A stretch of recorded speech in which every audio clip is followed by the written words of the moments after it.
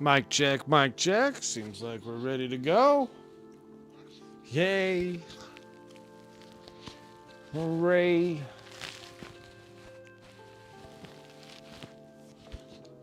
Hooray.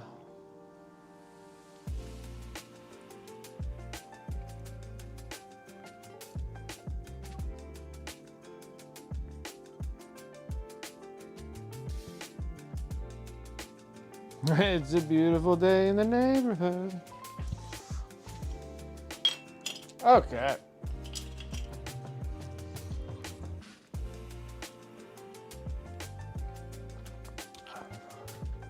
What's up, Rosie Turgeon? How's it going? I'm gonna try to get in the game here and see if this stuff's gonna work. What's up, everyone? My name is Brent Lee. Welcome to Wicked Minis. How's everyone doing on this Friday? We're gonna be working on the Psychophage. And I was doing recordings on all the Ultra Bros. Hopefully wrap them up by tomorrow. Do the recordings for the Combat Patrol with number 3 and number 4 with my son. Because number 3 was this one. What's up, Dagoon? And then number 4 is just a bag of paints. So we'll just play the thing on there. So hopefully I can get these guys kind of wrapped up by then. He's trying. Well, the dangest thing is like I don't have enough stuff. And I'm gonna put these over here anyway so they can stay out of the way of being oversprayed.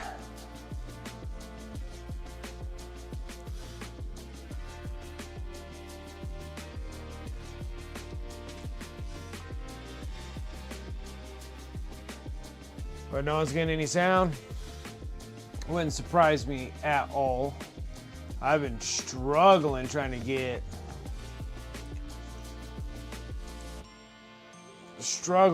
things going here.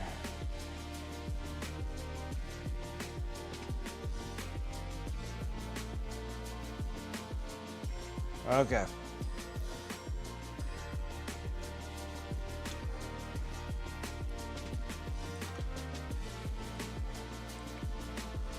Okay. So, I'm gonna be working on this bad boy. I need a stand. See, like I got this one, but I'm missing the little bottle cap that goes on top of this thing.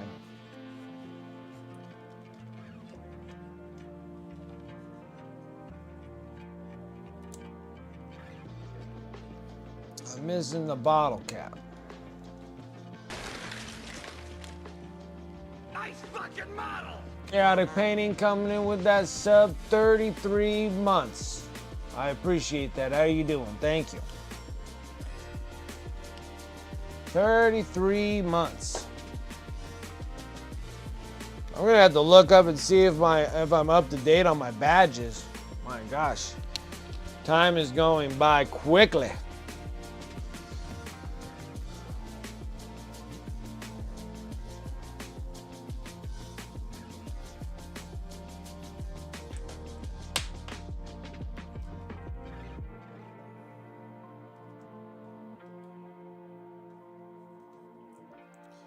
Good enough.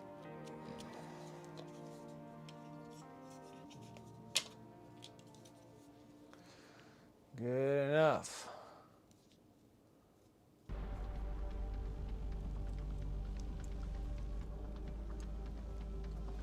Good man on your 5-day staycation.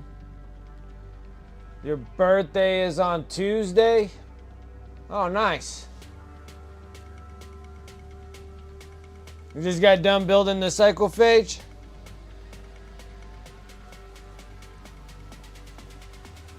Built many of these suckers. Alright, let's fire up the air compressor, get some things going. Nice fucking model. Turgeon coming in with that sub, 45 months. I appreciate it. You gotta go in the master sound setting? Wow. Computer must have had an update and defaulted things. Something had an update and defaulted things.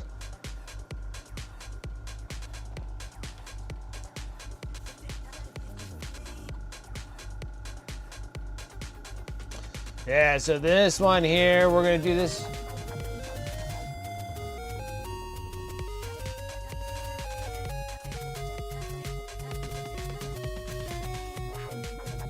Heck yeah, Dagoon dropping some bitty bits on me. I appreciate it. Thank you, sir. Thank you. I appreciate it.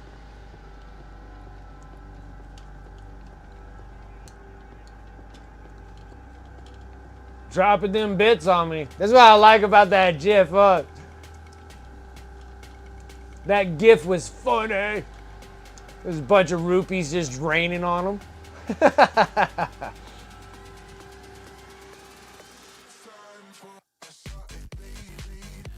Uh-oh.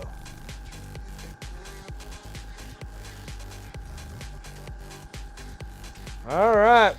Let's get back in the wooks. In the wooks.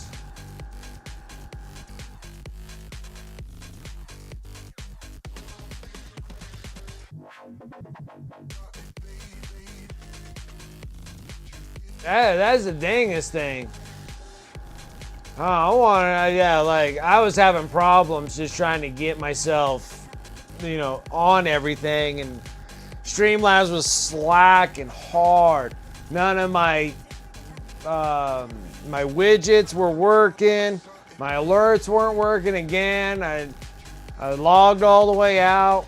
I have to log into YouTube, then log out of YouTube, log into Twitch. Well, I had to log into YouTube, see if it worked. It barely working. Get on Twitch. It doesn't work at all. Go up, had to update the drivers for my graphics card. So I updated the graphics card, restarted the computer. Oh, actually, I updated the graphics card, so I had to update the drivers. Drivers download, my whole screens, all three of my screens go black. It won't come back. Had to hard boot the computer. Go in, and it says that my drivers are updated, so I had to reinstall them again because Streamlabs was still not working properly. Reinstall the drivers. The drivers work properly the second time. So I get like a couple flashes from my screens, and then it pops up and I have my screens. Then restart the computer again. Fire back up. It's just crazy. Sarah Elizabeth dropping some bitty bits on me too. I appreciate that. Thank you. Thank you. That's all the bits I have. It's no big deal. It's all right. Each one of the bit levels, I have like all the bit levels, like with new gifts and stuff. Cool alerts for each one. So when Dagoon dropped the 1,000 bits, it gave me the Zelda. I think if you get like bits on other things, it'll give you different sounds for stuff. But they're all like Zelda related. And the starting play date and infected me with something. It probably did. So yeah, so then I was having troubles getting my thing started, and then finally everything started working. But yeah, I was messing around with it for like the last 40 minutes. Like it just would not do anything that I was wanting it to do. Like nothing was updating. And then Discord had to sit there and just play like 10-minute update on their thing. I was just like, what in the world is going on? Like, what is going on now? All right, guys. That was all the painting I was just doing yesterday. Getting all the Ultra Bros. So I got the Furnace guys out of Combat Patrol magazine number 3. There's 5 Infernus squad, 5-man Infernus squad. I got all the blues up and ready to go. What's up, Devon? How you doing? Gonna hit Sunset Purple.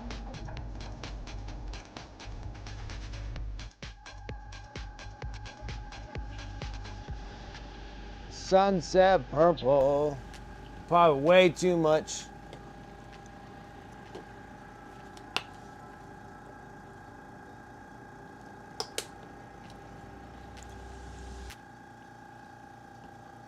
Way too much like usual.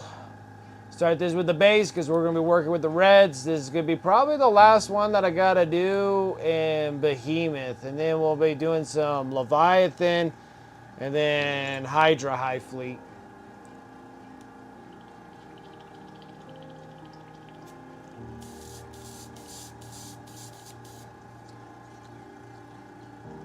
Sectorix, good evening to you. How are you doing? And Devon dropping a gifted sub. I appreciate that. Thank you.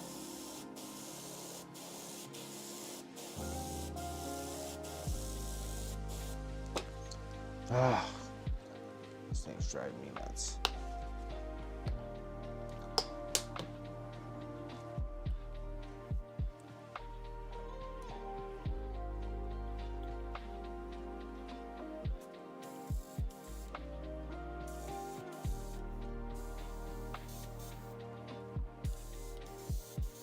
Alright, that sounds better. I don't know what the heck is going on, but I have like a little splurty effect. Still got it. Another wants to work with me today. My airbrush, he's like, my airbrush is like, I retire. Oh, my nose is so itchy.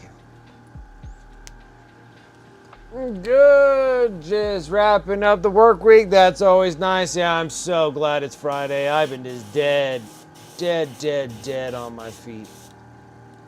No more.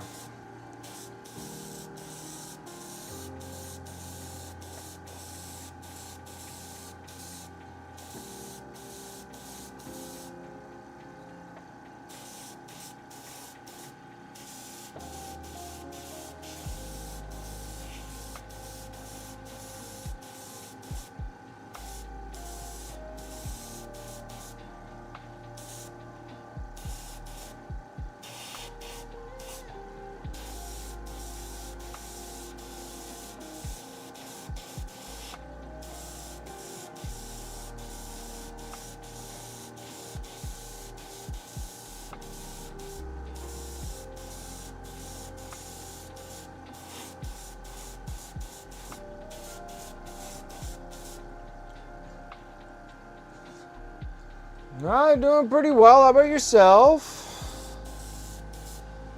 I'm just stoked it's Friday.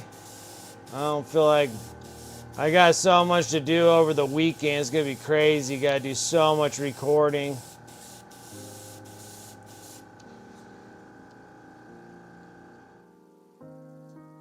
What's up, Wonderful Wars? How you doing?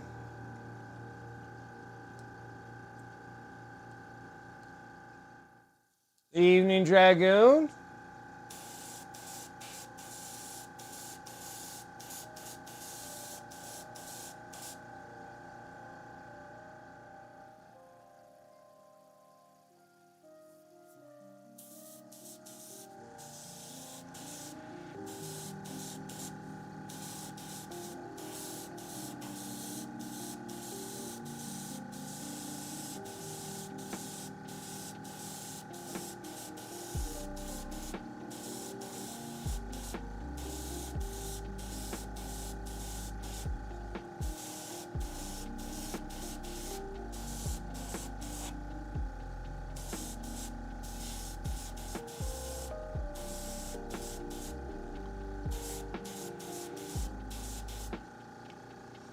Not bad.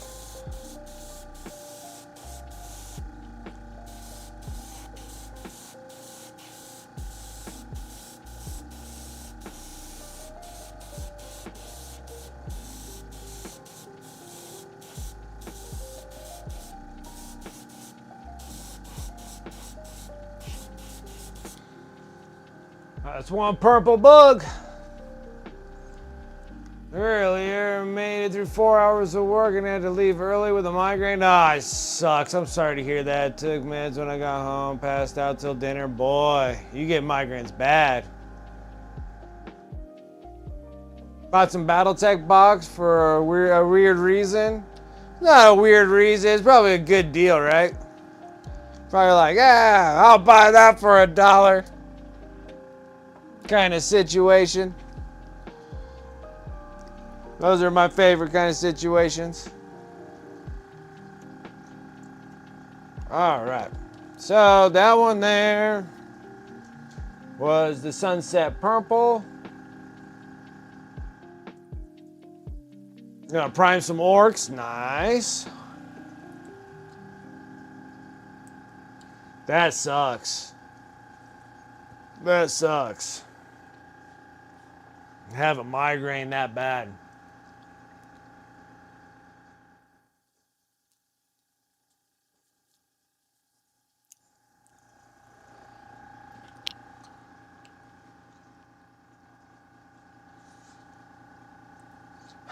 Was that Barnes & Noble said exclusive? Hooked you right there, right? And when you work in marketing. I don't really need a good reason to buy minis. Chaotic pain is just as bad as me. I'm like, I just do it just to do it. Go around, I'm like, yeah, sure. Throw it in. Stack it with the rest of my stuff. Actually, I have all my boxes sitting out in the, well, all the ones I want to get built, right? So I opened up this big giant hole. And I told my son, because he's in trouble because of the 5-day suspension deal. So he literally got the Necron Battle Force box with the Void Dragon. He got pretty much that whole box built. He's down to just like 2 or 3 lynch guards. And they're all done. And I was like, right on. And he's gone through all of it and scraping all the mold lines and everything else and getting them all glued together for me. And then I was like, well, you know, your suspension still goes all the way until Tuesday. Like, you don't go back to school until Tuesday. So I'm like, so you got another day of like work. And I'm like, well, here's all these other boxes I need built anyways. I'm like, after your punishment's done, after building those, because we're trying to figure out what was the worst punishment, building them or, you know, coming to work with me. And he said that coming to work was easier than building miniatures. Like, he would like to do that more than build miniatures. So then I was like, okay, building miniatures is what you're going to be doing for your punishment. And then I like have all these other boxes. He's like, I'm not doing all those. I'm like, well, here's another deal too. After you're done with your punishment and you start working on these boxes, I'll do a trade with you. You build these miniatures for me, and then I'll get you Pokemon cards. That's a deal. Yeah, it's a good box. It's a good box.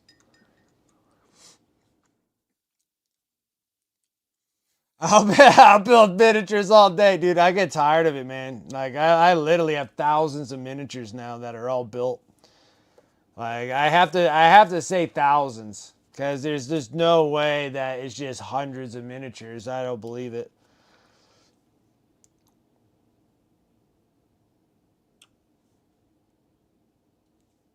Man, this thing still lives for another day.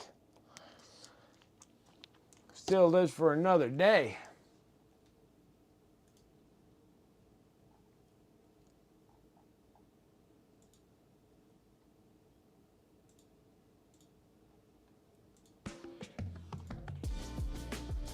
All right.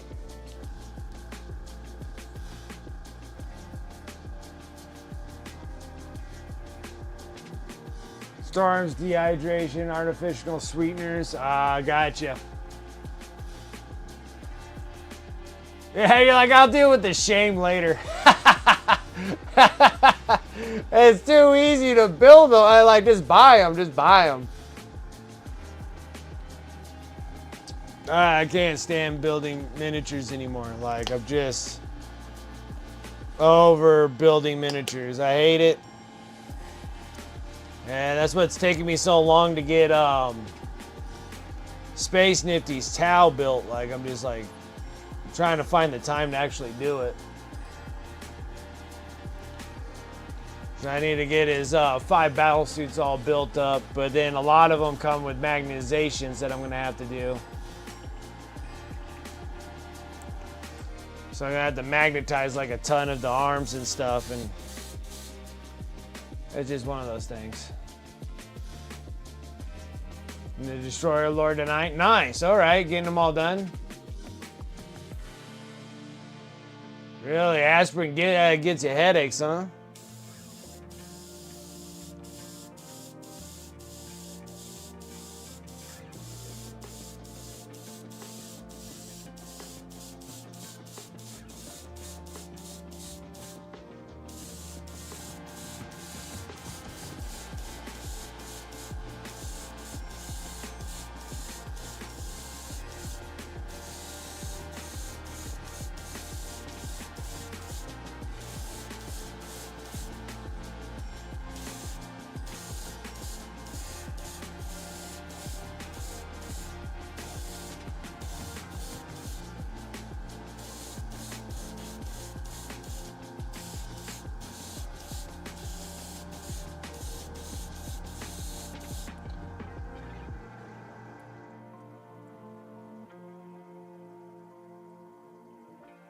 Hey, you're willing to pay people to build and clean?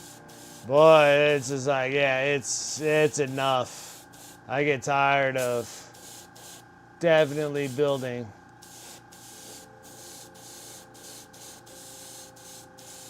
If I made enough to actually pay someone, I would do that.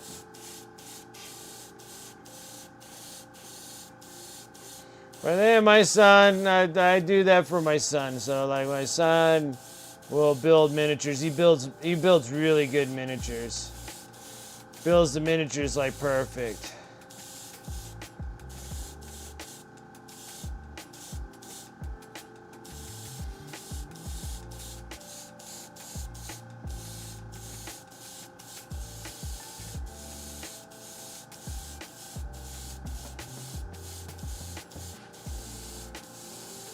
I'm just trying to get him motivated to actually keep going building the miniatures is the hard thing.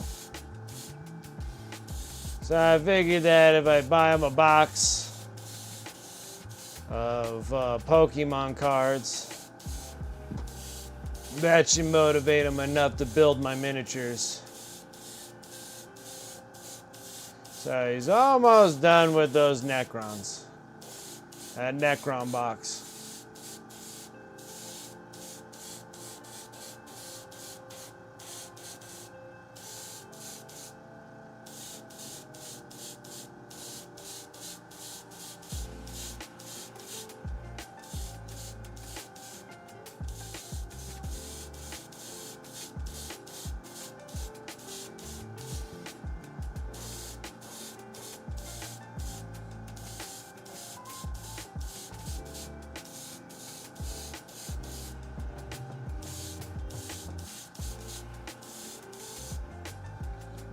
Alright.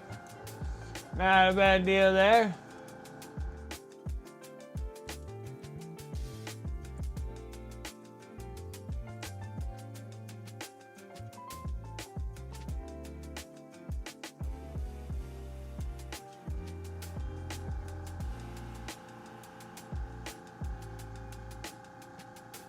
Oh, if you're doing dieting things, it triggers you instantly.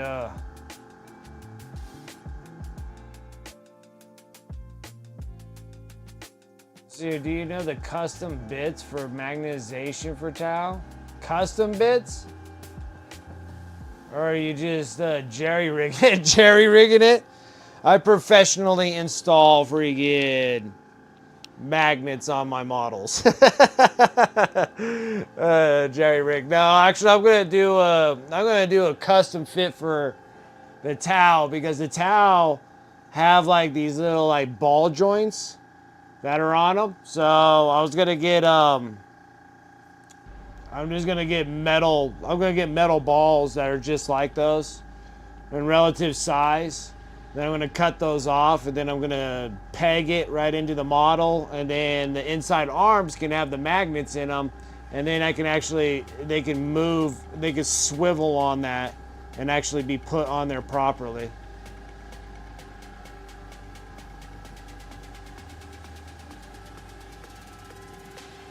There are bits to print for commanders and for crisis suits to make it super easy. Oh, really? Okay. Down to get paid to build minis? Oh, man.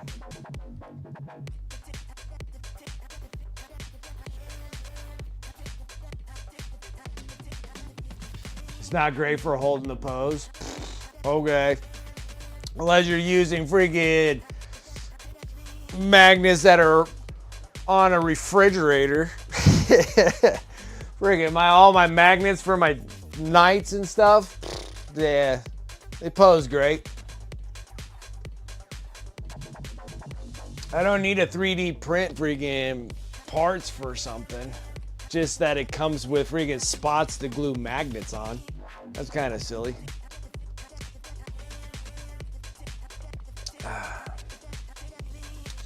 I magnetize so much stuff nowadays that it's just a pain. Because it's a pain for the fact that I'm always gluing myself to the magnets constantly.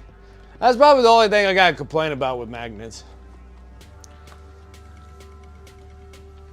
And then for the battle suits, they don't really pose any other different way than the way they look. I mean, their legs only go one direction on them. So I guess they're not much to a towel.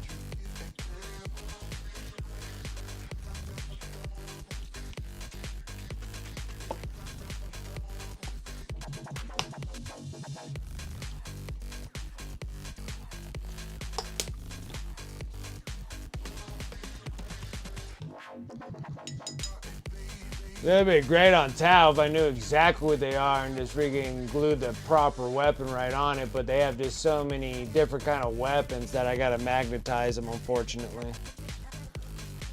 I like stuff that just comes with like one set of weapons, it makes things easier.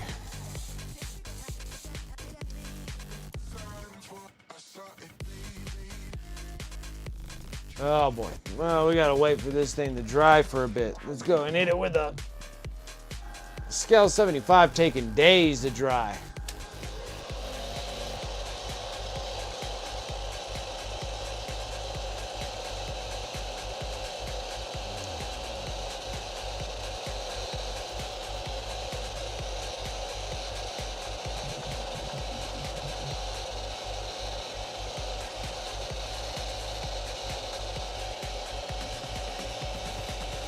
Taking forever.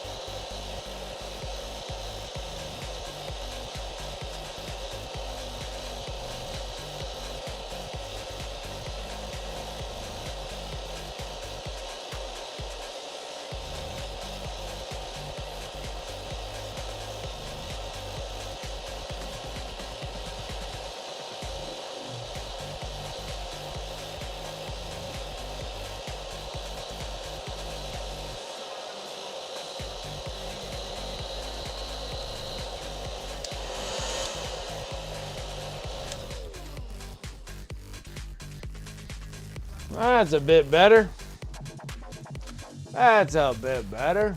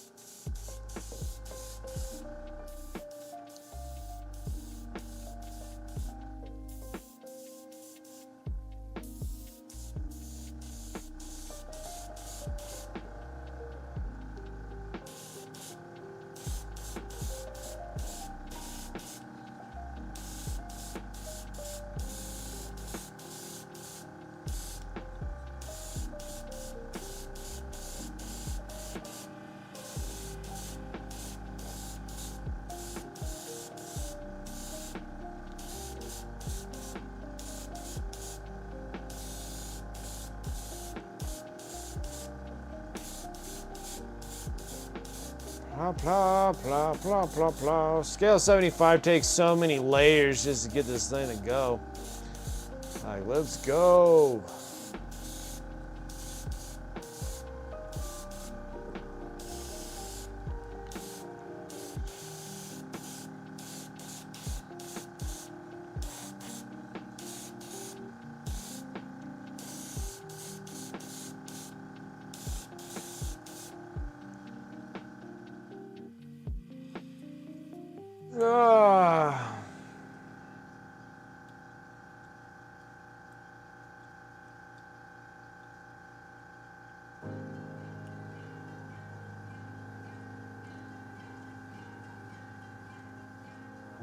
Necron Combat Patrol box still valid to use in 10th edition? Yeah, they are. Yeah, they are.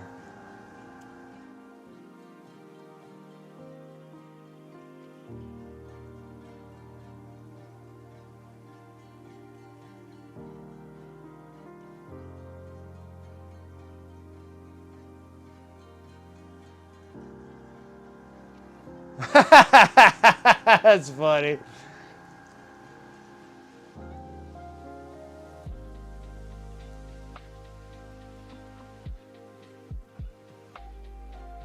This is the Chosen of Mortarion.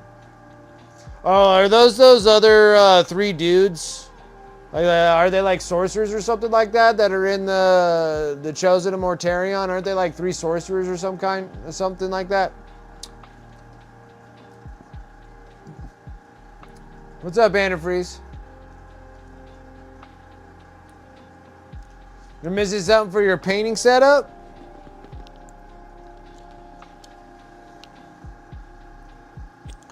What could you possibly be missing?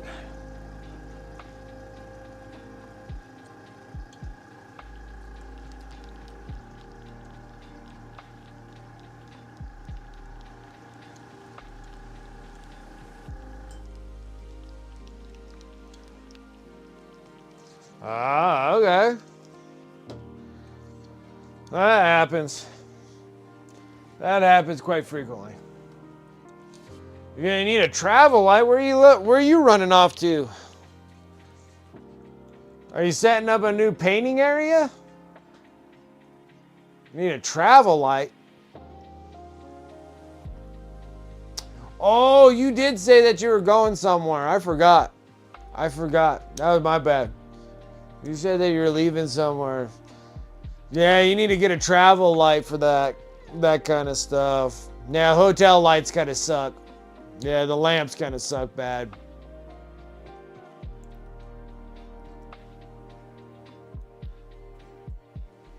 Right, yeah, you did say that you were leaving somewhere last time. That's nice. That's nice.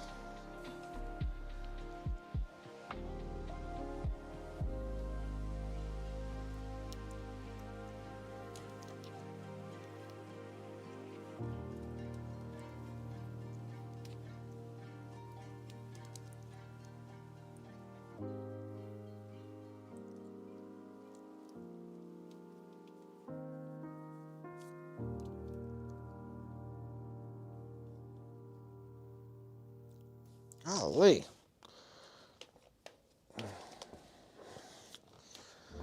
I got tanglement and mess. That's what I got going. All right. Yeah. And honestly, I don't even know what are good travel lights.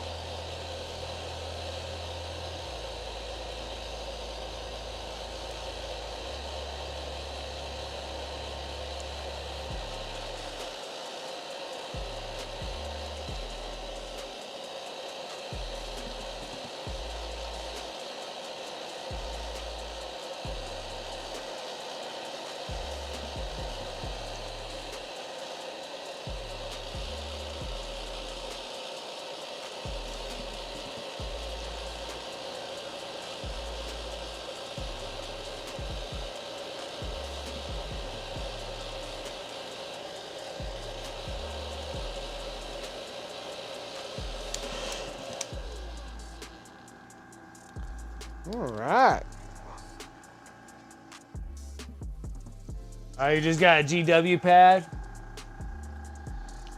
Well, no biggie there.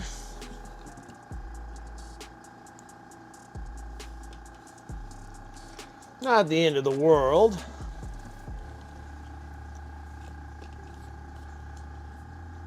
Yeah, I just don't know exactly what's like a really good traveling like, because I know I don't really go anywhere.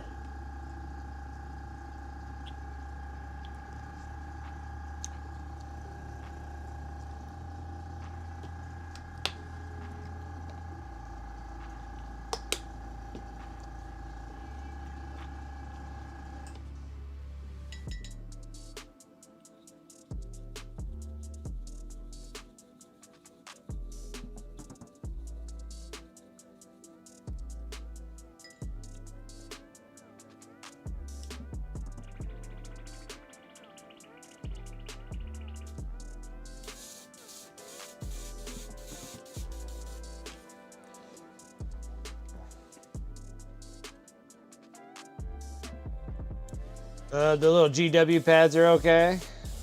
I imagine they would do just fine.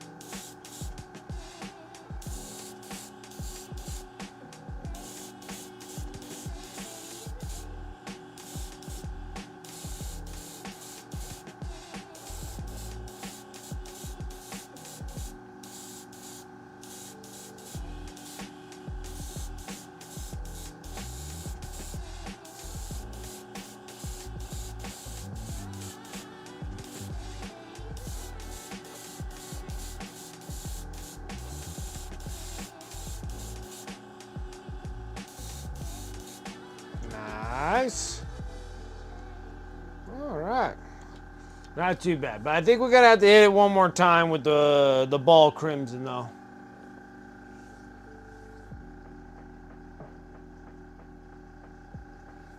Just stippling some stuff.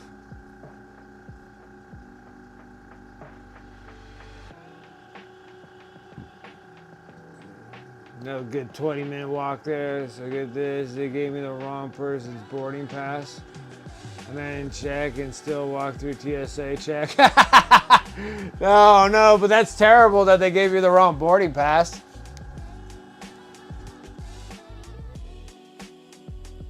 That's funny.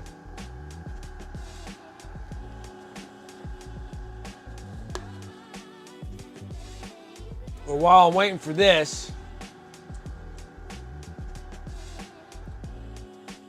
I'm gonna go get another beverage. I'll be right back, guys. Right back.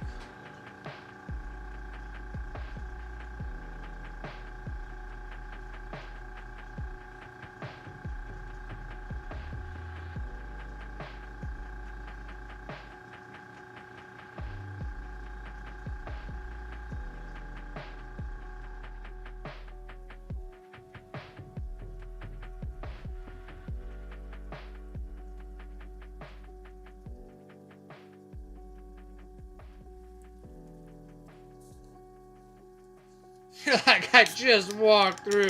That's freaking awesome. That's awesome.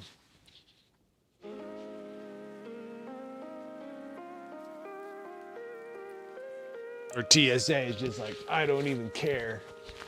Just hurry up and get out of here. I'm like, all right.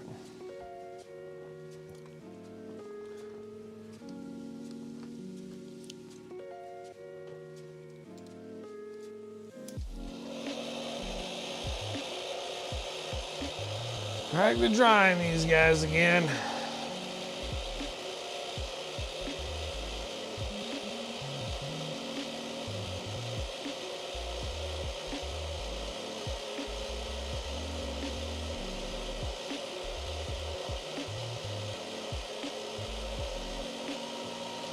Ah.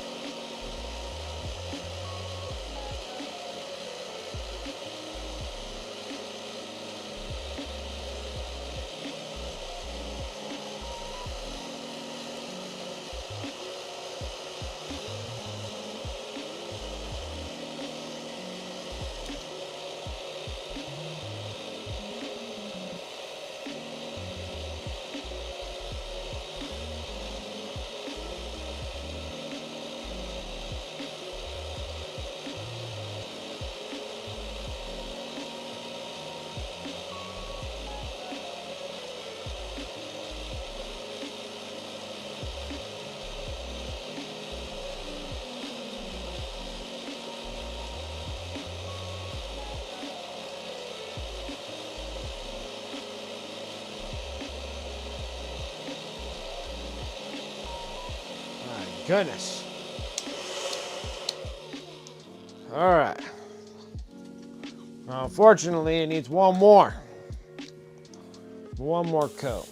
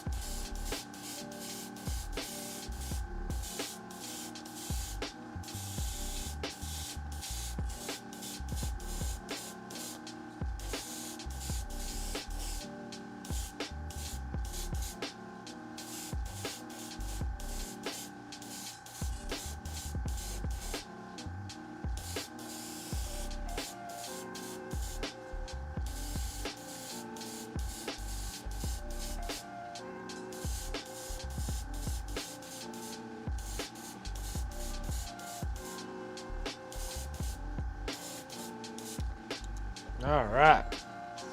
That one's done. Now I'm going to go and rinse out the airbrush.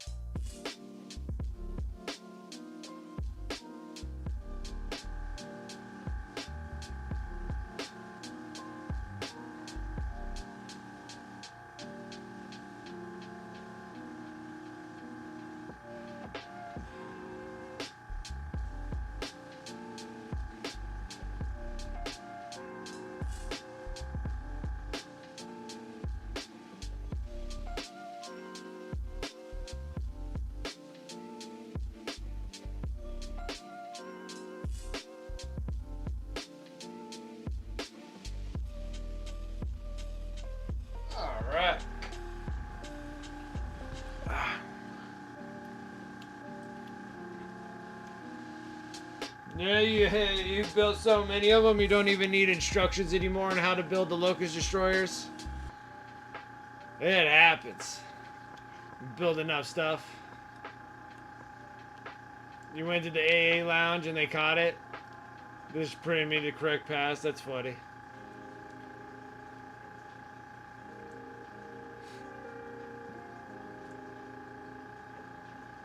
You gotta take the walk for... Need to go get some greens.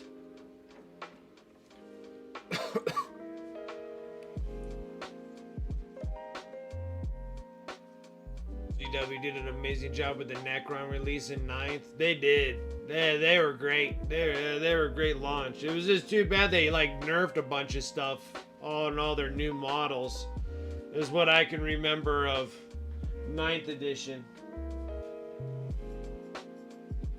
Like 9th edition was just like, you know, these models came out and they just looked absolutely stellar. And then they're just like, we nerfed all of them. Because I know like the Canoptic Reanimator got like the Canoptic Reanimator got nerfed and then no one wanted to play him. And then Lord Discordant. No, not Lord Discordant. The Scorpec Destroyer. So the Scorpec Destroyer and stuff, and that thing got nerfed right at the very beginning, and then no one played them. Or I think it's the Scorpec Destroyer, the Lord Scorpec Destroyer, and then you got Scorpec Destroyers, and then like no one played them because they got like nerfed real bad. The new Hex Mark, that got like nerfed really bad too. Like they just like nerfed the crap out of it. And then now they're like super good. Like all of them are like good. That's why I feel like Tyranids, you know, it kind of seemed like it happened with Tyranids too. It seemed like they came out and then they didn't really give them enough. And then by the time we get into the next edition, freaking Tyranids hopefully will rock it. Be awesome.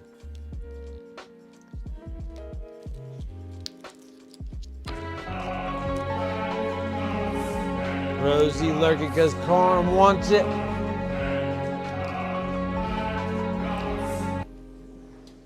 I guess I could probably speed up this process by drying it. I'm just glad I got a hairdryer.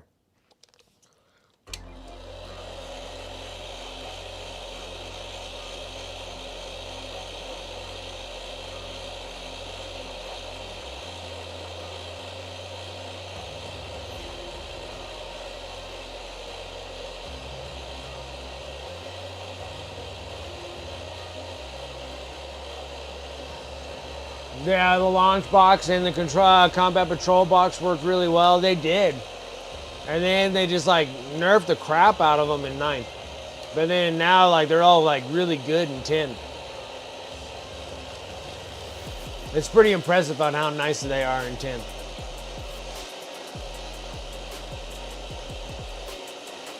It seems like everything is great in 10th until the codexes come out. And then they're not so great. It's like their index cards were better. Like GW need to rethink their processes there. Their index cards are better than their actual codexes.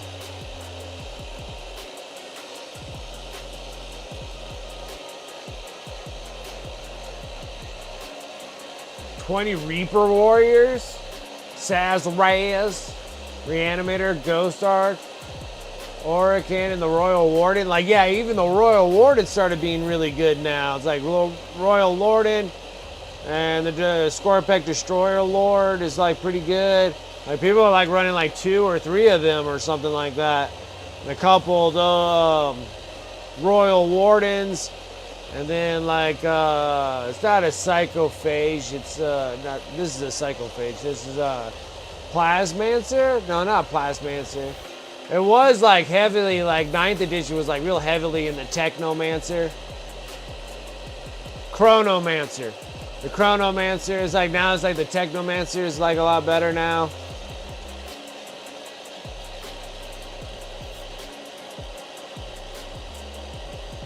Makes the warriors too durable. Gotcha.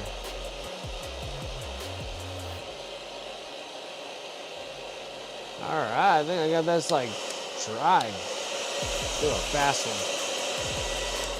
Okay. Looks good.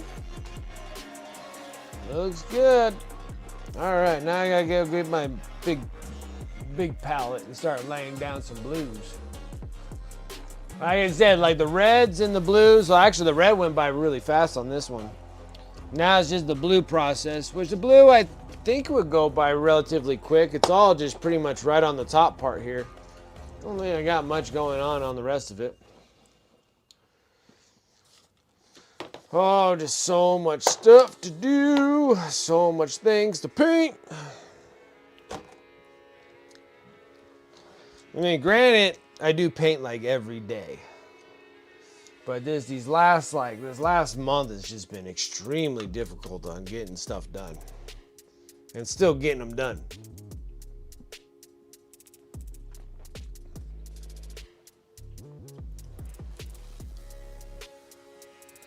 Yeah, so the Mancer is just the least of the four. Isn't there like a Plasmancer too or something like that? I feel like there's like a whole bunch of those Mancer kind of dudes. Alright. Next one up. Nope, not dark purple. What the heck am I doing? I don't even know why dark purple's even there. A little bit of dark blue. Yeah, no problem, antifreeze.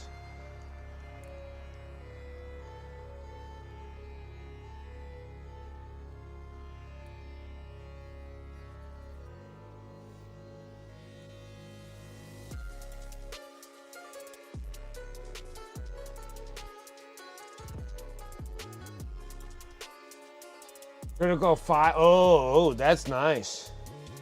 That's really nice.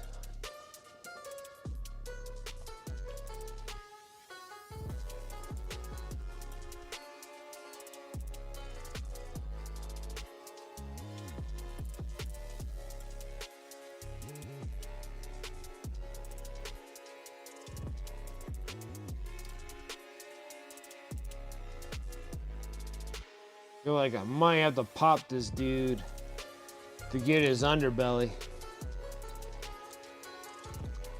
Probably should do that. I need awesome little GW tool here. Works good at popping these guys.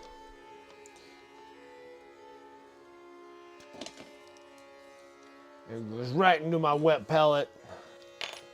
Loves being in there. It just loves it.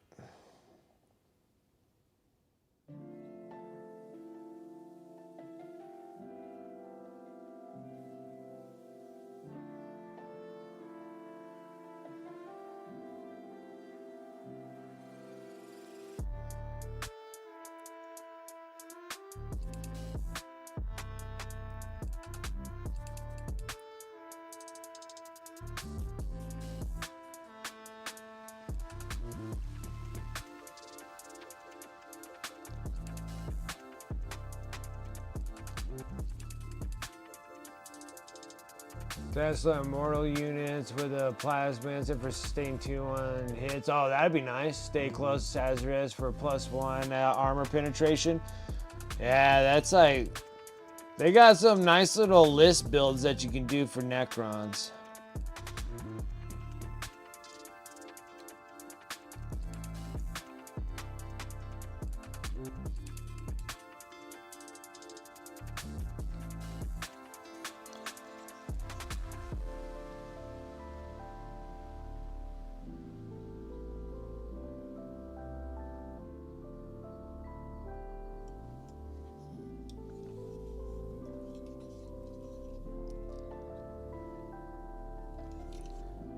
Whoa, almost made a mess.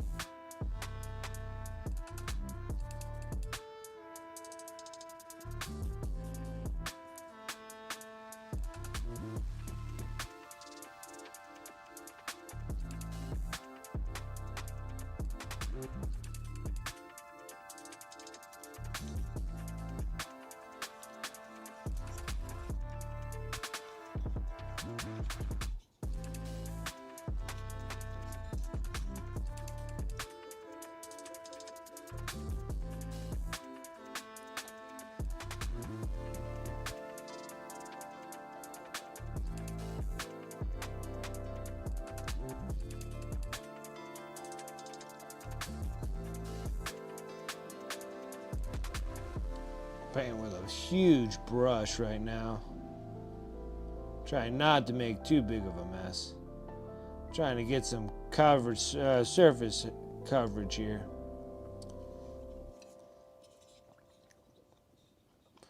Trying not to forget all these little things that I forget when it's on the base and the models are not on the base. I got all these like little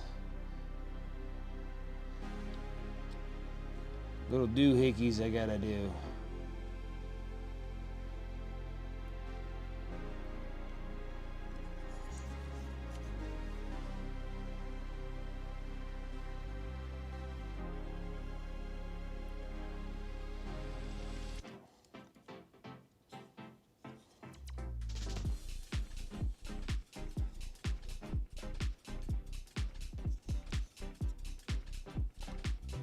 Not serious there. Just that spot, huh? Not bad. I can kind of get this dude back on place here.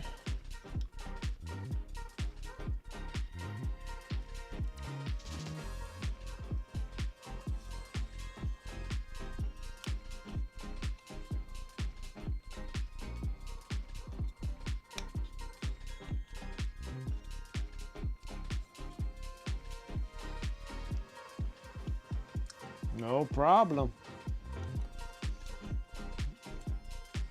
I'll be right here painting minis.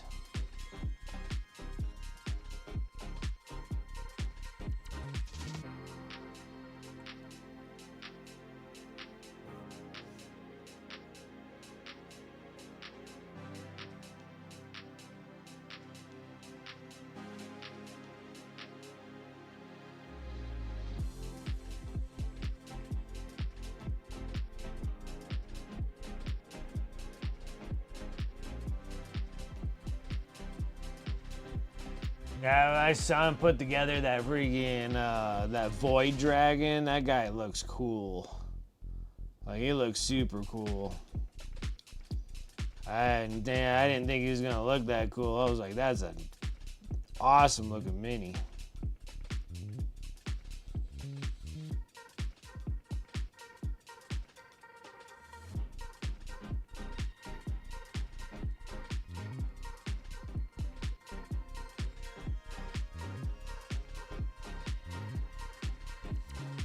Oh.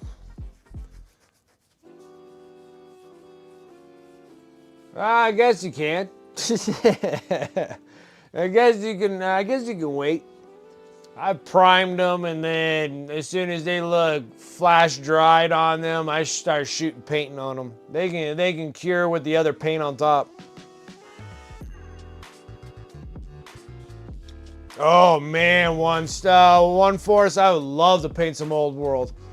Dude, I got a massive amount of Slaves to Darkness to paint, or Chaos Warriors. Massive. It's huge, dude. I got like so much pewter. So much pewter, it can friggin', you can anchor a boat. I would love to paint some old world, man. Like, I got like the Chaos Dragons. I got all the Demon Princes.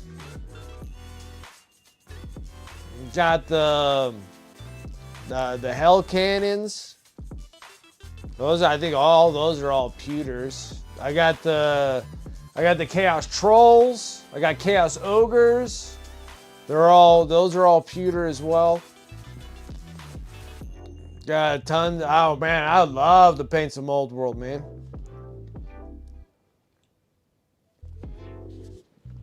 Oh, I mean, I got just a massive box of old world. Plus, on top of a huge bin full of all my old Chaos Warriors. Let alone the newer Chaos Warriors, but I got like the old Chaos Warriors where they're all like super hunched over. Then they got like the newer set of Chaos Warriors, and those have like the little plug arms in the front, like they're just like big fists in the front, and they hold like the halberds. Same thing with Chaos Knights. Like I got like the Chaos Knights on like the horses. I have like the old ones that are just like hunched over, and then I got like the bigger ones with like the big shields and stuff. Knights. Got like 100 marauders. Got marauders on horses, on mounts, I guess they would be called. I got like ancient stuff that needs to be painted, man. Like it's exciting. Like I would love to paint my old world stuff. Like I'm hoping to take a break. See, I just got to hammer out all these Tyranids and hammer out Necrons, and then I can start breaking and doing different things. I want to get rid of the Tyranids. I want to get rid of the Necrons that I have. And it'd just be nice just to let them, you know, just try to get them out of my household.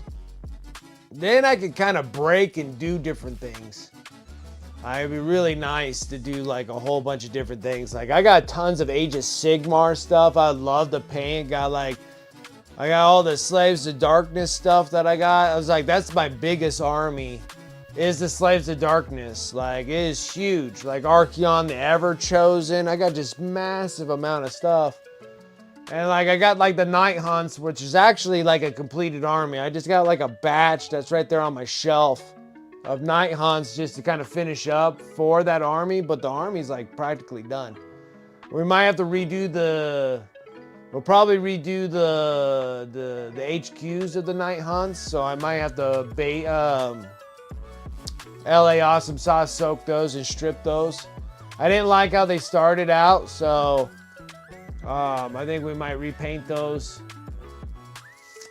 My Soulblight Gravelords are huge. I got like massive amount of them. Like when I say like massive, I got like 60 Blood Knights. I think they're like Blood Knights. I think I got 60 of those guys. Just massive, just huge. Yeah, it's just a lot. It is just so much, and but it's so much great stuff. Like I can't wait to actually like start like plugging at those.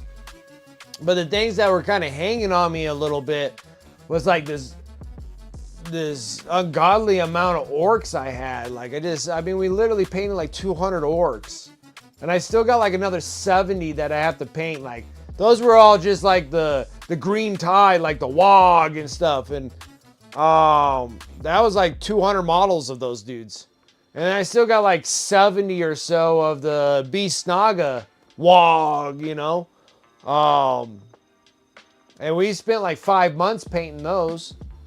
And then now we're working on the Tyranids, which I'm just down to this bin right now. I had 2 boxes of Tyranids. Now I'm just down to this bin of Tyranids. We're hammering through. Once those are gone, I got like a box, like a 16 by 12 by 6 box full of Necrons. Like my son was finishing up the Necron box, the Battle Force box, and then like just getting rid of them. And we got rid of like all my Death Guard, which that was like awesome. Like I was stoked about the Death Guard being gone. So I figured that I could do the same with Tyranids, do the same with the Necrons and get them gone. And after pretty much that, like all I have is like Admechs and Custodes I'm not going to hold on to, and let those 2 go as well. But I think after the Necrons and the Tyranids and Necrons, then I can kind of like spread out a little bit. I've been really hunched down because I know if I stop, like I did with the Death Guard, like Death Guard, I painted like half of them, and then we took a break and painted other stuff. It took me literally like over a year before I got back to Death Guard again. And I'm like, it was like too long. I should have got them all done because I didn't really want to paint the second half when I started the Death Guard. So I don't want to break because I know what's going to happen. I just don't want to go back to them. So I just rather just go and hammer them out.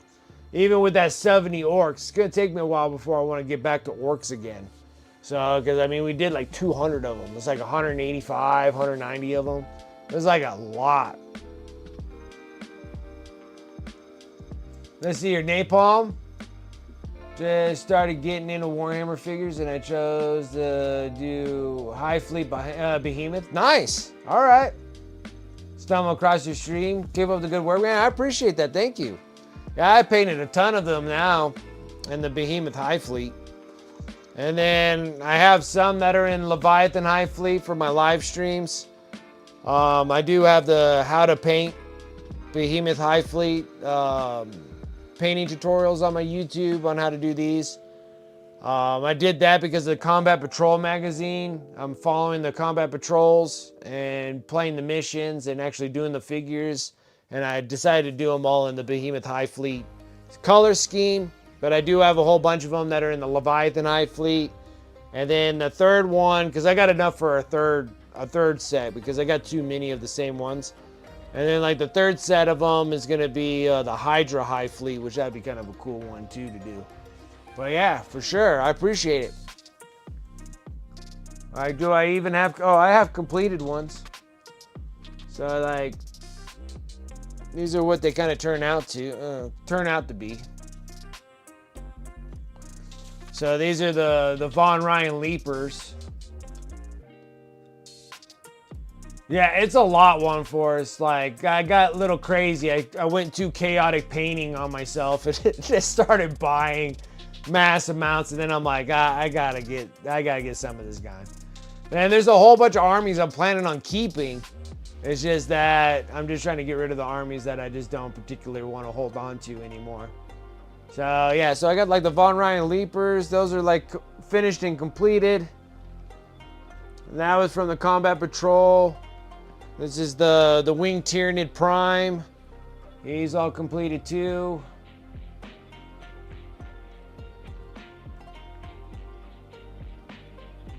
And then we just finished up the Biovore. So this is the Biovore. And then the 3 little spores right here. Put little eyeballs on them because they look just like eyeballs. If you look close enough on the Biovore, they look just like eyeballs. So... they're like, I see you, and then blow you up. So yeah, so a little Biovore. That'll be going on my eBay store. All these guys go on my eBay store.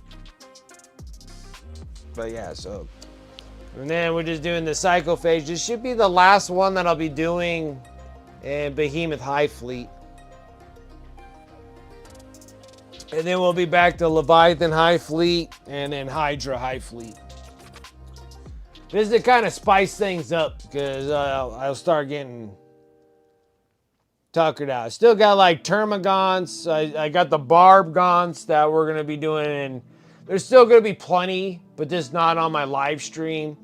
The Combat Patrols will be like the Combat Patrol of Tyranid's will all be Behemoth Hive Fleet. And I'll have videos for all of those. As well as the Ultra Bros for their Combat Patrol box. And then I think the next one is going to be the Eldar and Chaos, which that's going to be kind of exciting. That I actually get to go back to my Chaos roots because I am like a big Chaos fan. So to an extent, there's some Chaos people I don't particularly care for, but you know, beggars can't be choosers, right? So I think I might do all the Chaos stuff as the Red Corsairs. The only reason why is because I've been a World Eater player. I do. Yeah, I do have a Norm Emissary.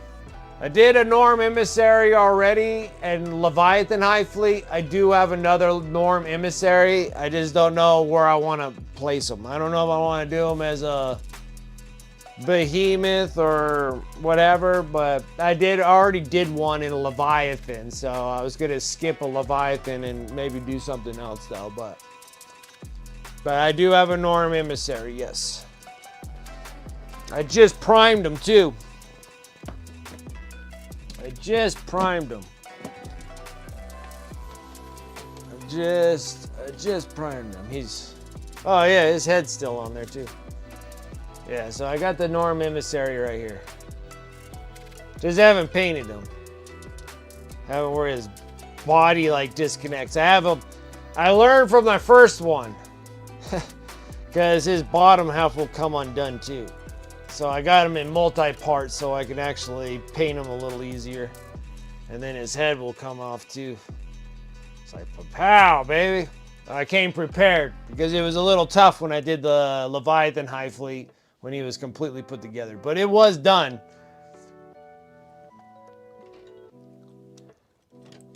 Yep, that's the one and only Norm Emissary I have. The other one I sold off. The Leviathan Hive Fleet one was already sold. So I was just up and down about what I want to do with that one.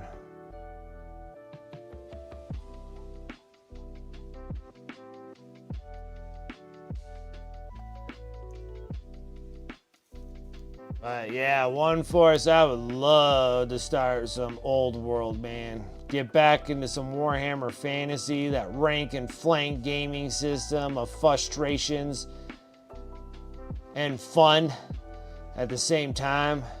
Watch my hell cannons just run through my own friggin' regiment units, killing everyone. Just have it where it just runs away from you. I think it's like, I don't know if it's like, is it like during the movement phase or whatnot? If you like roll ones or something like that, it just means that it just runs off. So then you have to run a scatter dice. So you roll a scatter dice and it shows which direction it's gonna run. And then the hell cannon will just run right through my own dudes. And then starts rampaging, just kills all my guys. I've had that happen so many. I've had that happen like twice when I played in like demo games. Just the hell cannon just turns, just runs right through all my dudes.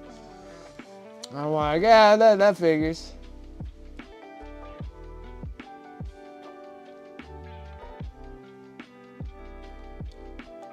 But the cool thing about them bringing like old world and stuff is the fact that I was relatively young when getting started in this hobby, and then there was like items that I wanted, but just I was a kid, so just money was like the issue of getting. And since now I'm just irresponsible, and then they redid them again and all those made to orders and all that kind of stuff, I just like, oh, all these models that I didn't have an opportunity to get, and I'm able to get them now. And the cool part of the made to order stuff is that they're going to give it to me all in pewter models. And I was just like, oh, that's even better. Because I'm like, I'll take pewter models over their fail cast like any day. Like, that fail cast is just trash. I hate that stuff. It's like they literally made resin out of rubber. And the stuff has like, just does not press that good. I'm like, just give it to me in metal. I'll take the pewter, so it's really nice having them all in pewter. Now the one thing, now there is one thing that I really would like to have. And then that would be the War Mammoth. But that's a Forge World model. And I wish they would bring back the War Mammoth, and I can actually have like the actual true, you know, I could 3D print a War Mammoth, yes. But I like to actually have the Forge World War Mammoth would be just awesome. I mean, that thing's huge. It sits on like it's like 18 inches. It's like massive.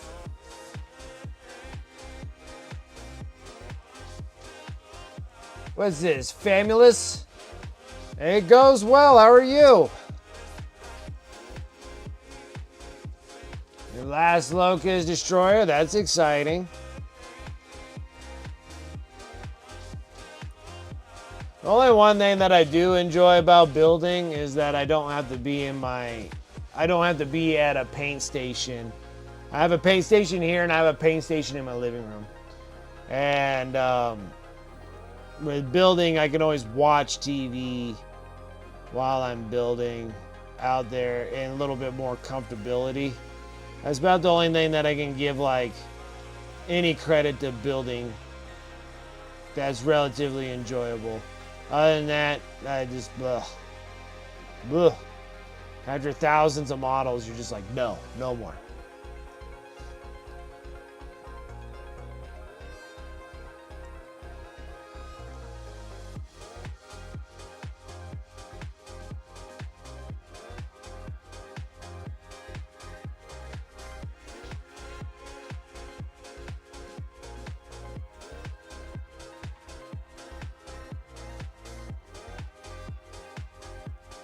I finished painting the first 1,000 points of my army aside from some faces. That's not bad at all. That's awesome.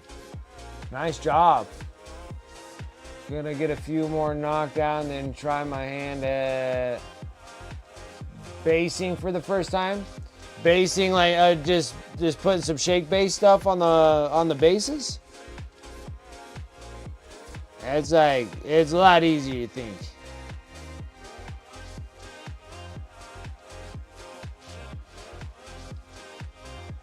That's awesome.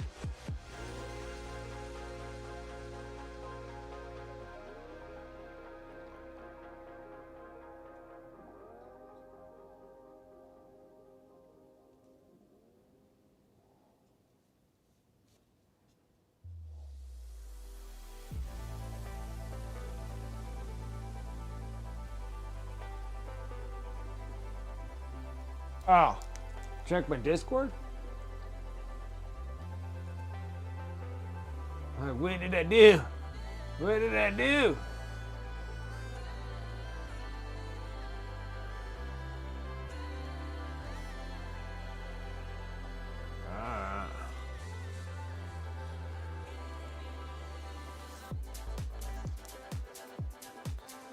Okay, I'll let you know. I have to think about that because that's Silent King.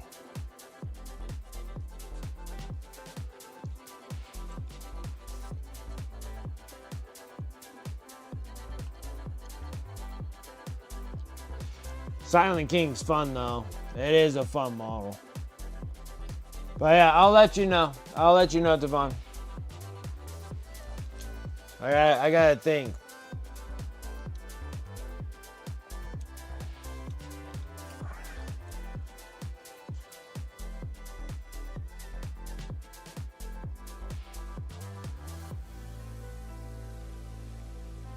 Let's see here. You have something more specific in mind? I want to make a ruined battlefield bases with the remnants of buildings.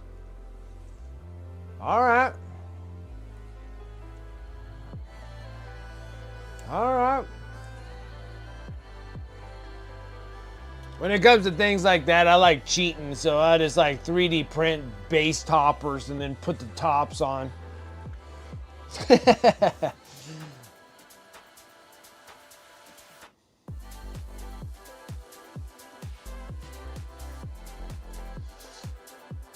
Like, yeah, especially when it comes to things like that.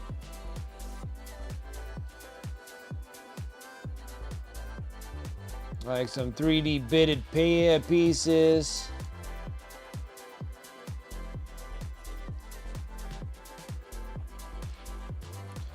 But then if you're like scratch building them, yeah, it's like get some like screen mesh. I can kind of give you like the little bottom pieces so you can take like cork boards and then you can put your screen mesh on top so then you have like ruined base floors, remnants of buildings and stuff like that. I mean, you can just get like the pink foam stuff that I normally have that you get from Home Depot, cut them down and start building some like little bricks out of them.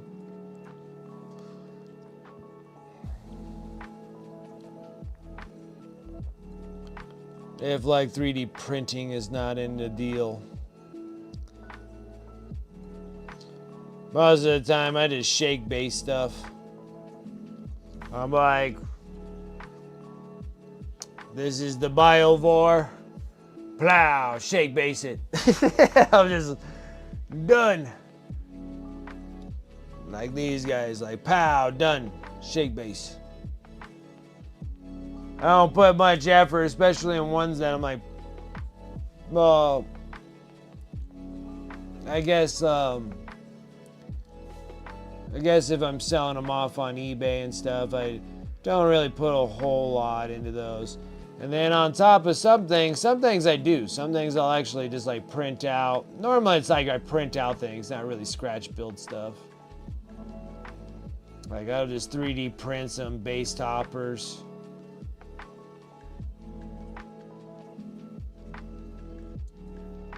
That's awesome that you're gonna sit there and start just whacking away and start making some cool ruin places.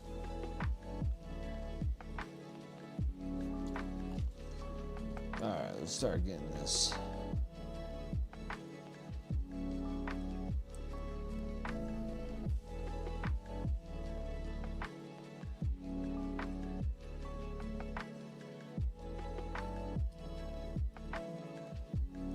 Yeah, tomorrow I gotta do some like tomorrow morning wake up or try to wake up early. I've been struggling. Try to get up early, get the house stuff done, get some haircuts done. And then I'm gonna be recording all day Saturday, recording all day Sunday. I've been like a recording machine lately. Because the worst part is the next box of the Combat Patrol magazines come in on Monday. So I'm like, oh no, it comes in on Monday? I'm like, I don't even have like the next 4 even slightly done. Like this is like as far as I got with the Infernus squad of the recording process for the Ultra Bros. I'm like, oh no. So I gotta like double down like hard and get the 4 magazines done. Luckily for me, luckily for me, 2 of the magazines. So the one magazine has a 5-man Infernus squad. That's magazine number 3. Magazine number 4 only has paint pots. So I'm like, easy peasy. Get the paint pots out, play the mission with my son. Same thing with 3. After I'm done with those guys, play the mission with my son. It's kind of like a narrative play in 3, which is kind of cool. 4, I didn't really look into it, so I don't know exactly what's in the mission in that one. 5 is just a single sergeant, like a lieutenant. The Furnace lieutenant or sergeant, can't remember. One of the two. That exclusive one that only comes in the Combat Patrol magazine. And then I can like whip him together and like one, he's like fast. He's just one individual one. And then you get into the last one is like 6, and those are the barb gaunts. And you're like, ugh, barb gaunts. There's a lot to them. They're like very tight, compacted, and there's a lot going in on those barb gaunts. But I'll have to kind of scurry through those just to try to get the recordings done.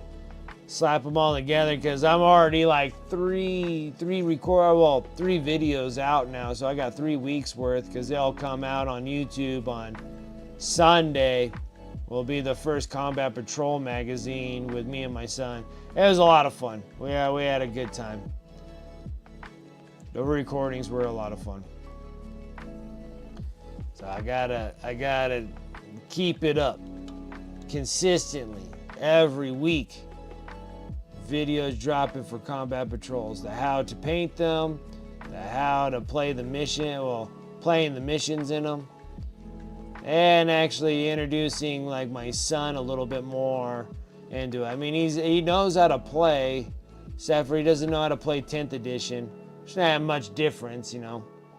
And but I think it'll be kind of interesting to do those, and especially in the Combat Patrols, so we don't have to have like a really big army.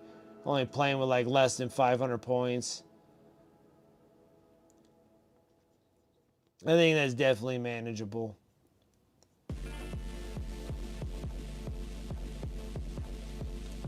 And then after I'm all done with them, especially like the Tyranid's, the Space Bros, especially when they're Ultra Bros.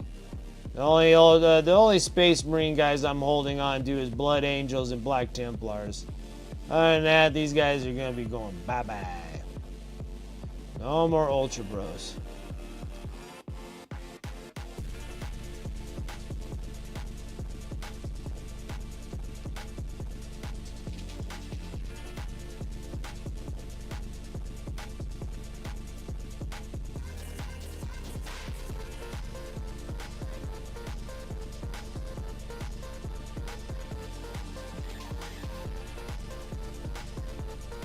Taking forever to paint some blue on these things.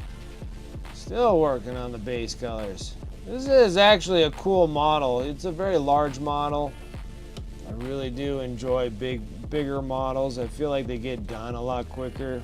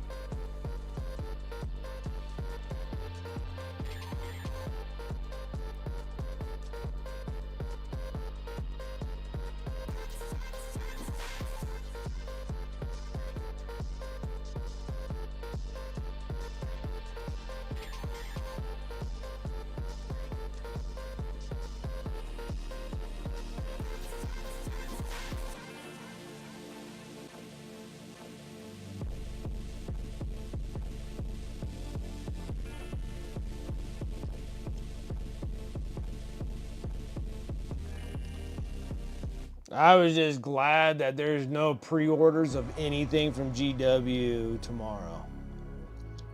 Like, they need to give me more breaks. They keep on hurting my pocketbooks all the time.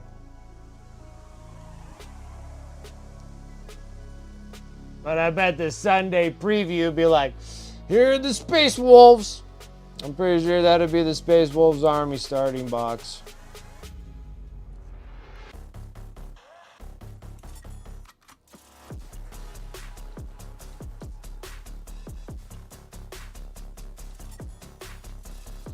And I'll be like, blasted Space Wars.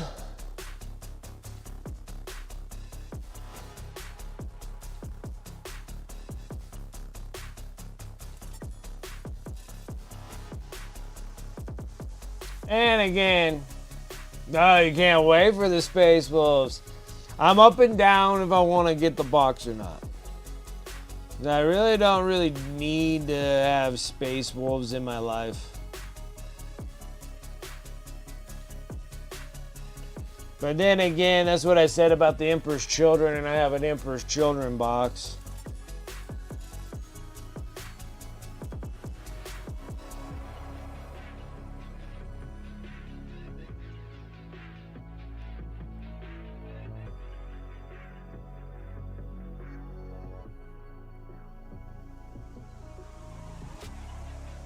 Yeah, he does. He looks really good. Like, he does. And so that's like the only reason like I would get Space Wolves is that it'd be kind of cool to paint the miniatures. I figured that they probably will sell relatively easy. It seems like there's a lot of Space Wolf fans out there.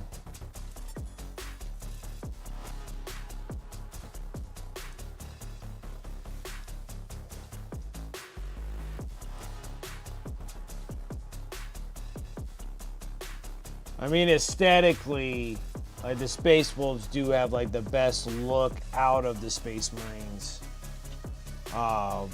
With like all the wolf pelts and how they actually look. Like out of all of them. And it doesn't look like they screwed them up very much like they did with my Blood Angels, with my Sanguinary Guard. No wings, which is unfortunate. Put little baby wings on the little rockets. Oh my god, that's cute.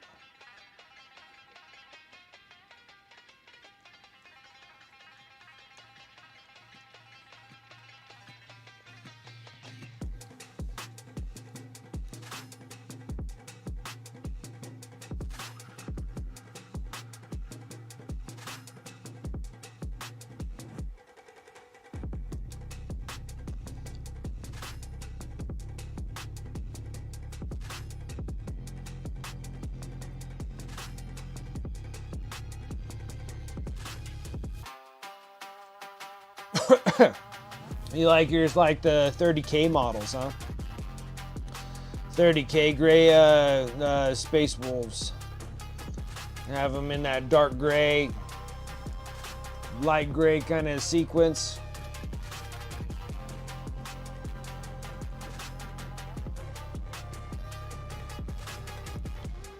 You just don't like that hue of blue in them.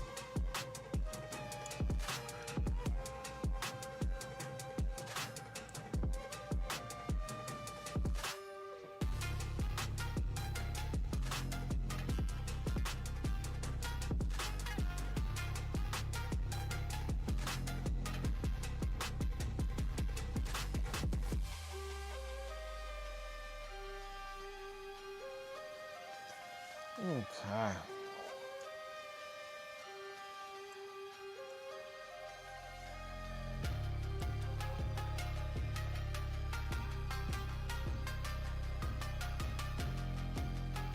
Execute Order 66. Execute Order 66.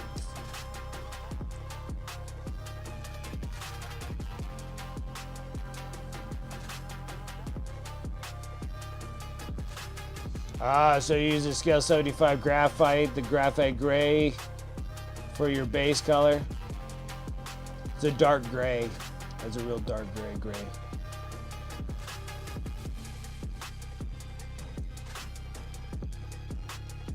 It's a nice color too.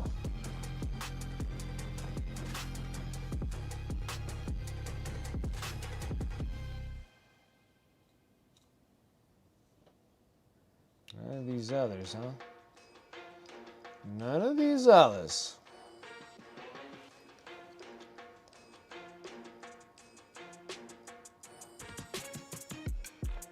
Very nice, very nice.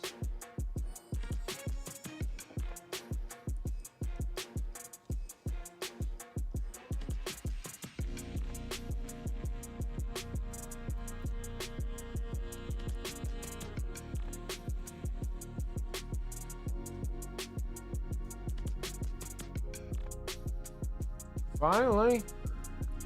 Took you like 2 hours.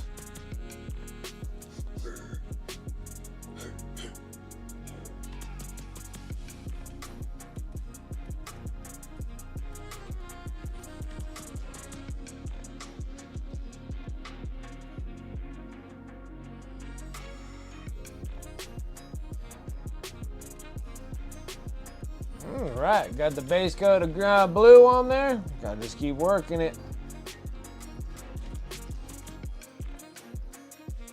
Yeah, I've been trying to use up the scale 75 reds, as you can see, that's on this piece. Trying to get just using up my scale 75s. I almost got through all my scale 75 metallic colors, except for my golds. I use the golds to sign the bottoms of all my miniatures I paint. And then I'm trying to use up everything that I got, so then I'm just down to Pro Acryl, and then AK Interactive will be my secondary paints. Pro Acryl has a great paint line, yes. There's just some things that I need that are in between colors that Pro Acryl don't have, but AK Interactive will fill that, and they're both relatively the same consistency of painting. Paint with scale 75, I have all the flesh colors. Like the flesh tones are they're so good for scale 75, so that's the only thing that I'll be keeping for scale 75. Except for I do have the non-metallic metal kits for the gold and the silver, which that probably won't be a bad gig either to use. So when you're doing non-metallic metals, it's nice to have the transparencies on top. So that probably wouldn't be a bad gig to start using those. Because when I'm using pro acrylic and stuff, I have to use the glaze wash to actually the pigments. When you thin out the pigments so much on the pro acrylic, it gets chalky. So you need some form of transparency. So you have to add a glaze wash to them for that transparency for transitioning from one color to the next. But the scale 75 already has that medium pretty thick inside the bottles because all their paints are extremely transparent, in my personal opinion.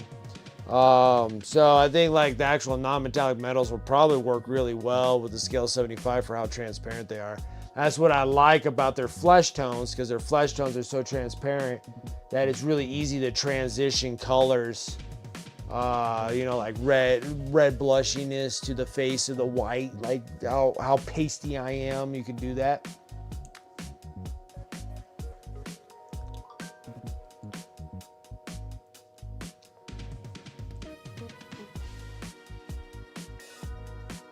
It could have been a long time ago, because like, yeah, so the scale 75 for the reds. The blue is the Pro Acryl. So Pro Acryl I'm using for the blue.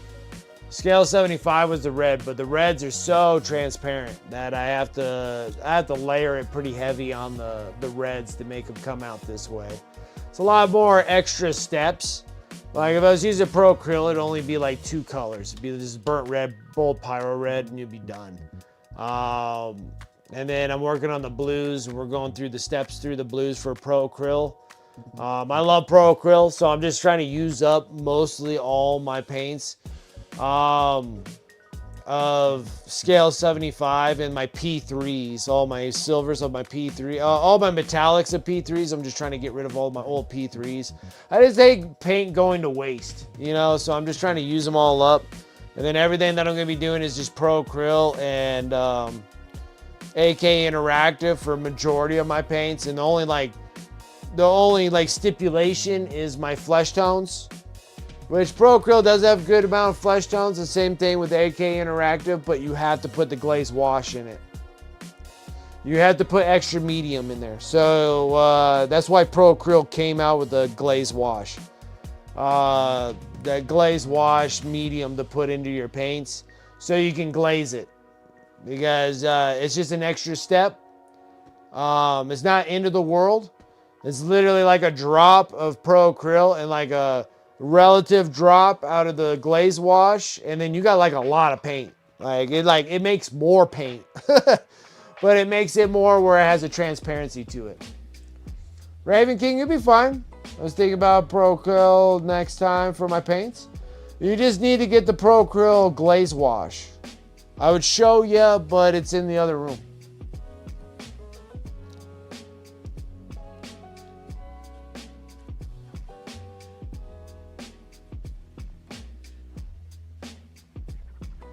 There's nothing wrong with Pro Acryl. I love Pro Acryl, but you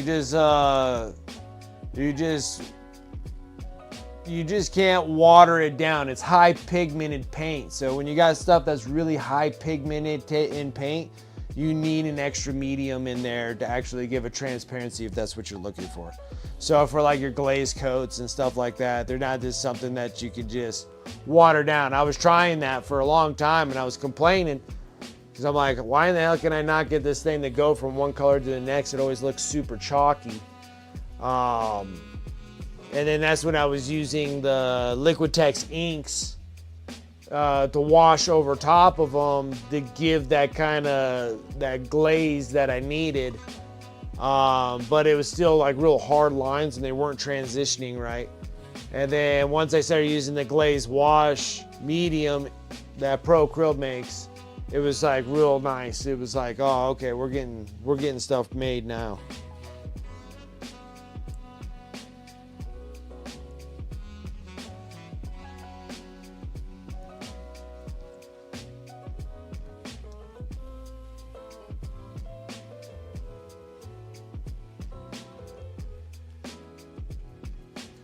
The Lord is 3D printed.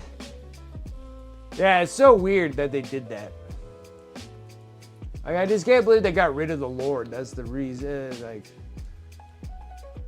I don't understand. Dagoon posting all his clips. Darth Rosie and her madness. Just scrambling to get those miniatures done. I think she has a tournament tomorrow.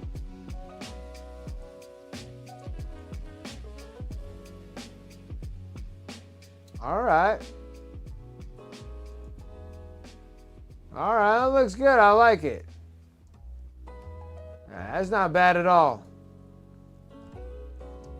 Distinct and different from the rest. Nice. Okay. I like it. I like it. All right, guys. Let's go and hit up with just blue.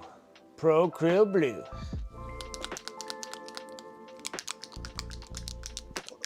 I think like the next thing I want to do is get another camcorder. This shoots in 1080p. I think it'd be really nice to have a 4K one.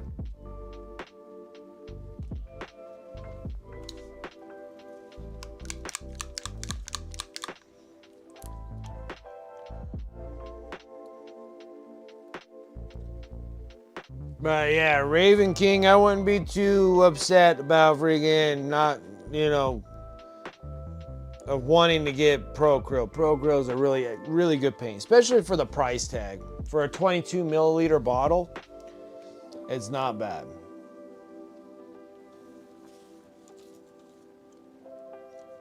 It is a really cool sculpt. I like it.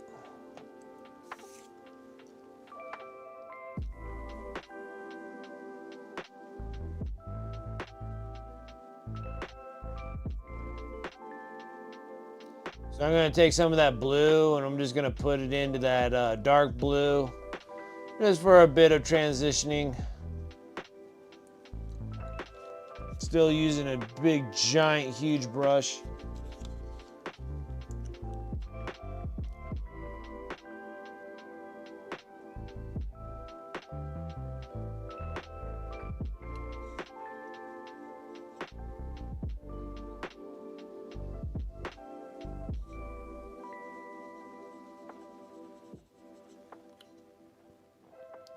Then I'm going to take about halfway on the scales. The first scale always kind of takes up majority of it. Second scale, I'm going to take about like a 50-50. Leave the other half dark. Put the blue in the other half. This is how I've been doing all my Behemoth Hive fleet this way.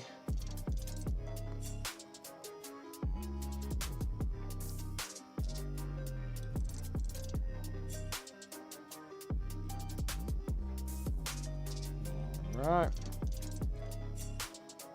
Kind of nice with a big brush. That's what I said, I like big models. You can use big brushes and get a little bit more coverage, quicker coverage. I like quicker coverage.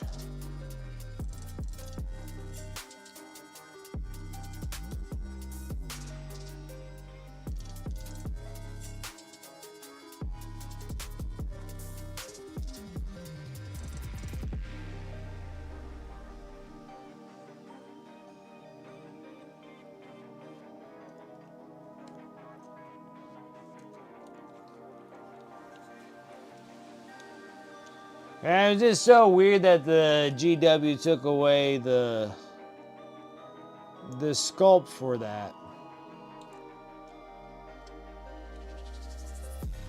For the Locust Destroyer Lord.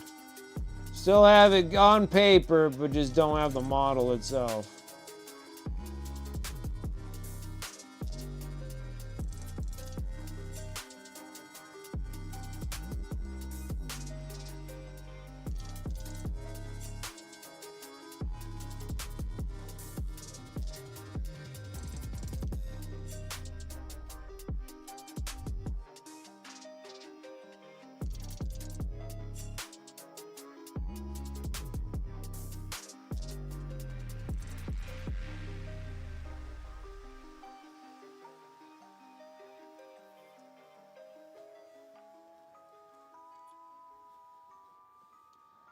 Yeah, that's pretty good there, Turgeon. That's pretty good, Turgeon. I do like big brushes.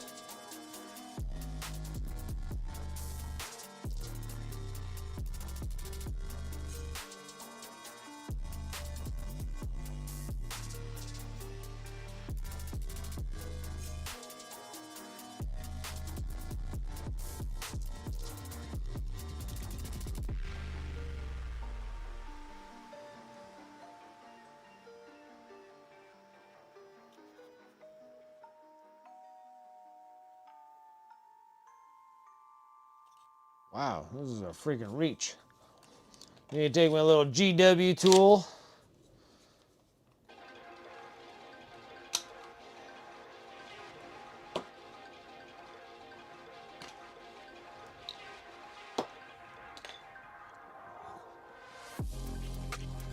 I'll do the little undercarriage, but there's a couple other things I need to hit too.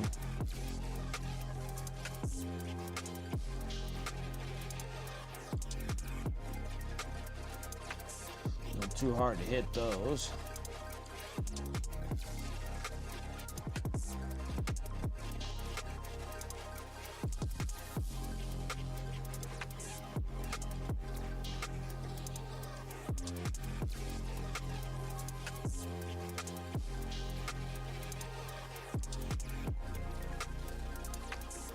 His little hard carapace on his belly.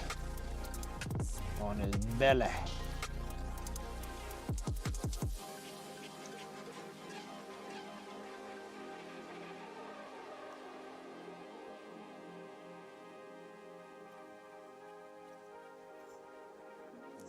That works.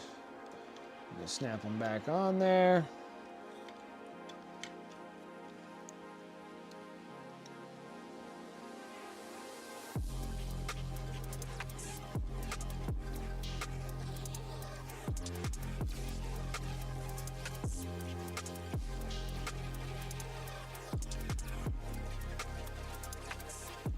Up.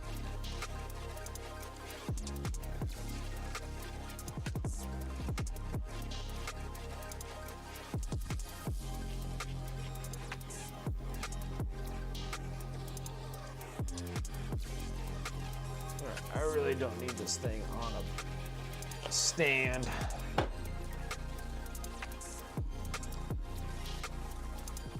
It's making it too hard for me to keep it on camera.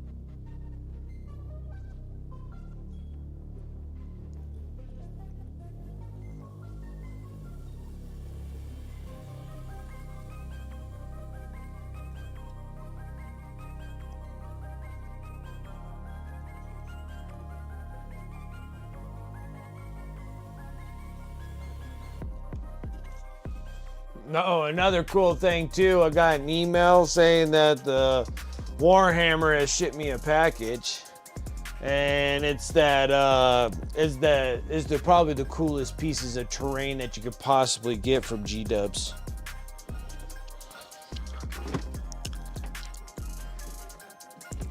That's the one where it has like the Imperialis ruins, the one that's like 3 stories tall. And then the other one's like 2 stories tall, but has like all the cool statues that go all the way around it. And it's probably like by far the best GW piece of terrain that they made, besides the Crash Thunderhawk. And I have that piece too. So I have that one still all brand new, somewhat in a box, I believe. That one is like the other cool piece of terrain.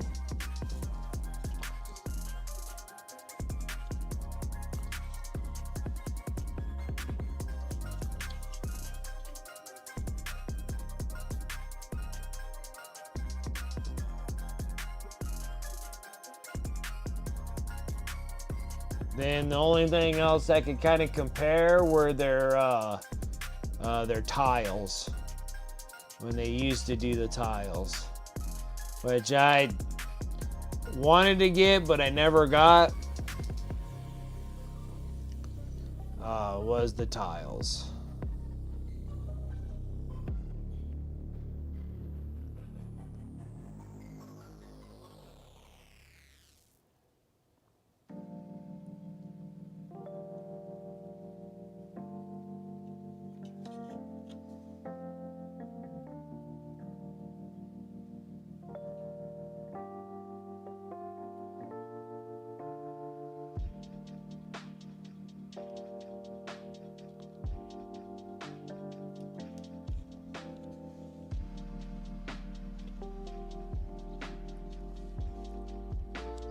Yeah, because like a while ago I received like the company heroes, first company, the Blood Angels, the Terminators, which they're cool. They're really, really cool. They are a great looking bunch of minis.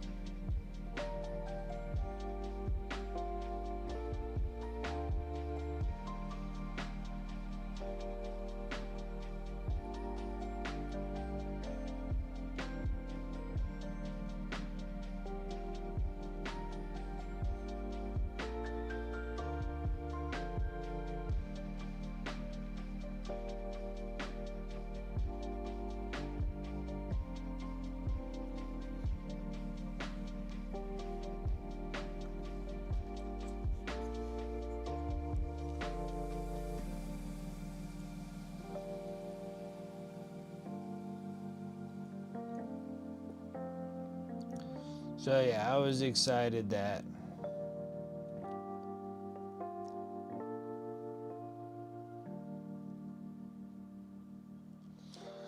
excited about receiving stuff. I think that's probably the reason why I buy so many minis.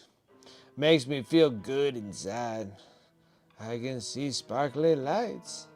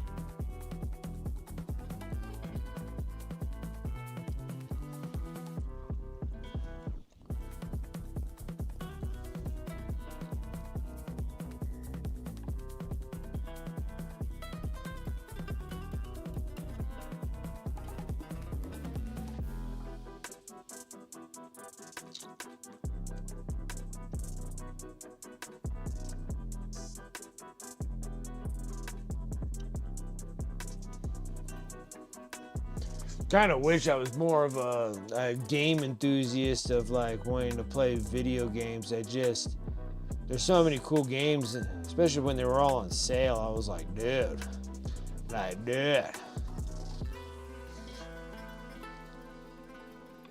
They just had like I don't know if it's like a Capcom sale or whatever it is, but it's like Resident Evil 4. I'll be like, oh, that'd be kind of cool to play. Just haven't had a chance to play any games. Don't have any time for that. Can't even play the regular plastic games, and I do that. I paint these guys every day. I paint them every day. Every day. I stream twice a week. I do a YouTube video that comes out on Sundays, and I literally paint every day. Still can't play a game.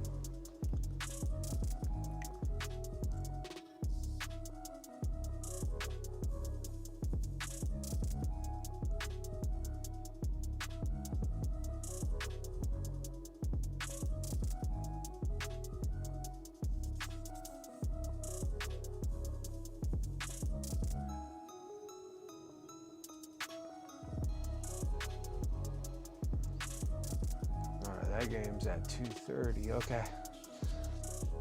Oh, and then what was the other one?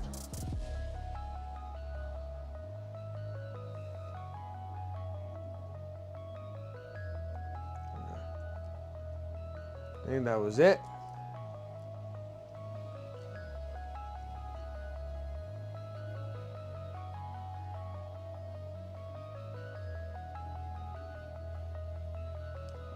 I receive that thing on Thursdays. Okay. Almost there. I'm actually kind of somewhat running out of the color here. I'm gonna have to do another mix.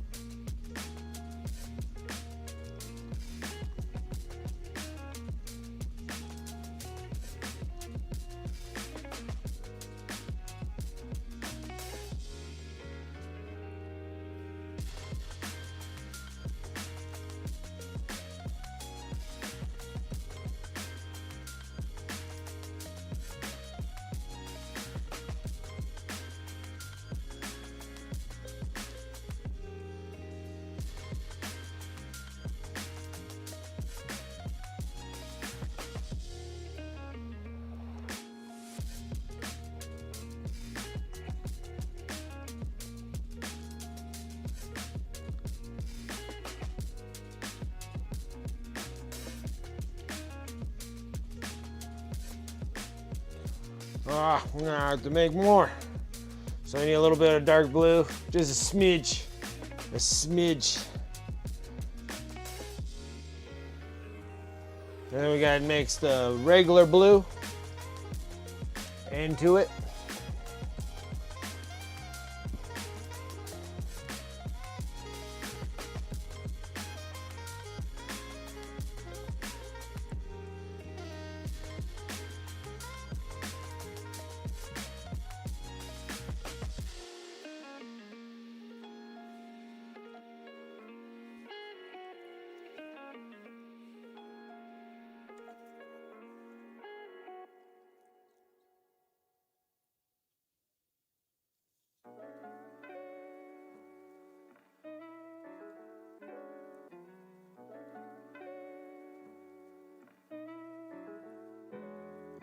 Yeah, because eventually I'm going to have to start working on some knights of some kind. I got to figure out what the heck to do with my knights.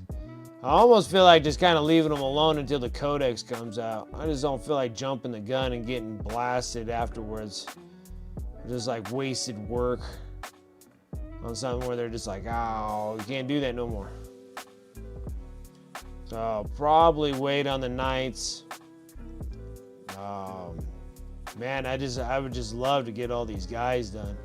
I mean, we're making great progress. Like, don't get me wrong. I mean, we're really jamming through the Tyranids. I wish I had some extra spare time to work on all the little small dudes off camera, but I've been busy working on the magazines, trying to get those all up to snuff. And like I said, I'm getting a whole nother batch of them. Another batch of 4 coming this Monday. That's quite a bit.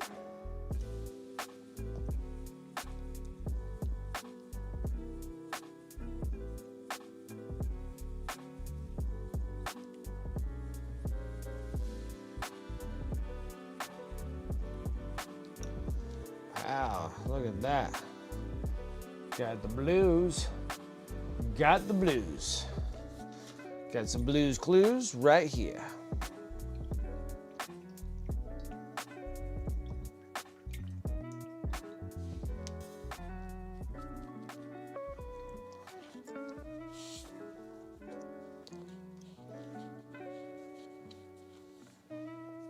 Okay.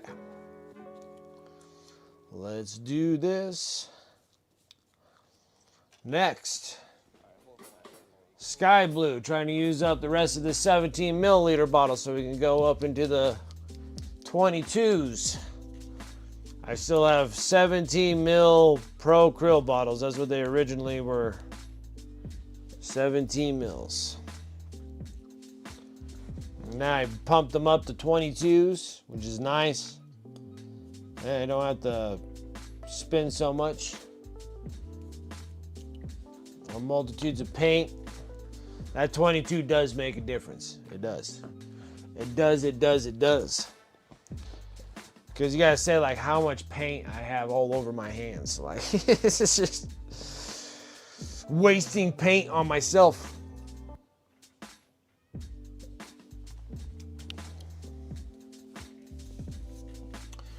All right, so we're gonna take some of that mixture of that dark blue and blue.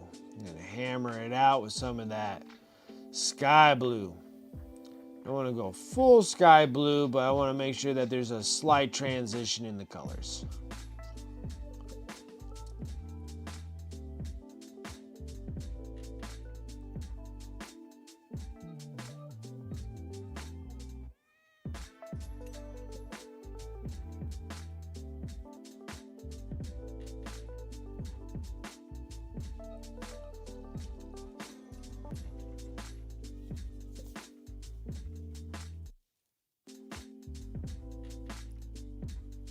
Alright, let's start smashing up.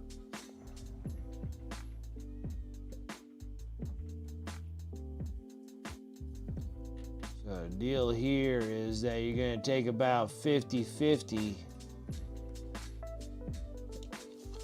of where you just put the blue.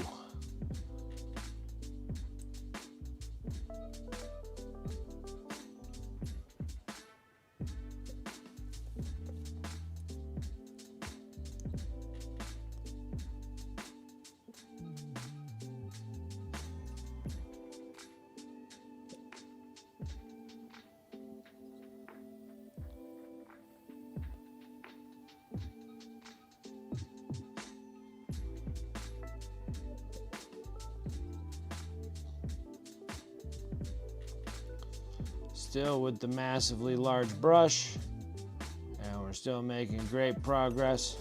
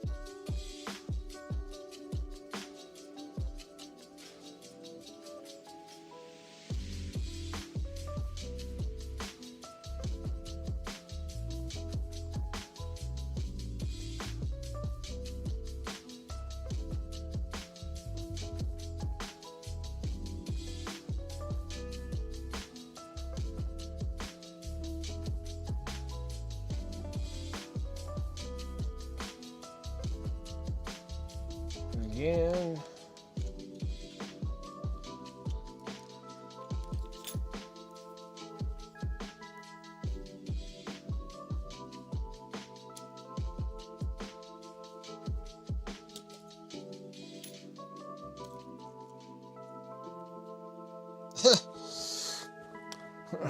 The brush wouldn't come out of my mouth.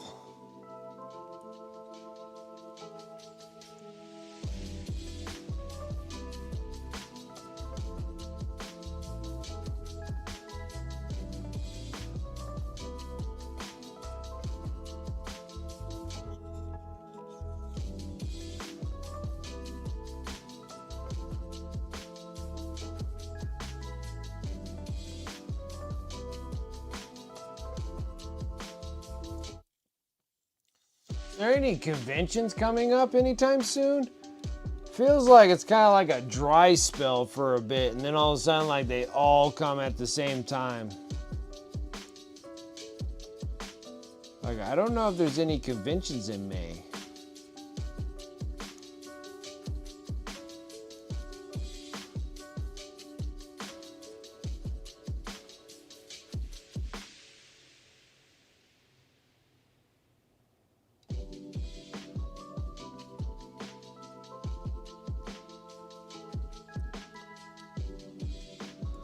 I think like the only one that comes up would be like Warhammer World or Warhammer Fest.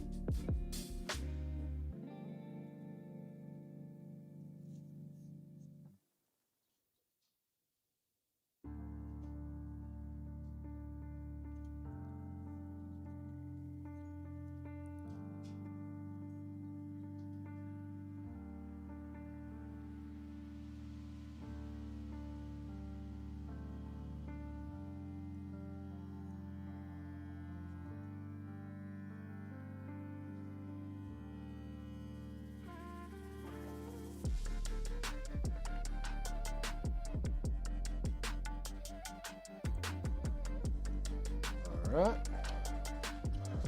It's coming there. It's coming.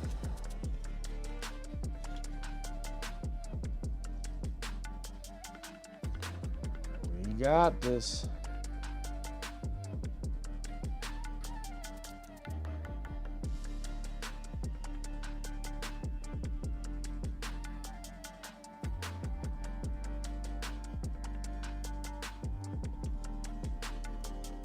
Go to come, they moved to Wisconsin.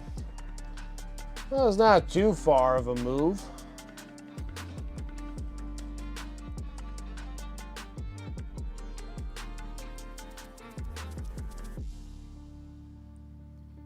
I mean, they just went a state away.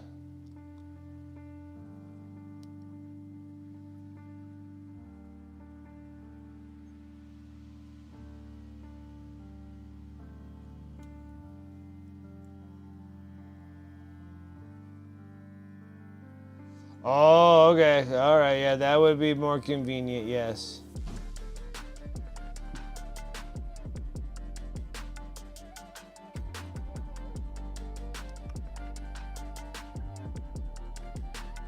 All right. That definitely makes more sense.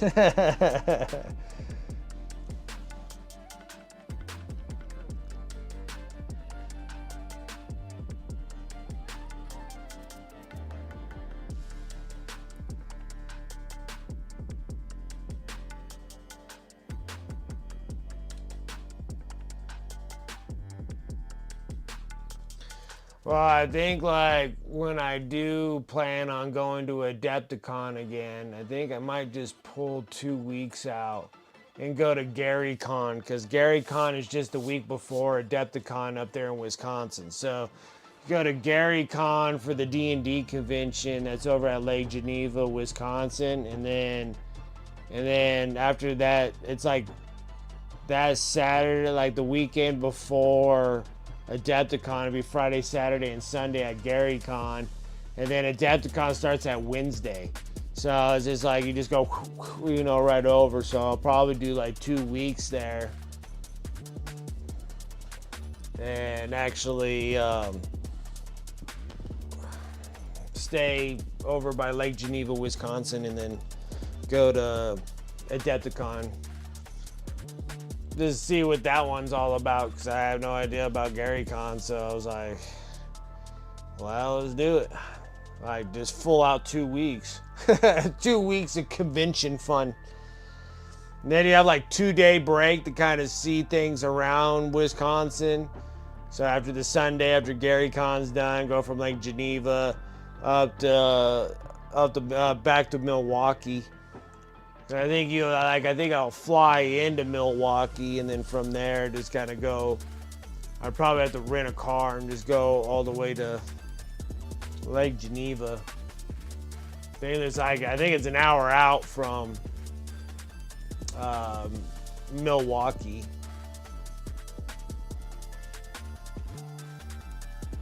To get to Lake Geneva, but I'm not quite sure.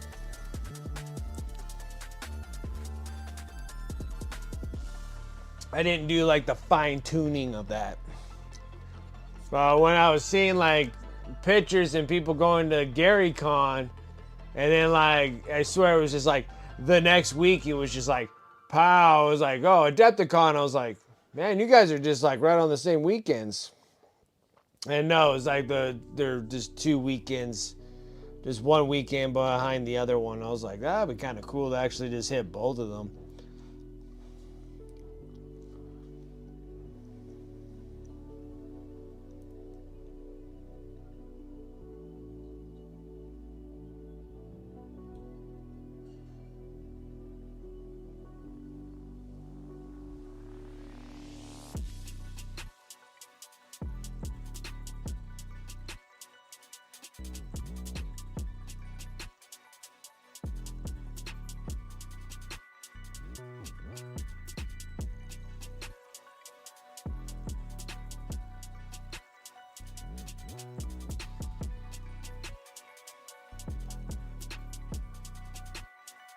I guess I should try and find some people to do D&D with. I like, honestly, like, I never could get really into a group with D&D, like, ever, so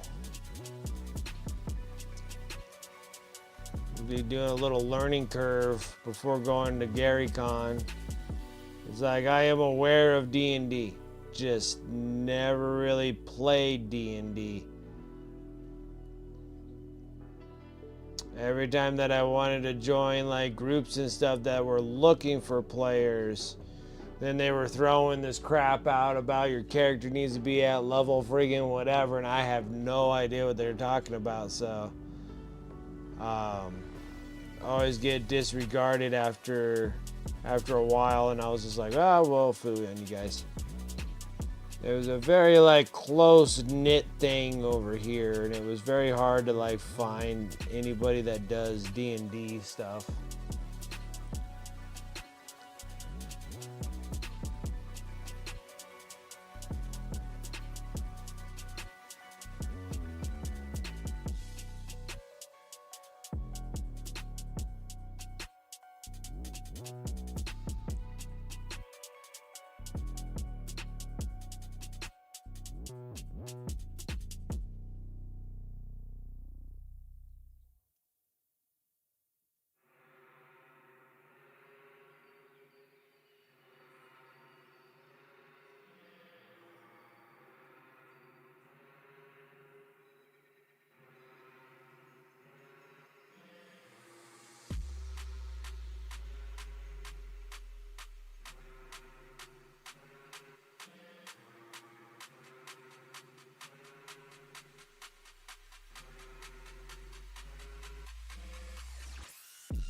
Yeah, well, there's a tons of nerds that I'm at too, but it's just like a close knit window. Like there's just like no one that's just like, hey, let's start a D&D like dealio, and everybody else is kind of like, oh, we've been playing our D&D sessions for like the last like 20 years or something, or 15 years or 10 years and all this other stuff, and then like they just don't take any like new people or anything of that sorts.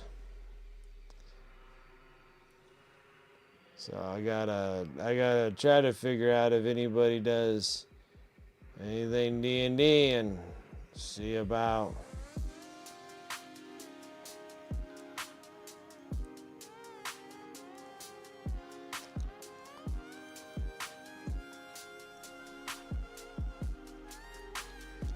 And see if I can actually get into actually playing a D&D session would be kind of cool.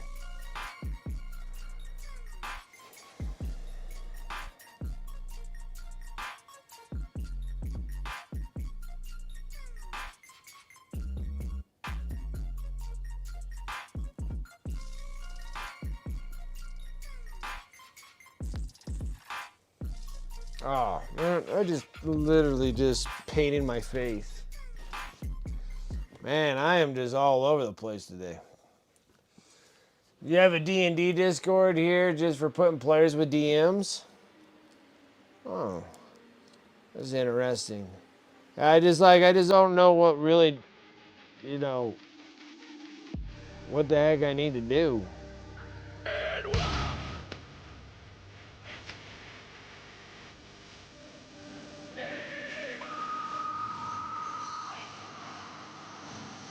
Piney Pine Pints coming in with that raid. I appreciate that. Welcome.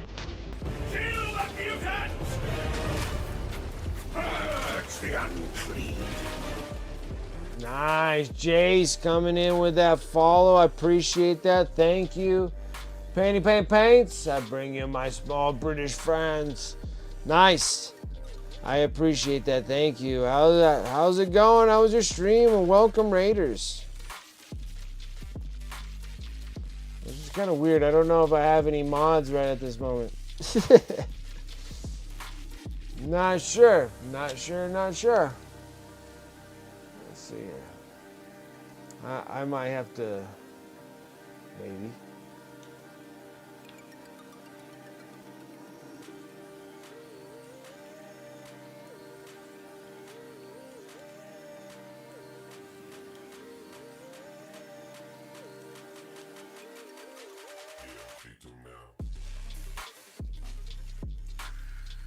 Need 6,000 passports to get into my stuff here.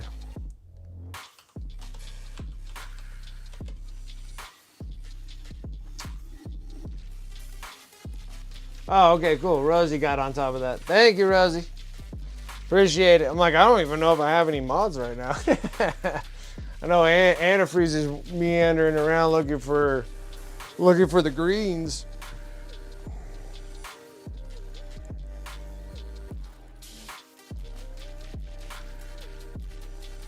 Well, how's your stream? What were you up to, Painty Paints? Painty Paints.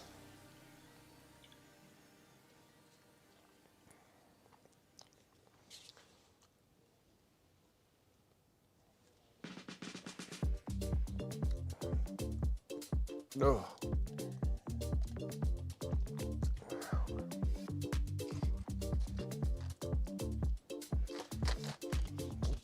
You getting your art tags together? Oh, thank you, Sarah Elizabeth. It's coming along. We're down to the third set of blues right now. The blues.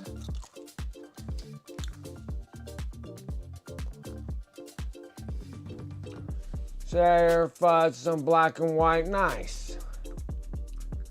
Francois, what's up? How are you doing?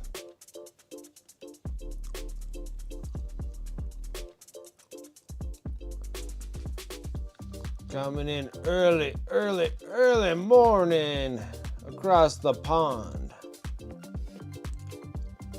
I'd assume, unless you're in like Quebec or something like that.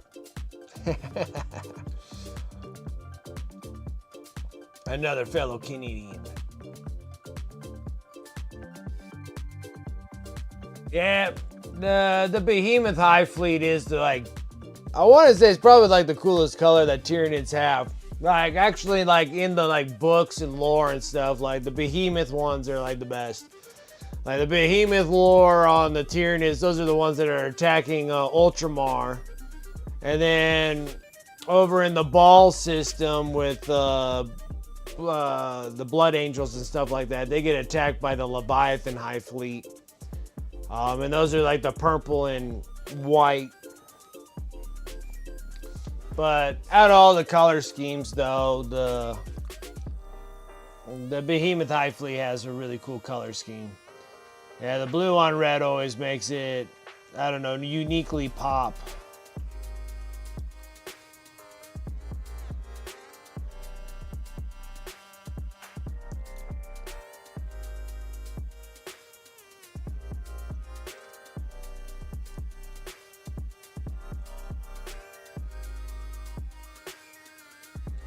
Oh, really? Okay. You're like, nope, I'm a free man. Okay, excuse me. Sorry.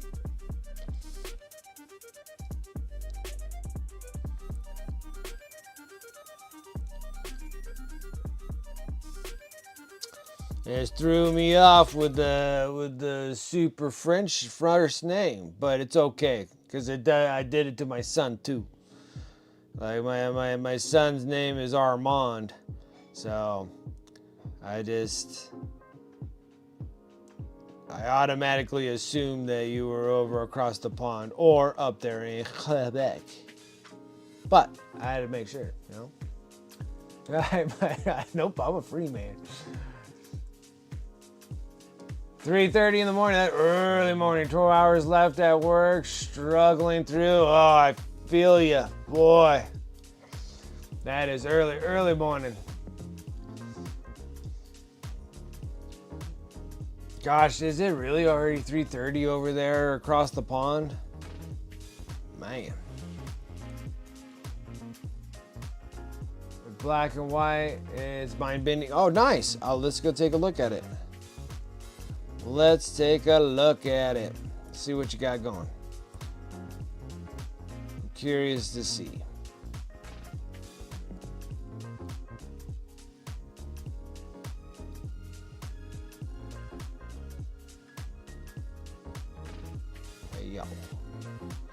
Alright, just got like a wee little bit left of the blue, and then we got to go a smaller brush. Unfortunately, we can't use the big brush because we got to make some details and stuff. Paint. Let's see here. Right here. Put it in the whips, right? Dropped in the whips. Okay. Nice. This is like a wraith, right? Oh, you said a satyr. That's what it is. A satyr, a satyr. Ooh, nice. Oh no, this is the female satyr. That's what you're doing. And then you were just futzing around with some black and white. Gotcha. That's a cool looking piece. That's a cool looking piece. Something from the Grim Hollows, okay. Just got absent of color. No worries. This thing's cool too, I like it.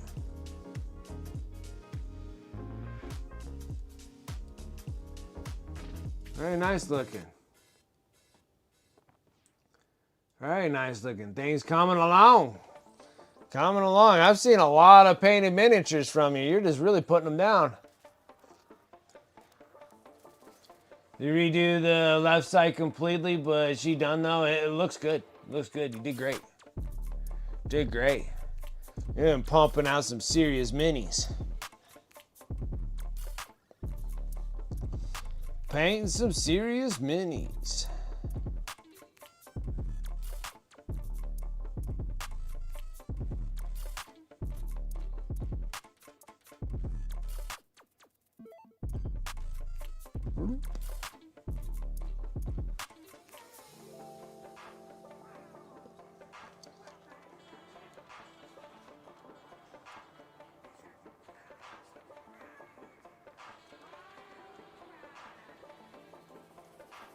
Is this muscle memory and saving backlogs here and there for small little bits to finish here and there? I got you.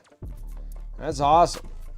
Yeah, because you've been sitting there, you pop on the stream, and then you're just like, look at the stuff I finished. I'm like, man, you've been whacking out models. It's great. It's fantastic. It's very nice. I like having lots of completed miniatures. I chased that Hive for a very long time. I'm like, ooh, I finished. I like finished big massive armies too. They're a kick too. I like chasing those. It's just like a long drive. You're just like, oh man. And then you start seeing the ending of it, and you're just like, oh, we're getting close. We're getting close. And then they're like done. You're just like, dude, this is an accomplishment and a half. Like I chase that constantly. That feel of like being done, like I'm done. Oh, I'm not even close to being done. I still got another half. I lied to everybody. I was like, oh, I got this little bit done. I'm like, no, I didn't even do the other side. Looks good for a single frame picture taken. Where I've been learning. Yeah, it feels good, right? Like, I love it. I chase it constantly. Painting all the time, and then just like I'm just chasing it constantly. Just love it.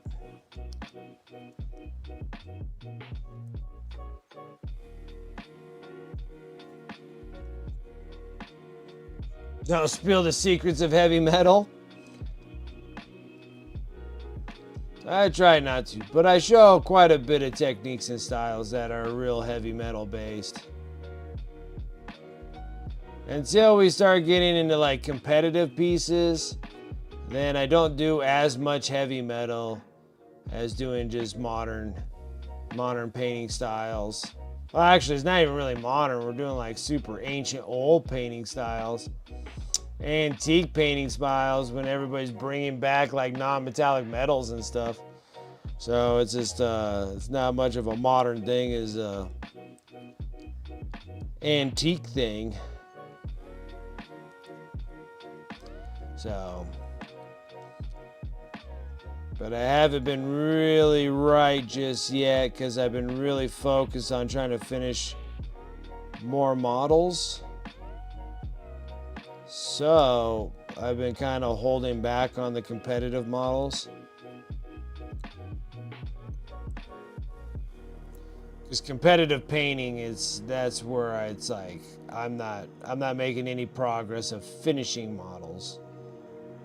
Just fine-tuning a singular model.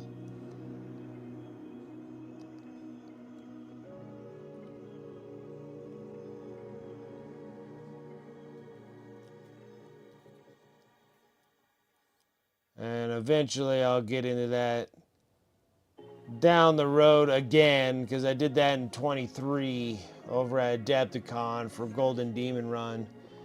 And I learned a lot, knowing that I needed to bring a bigger game to that competition. So I kind of got a good learning experience from that. And then so we're gonna restructure and redo things a little bit differently for the competitive painting. But it's just like I'm not ready for going through that stressfulness just yet.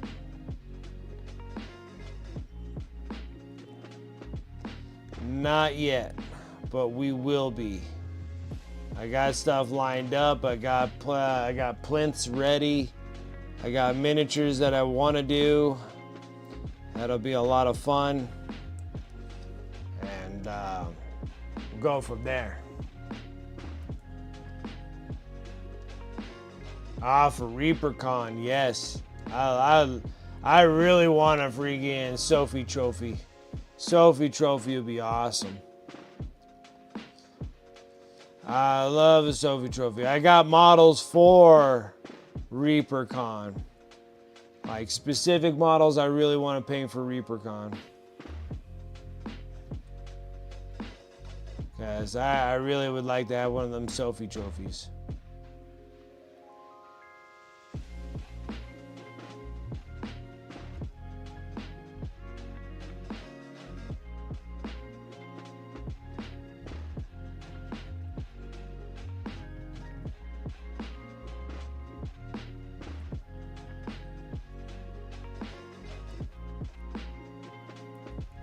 Because when does ReaperCon come? In August?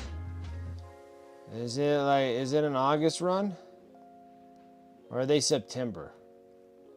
I get so confused because like all the cons happen in like a 2-month span. It's like bam, bam, bam. It's like Gen Con, ReaperCon, Nova. All of them are just like wrapped right on top of each other. Like PAX East, just like all of them are all at the same time.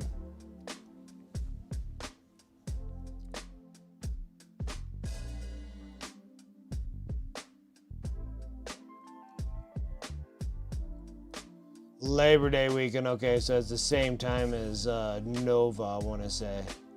Okay, so that's in September.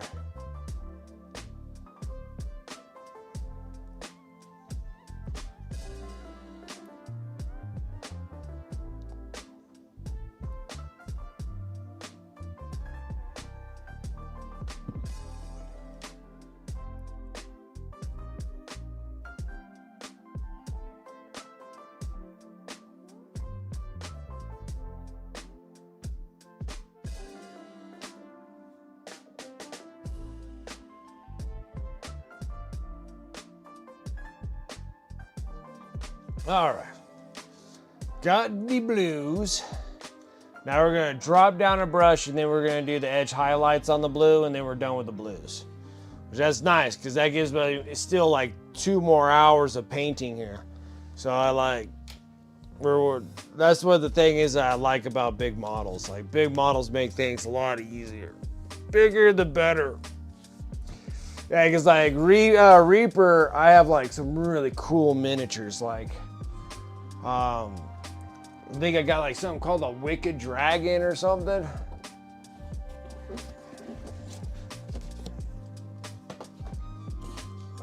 I know they're in this box.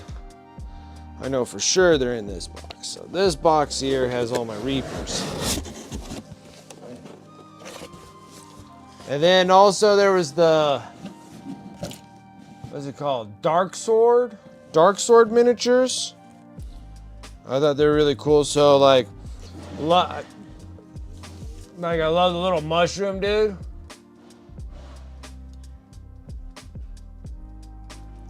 I have no idea, but it was very appealing to me, so I like the little mushroom dude.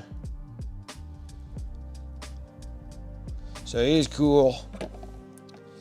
Then I have this double-headed, I don't know, a troll? An ogre? One of the two. I have no idea. I thought he was kind of cool looking. That's a Reaper dealio. And then I got this dude, and I don't know what made me get him, but I like him. I don't even know how he got paint on himself, so we're gonna have to soak all these. I don't even know what that dude's even called.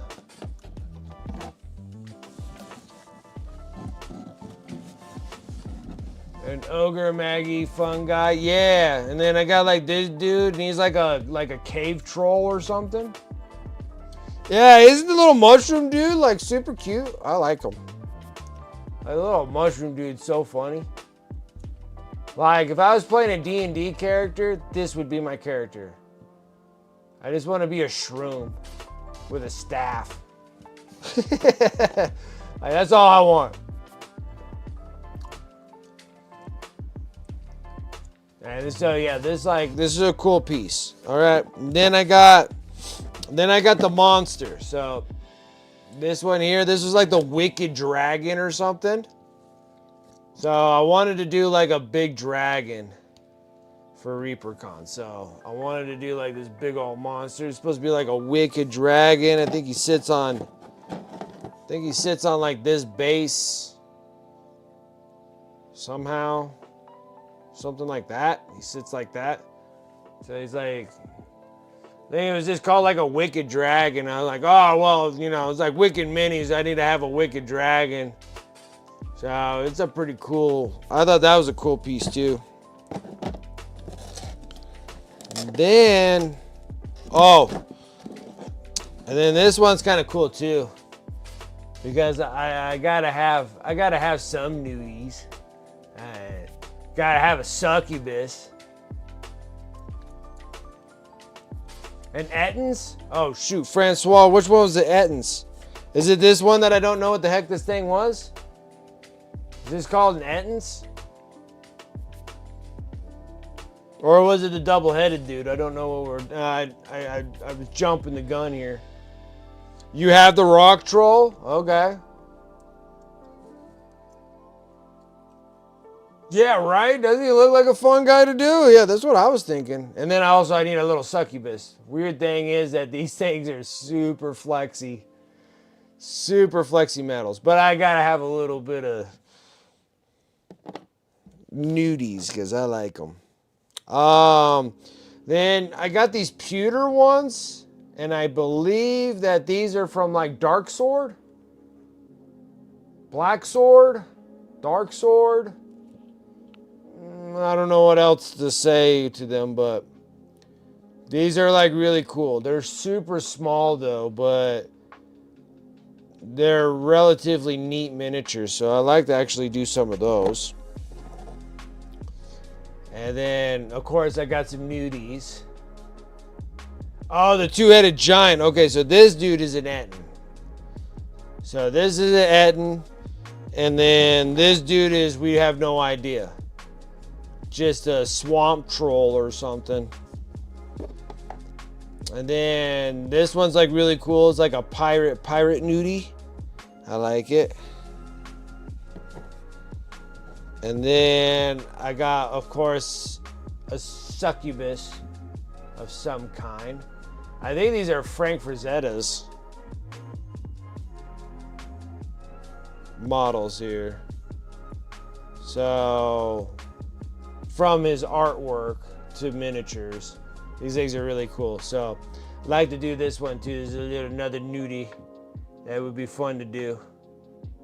Yeah, so I got all these like really neat looking ones that I like to do. But dude, if I was a D&D character, I would totally be the fungus guy. Just be the shroom with a staff. Like, just could just repel hits, like blunt force, like blunt objects just doesn't affect me. Like, I'll just squeak a little bit, be like, wee wee, you know, like when I get smacked or something.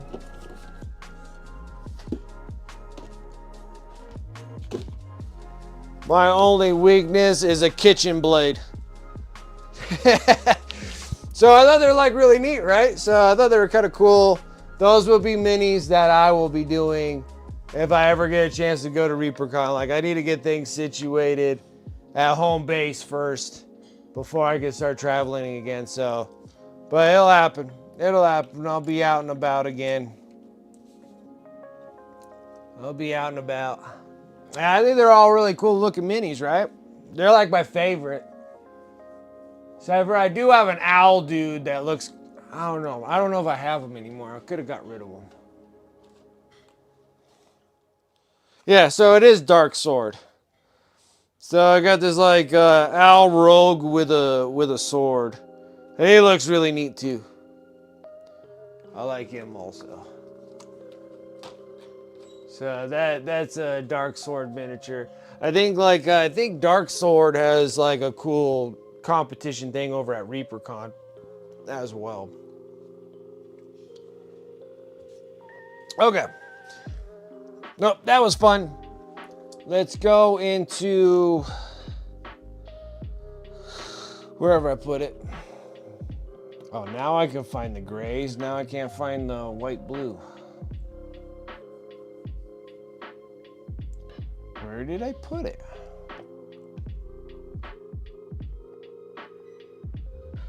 Really?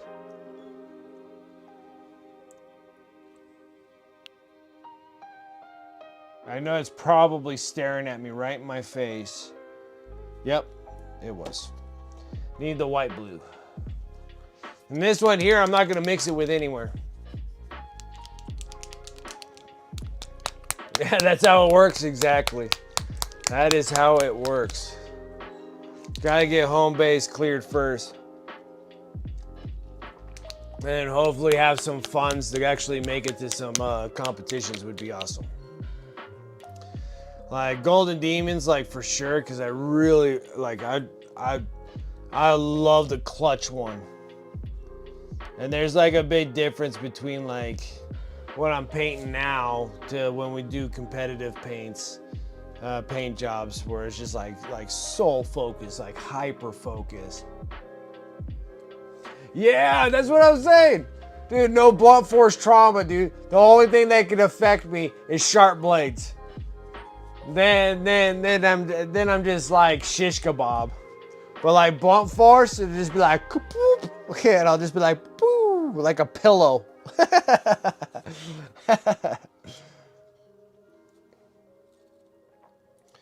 But yeah, if I ever had a choice, if I ever get a chance, ever a chance to play like D&D, like they'll be like, who are you gonna be? I'm gonna be like, I'm gonna be a mushroom mage. Shroom mage.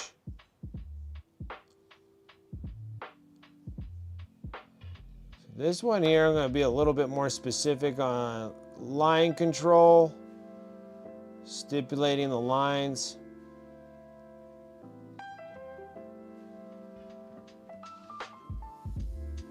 You can streak some that are going into all the colors right there. Like all three, from dark, mid blue, bright blue, and then our highlights. The only reason I'm doing this so we can kind of kick the highlight even more. Crazy enough, turns that dark blue almost into a black.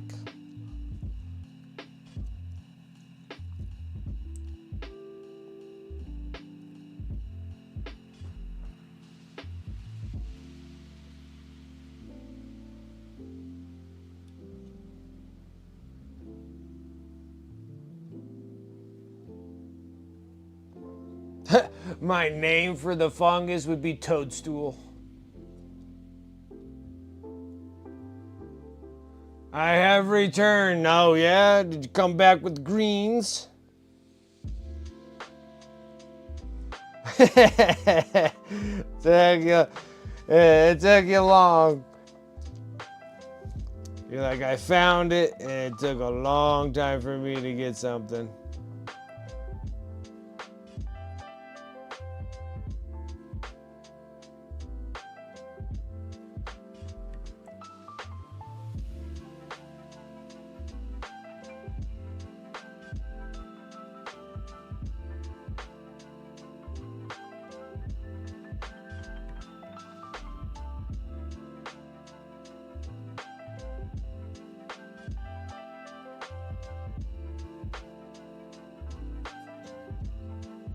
Oh, okay, that's cool.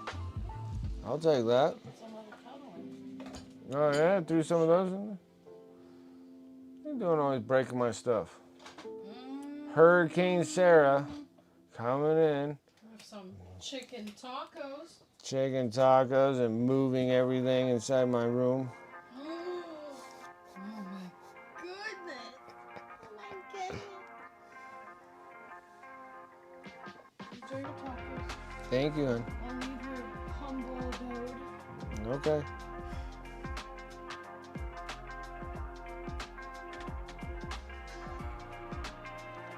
Oh, the food smells so good right now.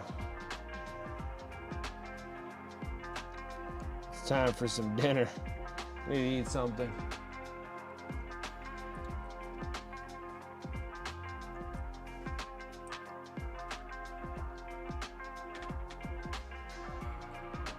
Also found a massive open street market on my way to the greeneries.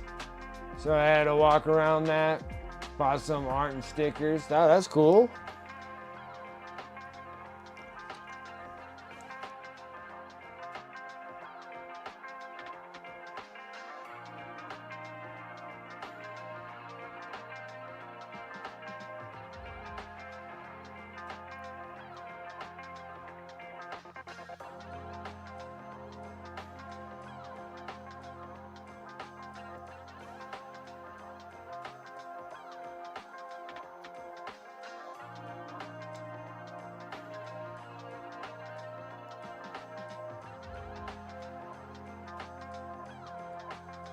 Chicken tacos with, I forgot the meat.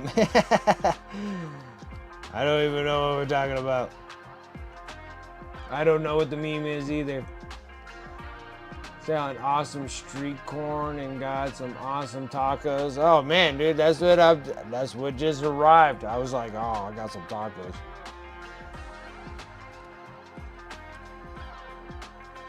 Which I gotta munch on those before they get soggy.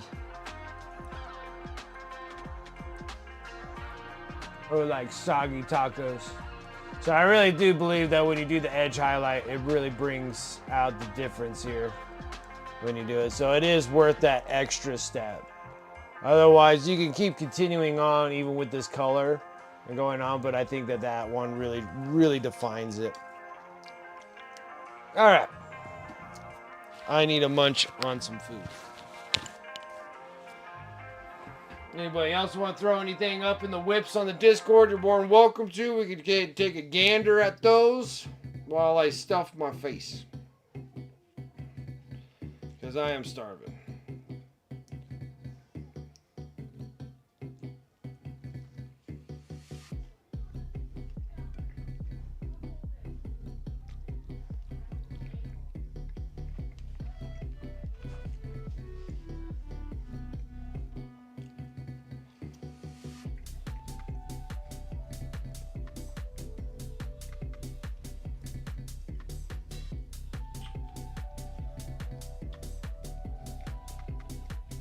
No, I forgot, Antifreeze. Now, are you in... You're in Arizona. Is that for work? Or are you on there for vacation? I can't remember.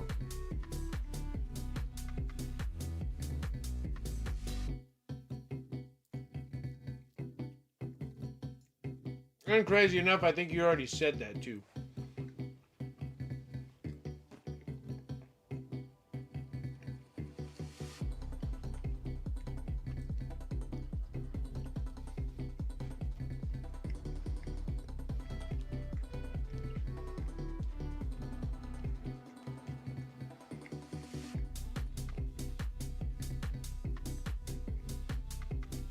Okay, so it is for work. Okay.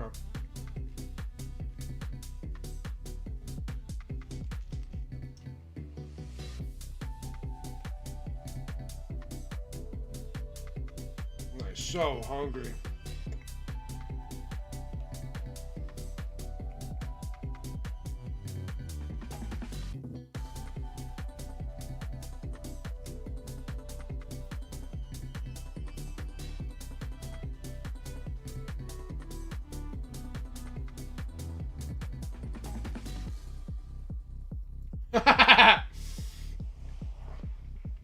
Well, I do that because I stream here and on YouTube at the same time, so I don't know exactly what policies. Like, I know everything that can happen on Twitch. But on YouTube, it's like a little different animal, so I always gotta be careful of what I'm talking about. So, that's why he throws it in the chat as the dispo. And,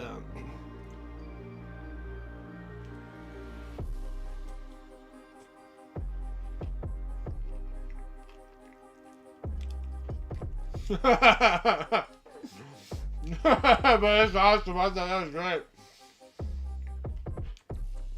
Like, I thought Green meant something else besides golfing, you know, like, that's awesome. Now we're streaming 2 hours of staring at not color. I get it. No, dude, I get things so twisted up all the time when I'm streaming. I do it constantly. Everybody knows. And they like Dragoon calls me a squirrel because I'm bouncing from one here to there, from one conversation to the next.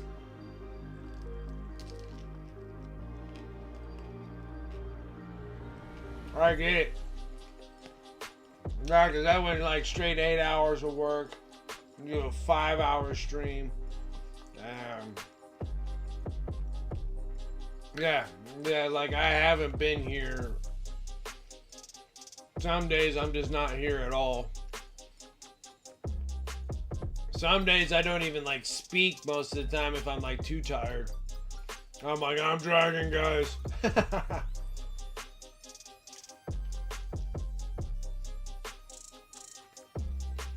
My Fridays perk me up a little bit because I have a weekend off. But then it's technically not really a weekend because I got to do all my YouTube recordings and stuff on Saturday and Sunday. So that's like 12 to 14 hours of, about 12 hours. I cut myself to 12. I did a 14-hour one. I didn't like it. That wasn't fun. I cut myself to like 10 to 12 hours.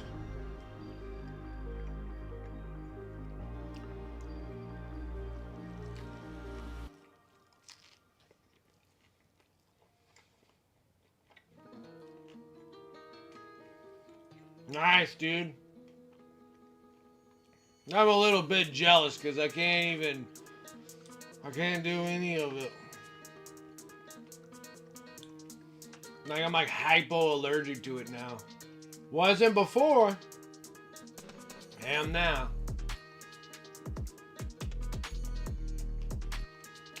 It was all so nauseous and stuff. It's terrible.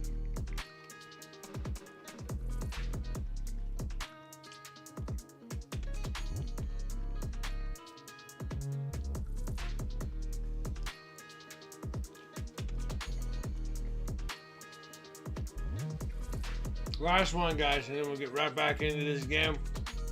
Getting the reds and blues on them. Flash tones next.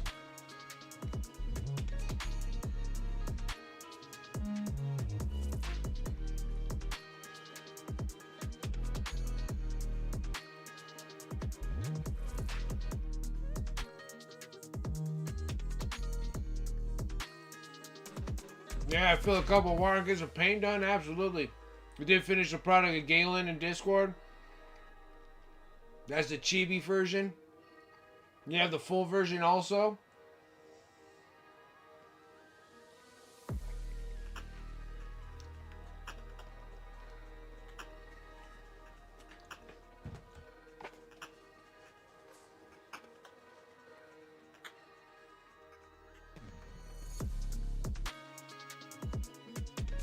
Ivana was hitting up some stuff too. Oh, can't move. Can't move my mouse. I'm doing the Technomancers. Did that thing to say 3 of them? Wasn't solid.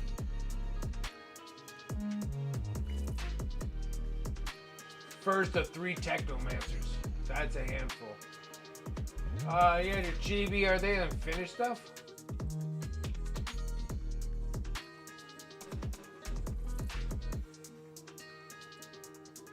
Oh, is it this one? Where's the face of it?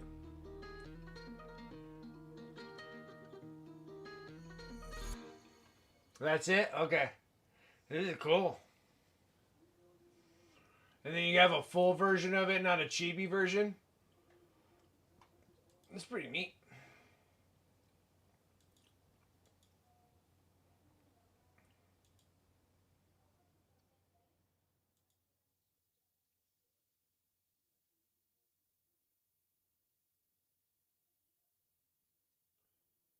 Oh, and he's mounted too? That's cool. Got the Tally Man. This one looks good.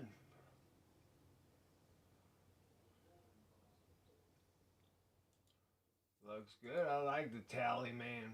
I love the little nurglings. Like I'm picking up all the scrolls.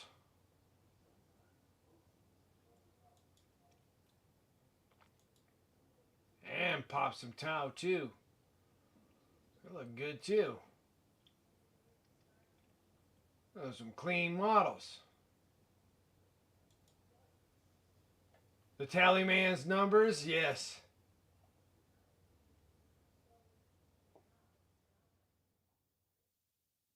Freaking awesome.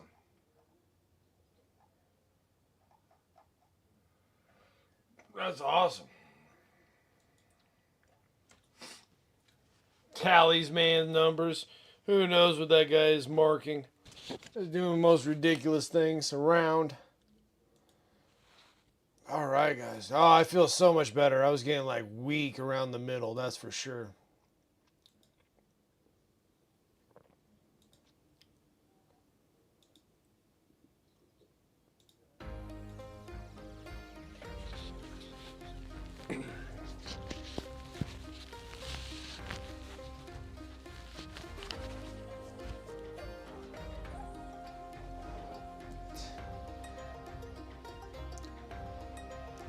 It's not so bad if you can get the hotel light to get closer.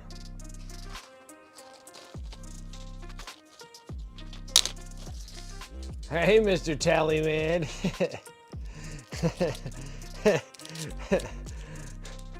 Tally me banana. Oh, I might get Sarah Elizabeth going on the bananas. She might go banana crazy on us. Gotta get the bananas in.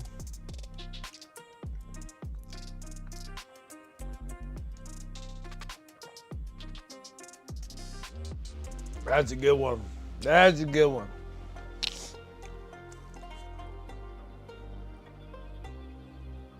All right, let's get back in this white blue. Let's finish out, edging out. There you go.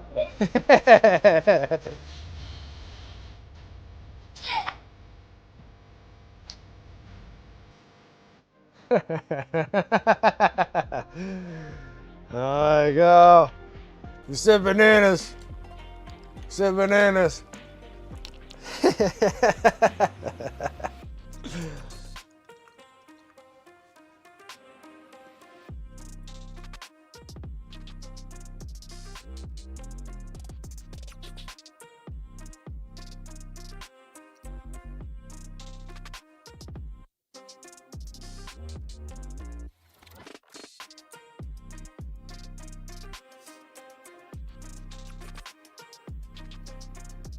All right.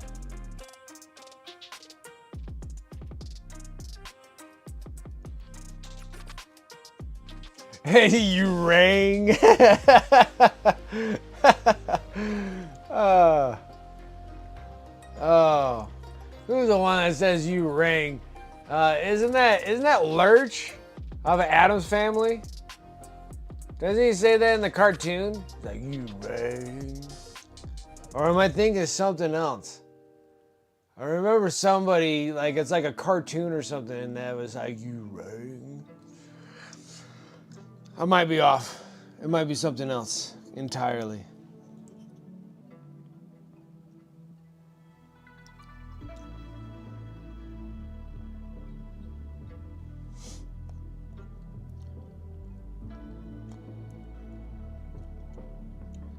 It was funny. I was just like, oh, I said bananas. I'm like, if Sarah Elizabeth is around, she's going to smack the bananas here. We're going to get bananas going.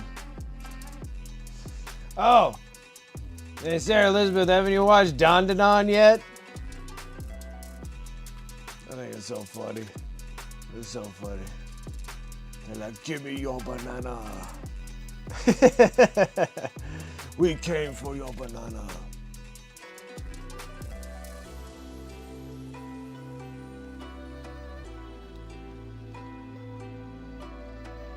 They're like, why are aliens so obsessed with bananas? It is such a funny, that is such a funny cartoon. You're like, no? I'm like, oh. No, that one's so funny.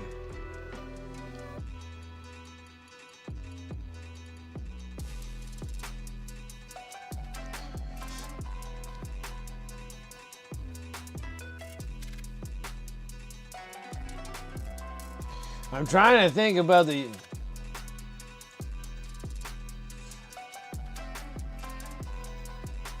banana for scale. That whole thing is just hilarious.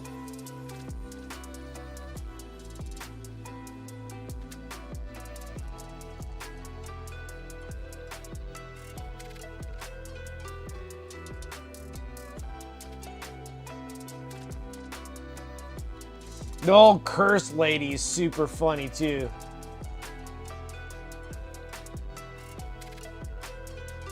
I thought they did. Do they not? They have the paint station that's in the front. I thought there's a place you could walk in. They have like a paint bar.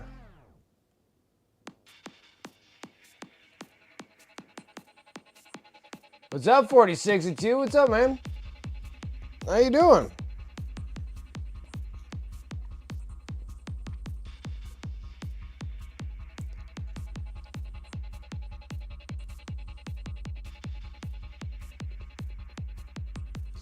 With the minion voice for bananas.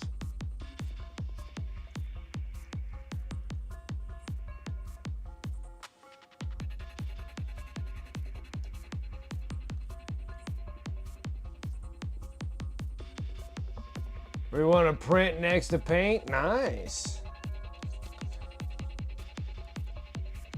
Thank you, Antifreeze. Shout out to 46 and 2.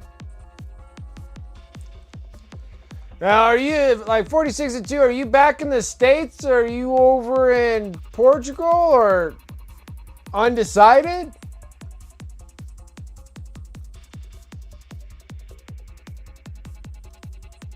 Doing the Trench Crusade?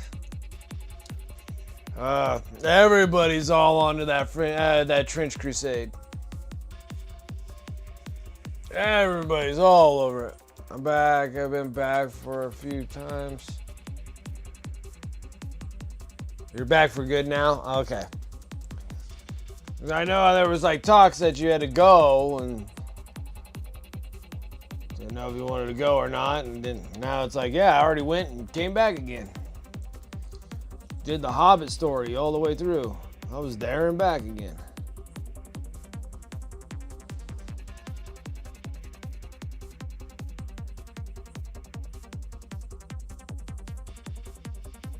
I guess I can zoom this a little bit more. Just keep myself there.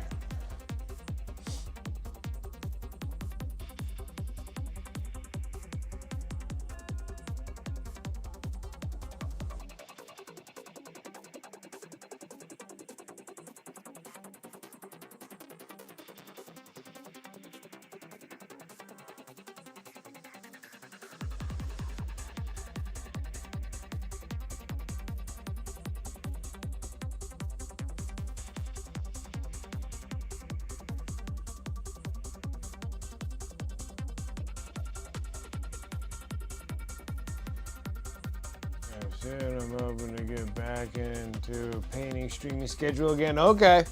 I was kind of curious about that. I was sitting there, I was like, I haven't seen you on in a bit. But then also, I've changed my days too. So now I do the Tuesdays and Fridays. So I was doing like Monday, Wednesday, and Friday. But I just I just cut a day out. I'm like, no more of that. And then if I do add another day, I think I would add a Sunday instead of going through the actual work week. But since I've been making all the recordings for the YouTube stuff, that takes up my Saturday and Sunday until I can get relatively caught up on all the recordings I have to do. It's just going to be strictly on Tuesdays and Fridays for streaming.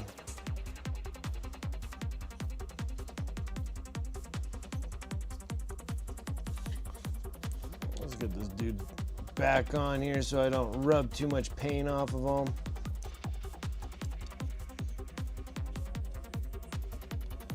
Oh. Up. Forgot something.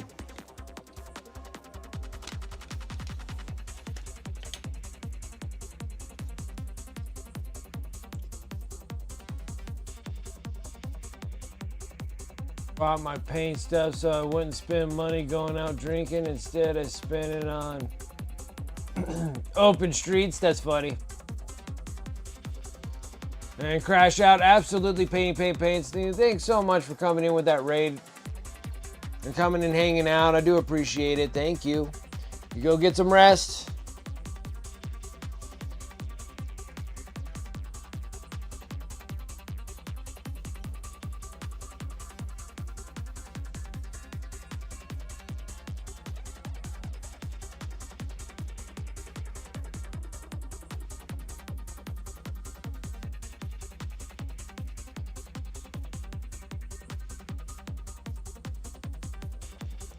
Remember to do all these little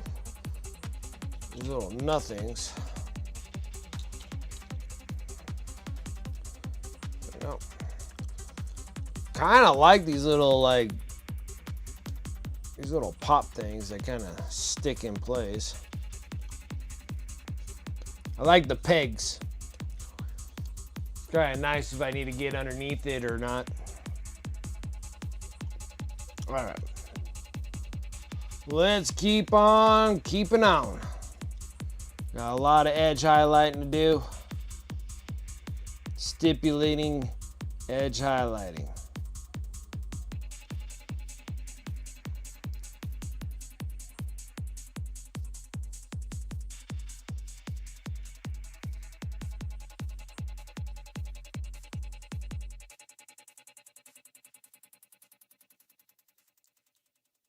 Try to keep myself on camera here. I swing my chair just like 2 inches to the left. I'm like, push my whole body all the way out. And just keep on rocking out Tyranid's until my eyes bleed.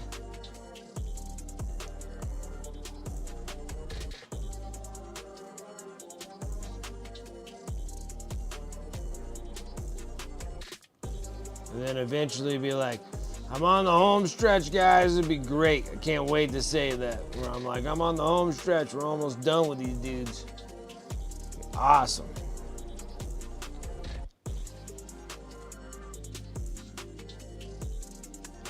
But then getting the Combat Patrol magazines didn't help my cause.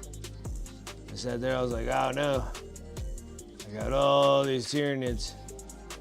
And even more Tyrannids coming. See what these next 4 magazines bring me. Always kind of lose track of what the heck is coming. But I believe it's more those god-awful termagants. It's not that they're bad or anything, it's just that I got overabundance of them, you know? Wednesdays and occasional Sundays. I'm going to go back to Wednesday, Fridays, and Sundays. Yeah, see, like, I like to do, like, Friday, Sunday, and Tuesday. If I'm actually going to do a Sunday. But I still got to get some recordings done and get caught up on the Combat Patrol magazines. If I'm caught up on those and like have time, I'll start opening up like a Sunday. A Sunday stream would be kind of nice.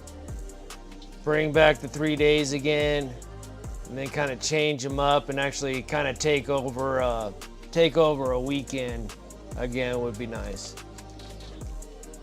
Because it doesn't seem like there's that many streamers anymore that are streaming over the weekend, and if they do, they're always streaming kind of early mornings. You know, like I think it was like Mohawk Miniatures and Miniature Den and all those guys. They kind of do like early morning, which is kind of late, you know, early evening in their time. It's like early morning for us.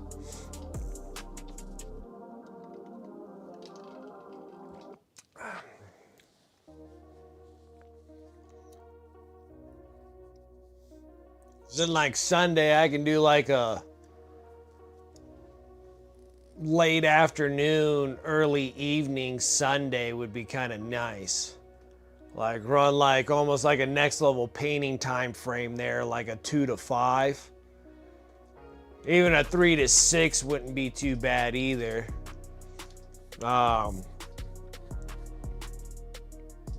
Well, it'd actually be like a 2 to 6 anyways, because I'll do a 5-hour stream. I've been loving I've been doing 4-hour streams, and I'm sitting there, I'm like, I always feel like I'm always missing like a little bit more that I could do. And so adding that additional hour has helped me. Just kind of depending on if I'm placing the hour correctly. But as of now, how busy I am with just regular stinking work, have to keep it to the later end of the 5 instead of like the earlier end of the 5 of a 5-hour stream. But it'd be kind of cool to do a weekend dealio. So I really don't have anything else that's kind of like holding me back from doing it besides just doing the recordings for all the YouTube stuff, because I put in like countless hours of that trying to do that slow Destiny grind on the YouTube, trying to get the followers over there and try to get myself monetized over onto YouTube.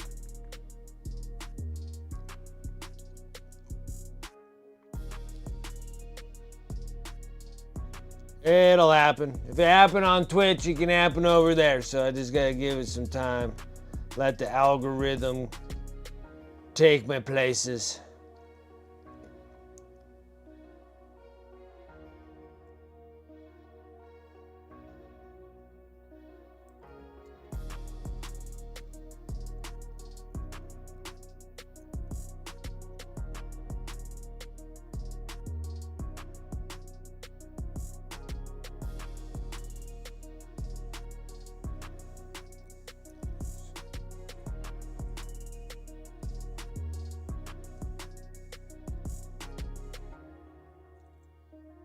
Right, it's kind of,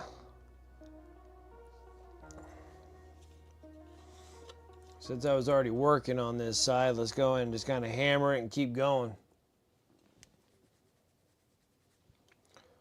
All right.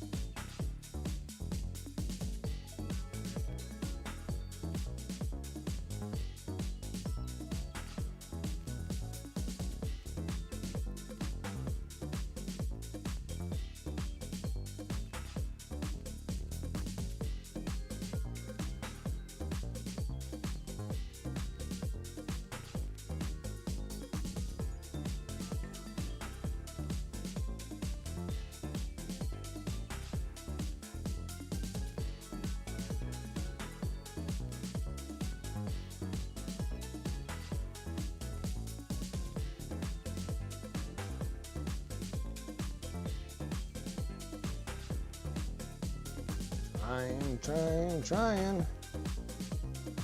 But I gotta say that we jammed through the red and the blue like super quick on this one. Way faster when I'm doing, like I said, like larger models just go by a lot quicker. Just easier to reach them. That's like where it really comes down to. Like when it comes to like when I'm doing like dreadnoughts and tanks and stuff like that, they just go by quicker. There's larger surfaces. A lot of things that can kind of get consumed by like airbrush work. And they don't have as many loads of like detail work. They're just big old monsters and stuff.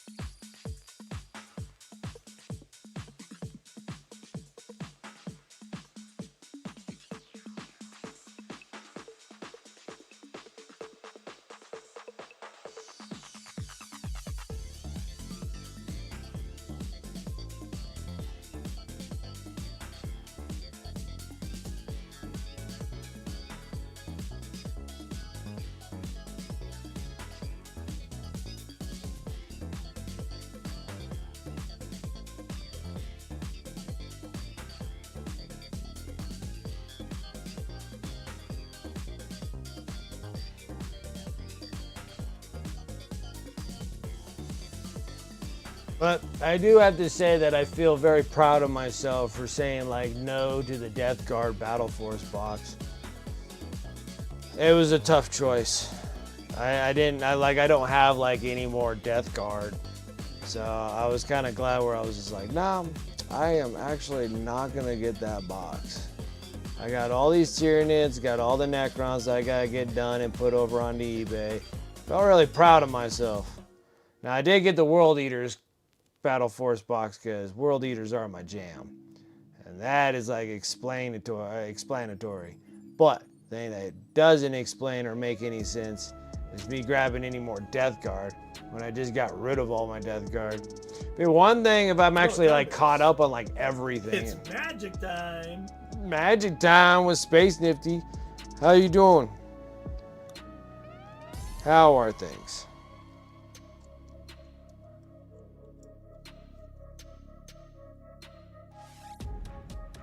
I'm on that slow grind of getting your Tau models done. It's taking me a bit.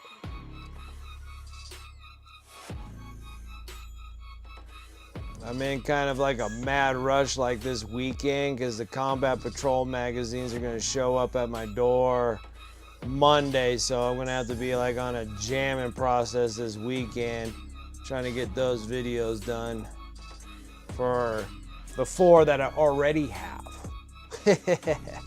Looking good. I appreciate that, man. Thank you. Like doing this final edge highlight on these, dude, like really pops blue. Using that little white blue. Like Tau. I know, it's gonna be real fun actually to paint some Tau. It'll be first time actually throwing out some Tau paint jobs.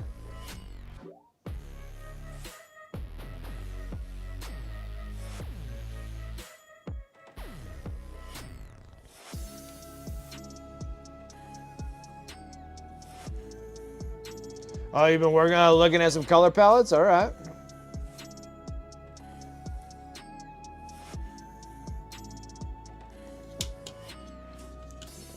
Dropping stuff. Dropping like it's hot.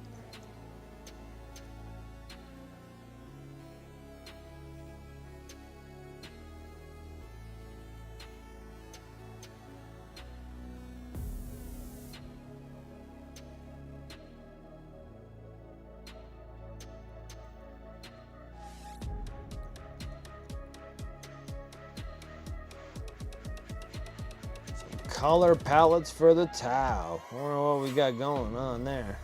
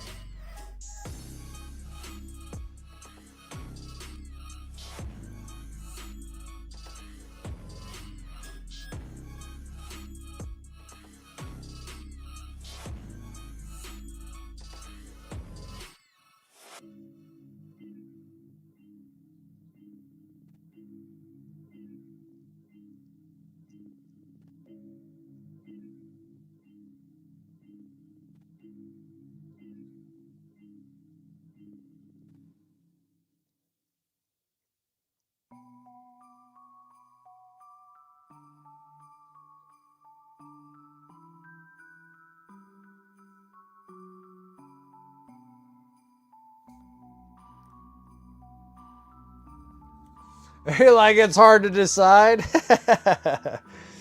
Hard to decide what color you want to go with them.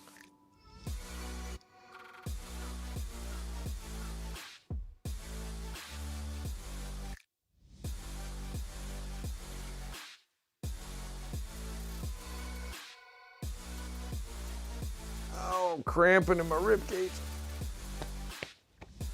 Oh, oof. Oh, what the heck was that?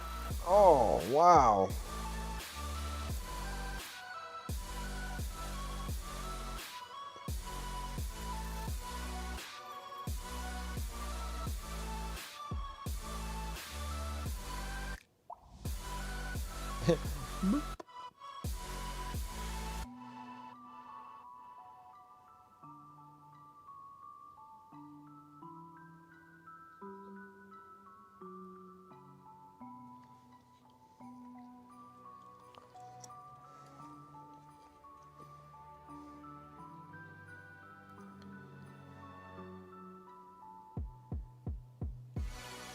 Yeah, because like even like the red on, what is it? The red on black, blue on black, orange on gray.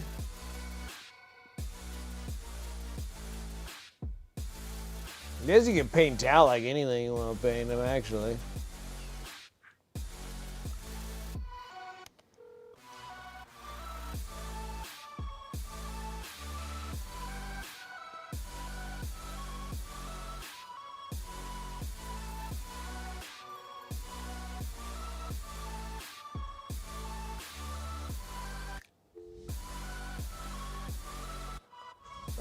Do blue angels like the airplanes?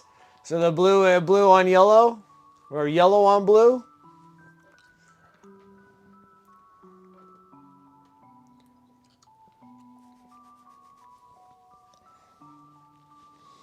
There you go, blue. Go do the old blue angels. I wouldn't be half bad.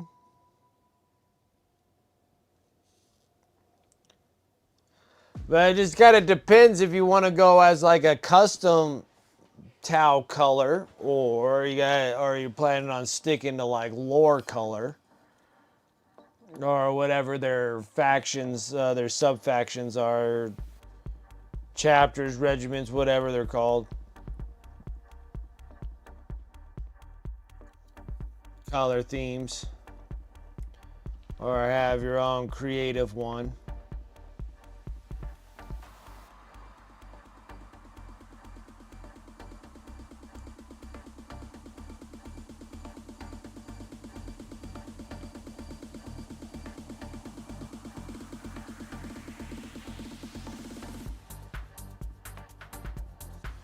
Oh, the Den of Imaginations did one with the Blue Angels color theme. That's cool.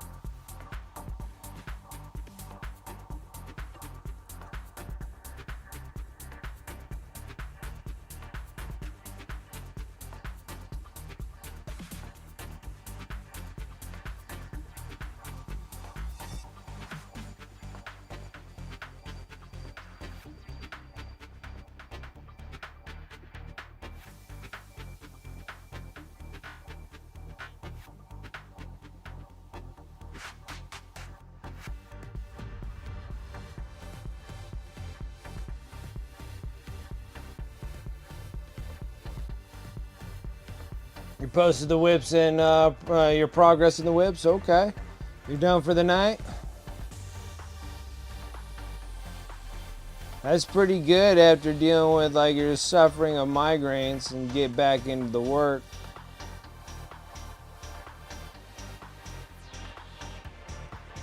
But I think that you have like another tournament coming up here soon, right?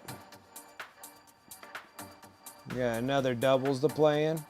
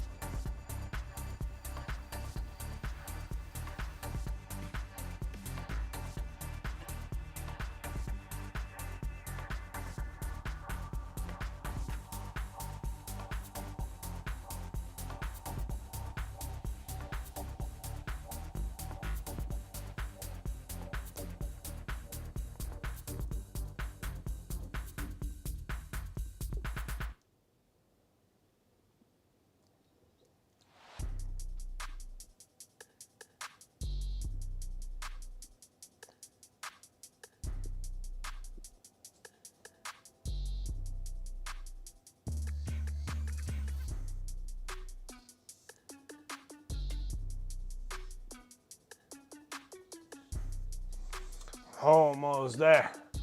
Almost.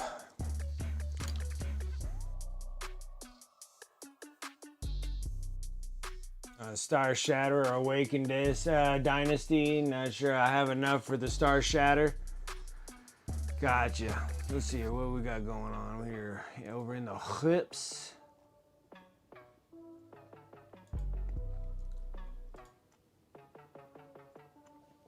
Looks good, man. You got quite a bit done.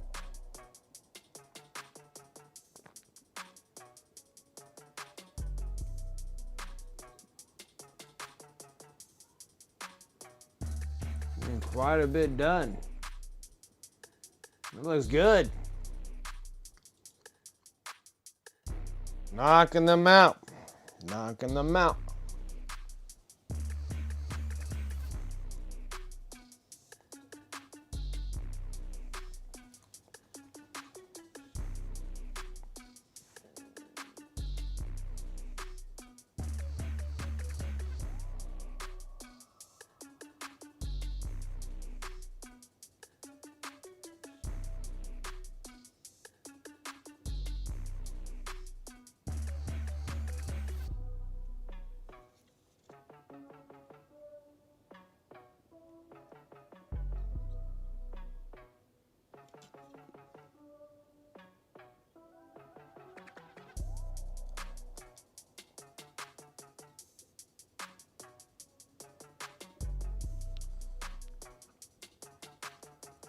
Mostly just base colors, dude. That's like my favorite. And the base, all the base colors are all in. There's nice and block filled, all clean in their place. That's a good looking miniature when you get them like that.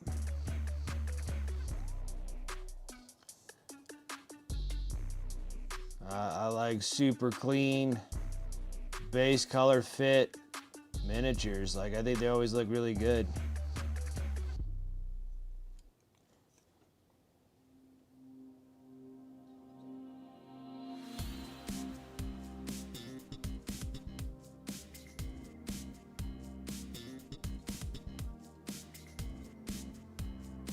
Oh, thank you. Just practice, man. That's all this comes down to.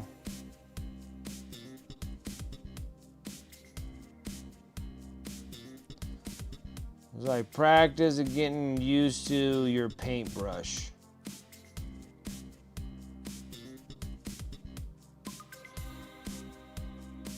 Kind of knowing what your brush pressure is depending on how your brush handles. Sometimes you gotta go even lighter or heavier just depending on the flow from the brush.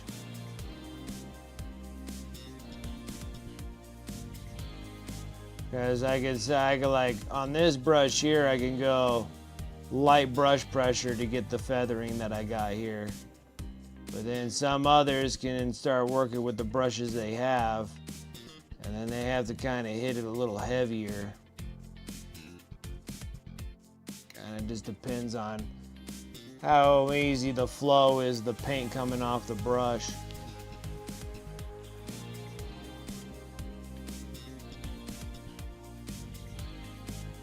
You love to run a canoptic court? Yeah, but my rule would only help me. Oh, okay.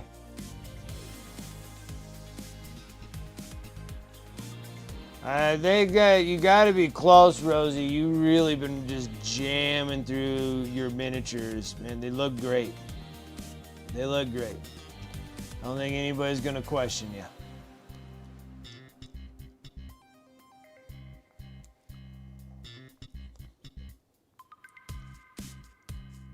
That was definitely a lot of work that you put in for a really short window.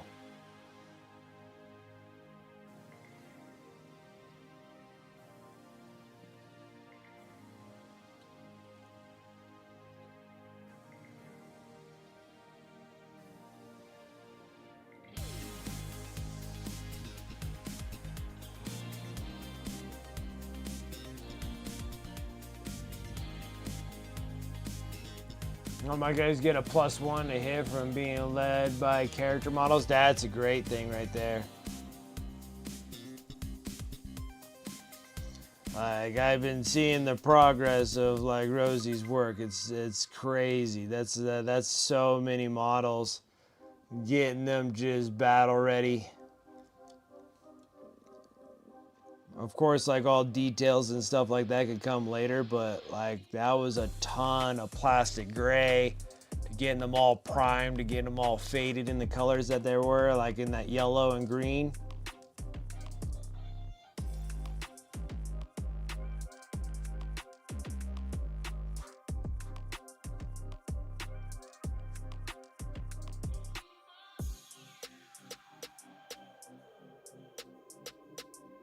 White helmets.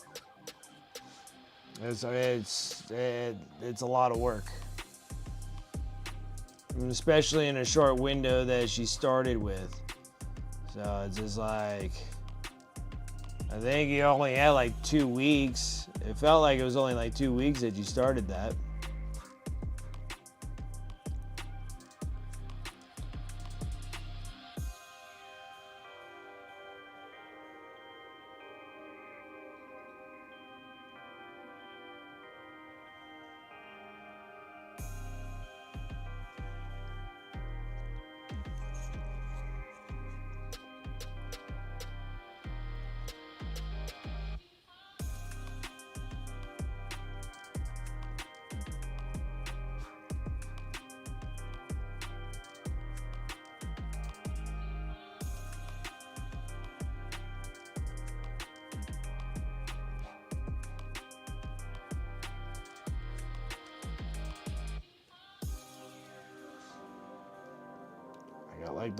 I got like the itchiest nose right now.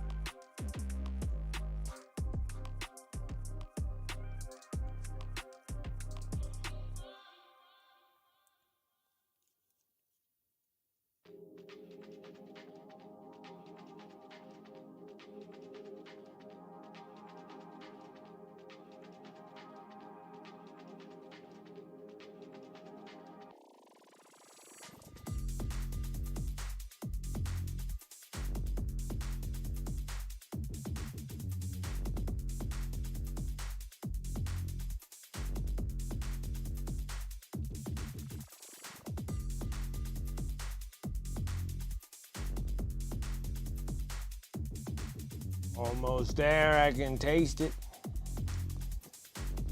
Almost there.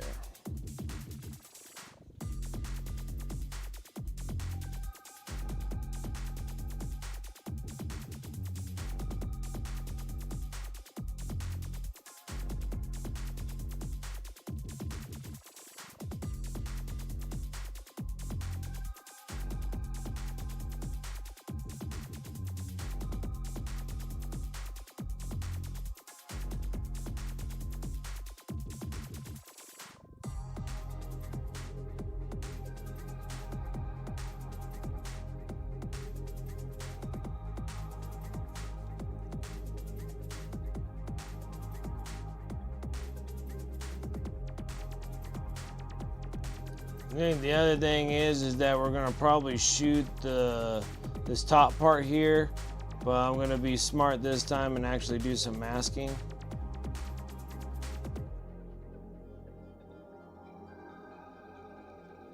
Before I actually do the bright yellow glow out of that.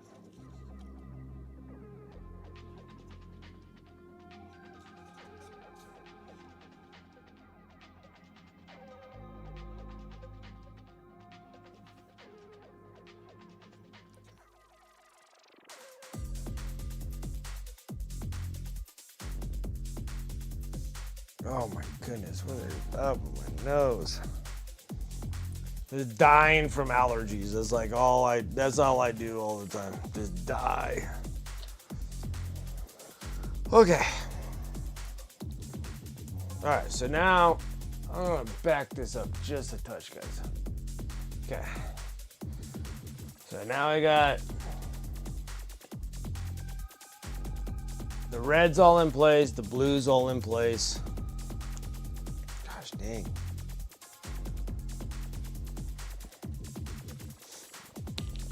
Anyways. Looks good.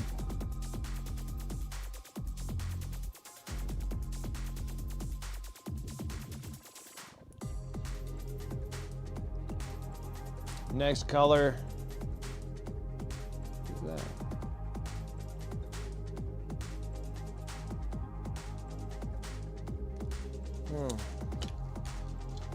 Got something weird. Got something weird.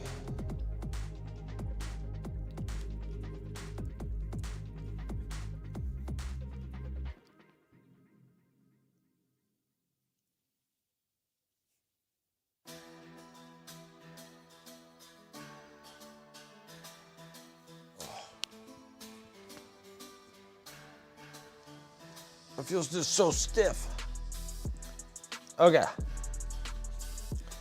Next up, I'm gonna, I don't know, maybe I should just stick with the #1 brush.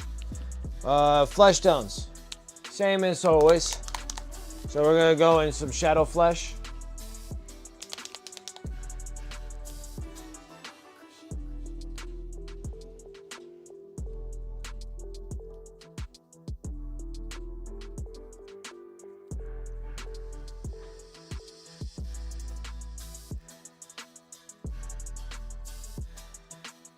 So I feel like I want to make whatever these little exhaust pieces are.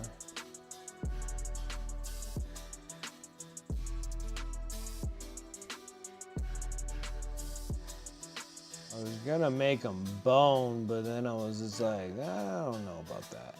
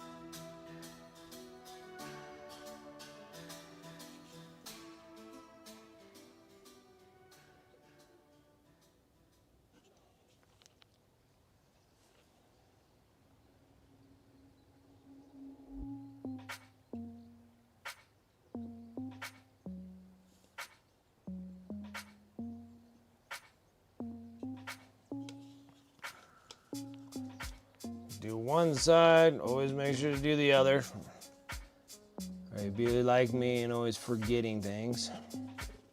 Just try to stay on top of our game.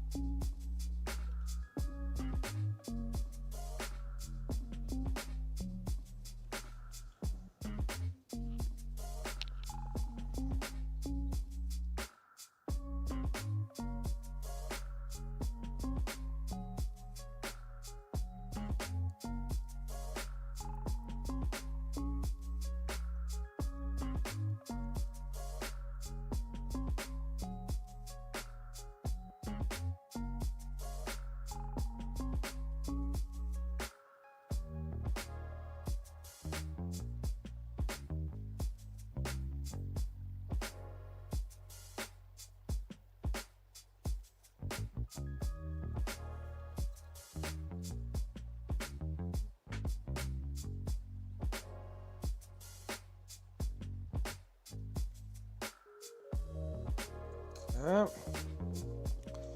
And then we'll just sit there and start hammering out joints. One little joint at a time.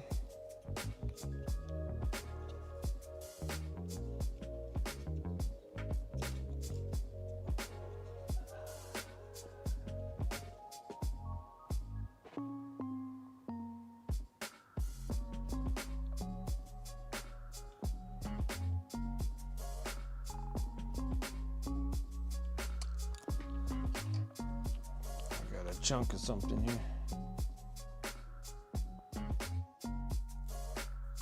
Whatever it was, who knows? A little bit of this Nevada desert in it. Who knows?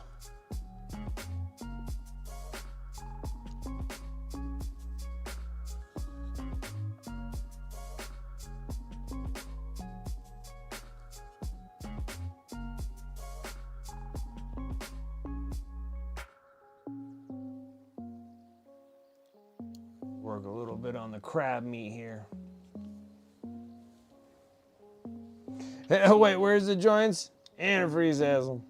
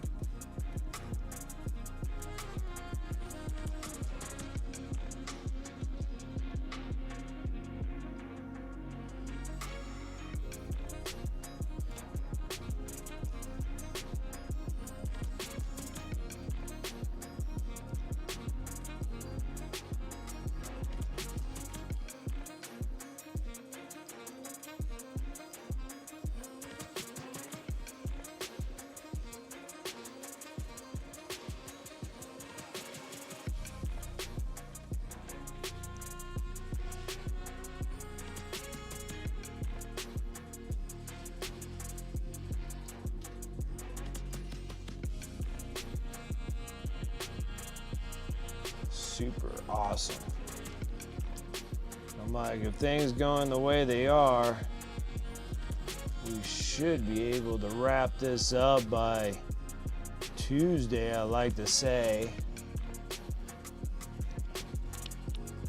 As I'm like, shoot, I still got like a whole nother hour of painting here. Get all the flesh tones all smacked down, and then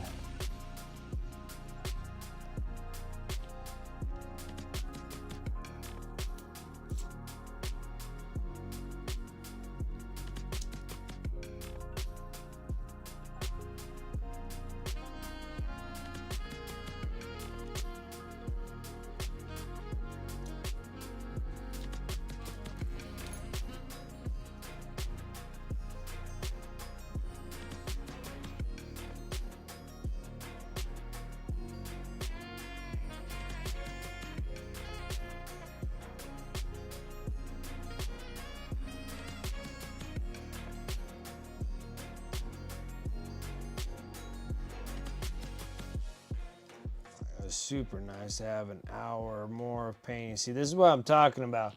So most of the time my stream would stop at 9, and then I'm like, man, I could get so much more if I had just one more additional hour.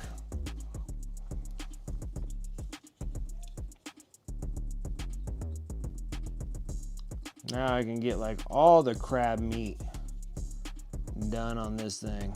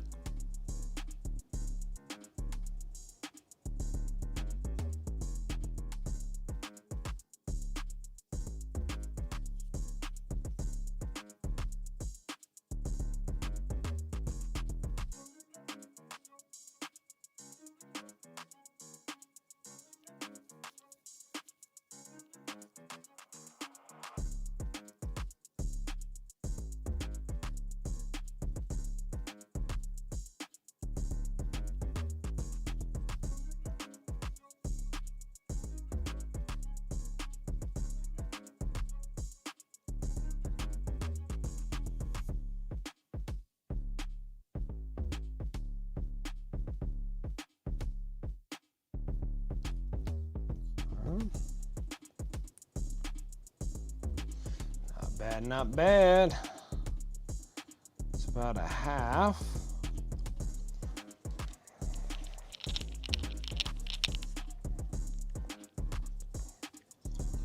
I think that the tentacles should be all fleshed out.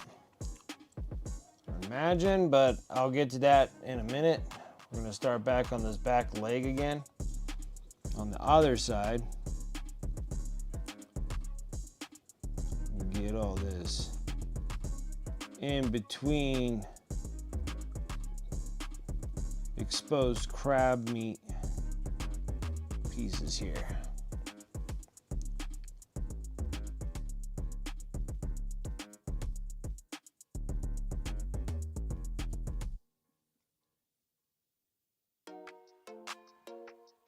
Not meta, but looks fun to play. Well, that sounds fun. If it seems fun, I don't know why not.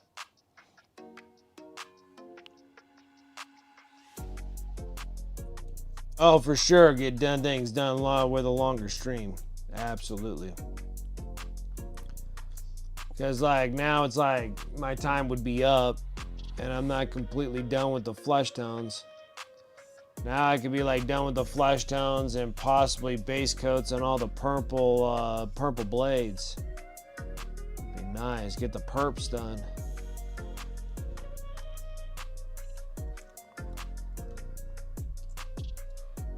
With an enhancement of units around here with +1, 2 6-man Wraith units with Technomancer, Locust Destroyers with Lord and Stealth enhancements, and 2-man Heavy Lotus Destroyers that run around with a Glock. Confuse the hell out of everyone.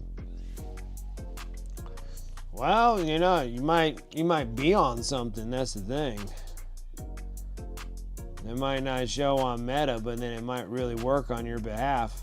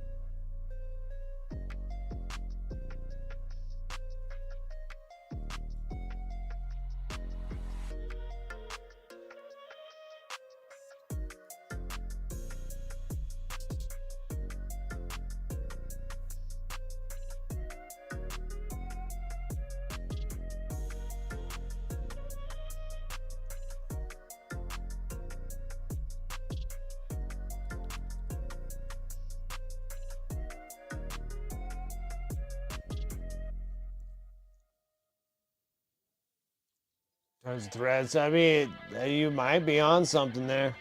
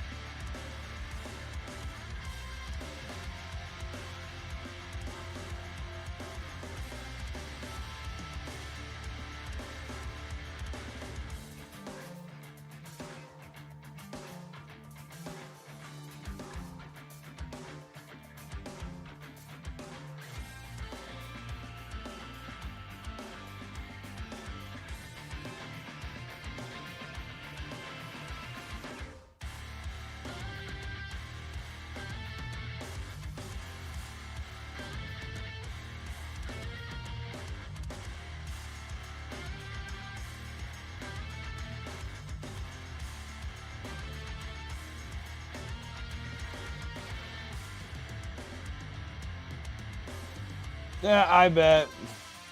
I feel like all hotel internet sucks.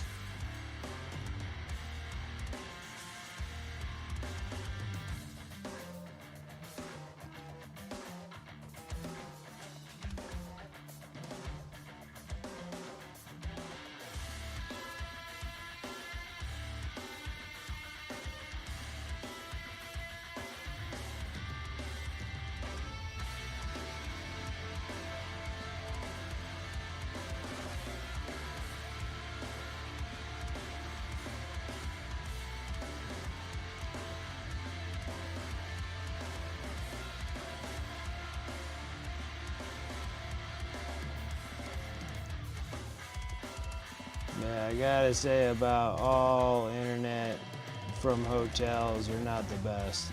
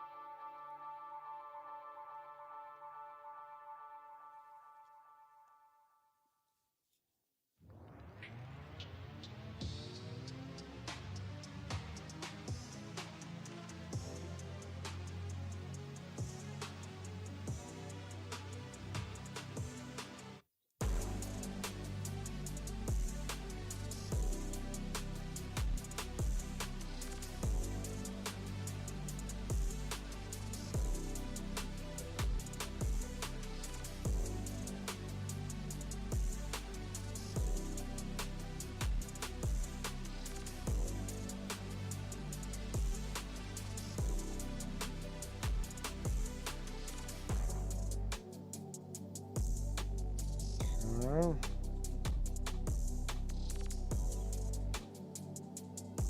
where's the other stinking leg? There it is.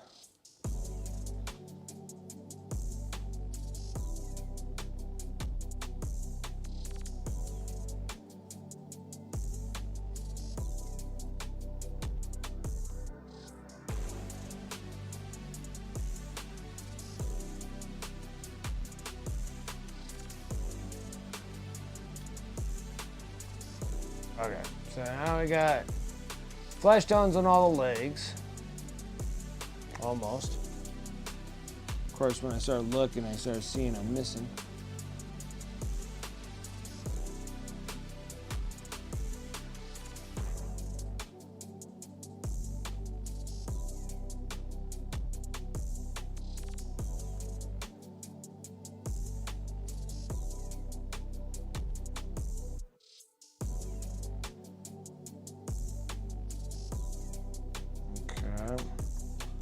Now I can say that all the legs are done. With the first coat, of course. Still gotta go in the second coat with the tan flesh, but. You're like, damn, it's only 9? Yeah, welcome to my time frame, boy. Hell yeah. It's 9 o'clock.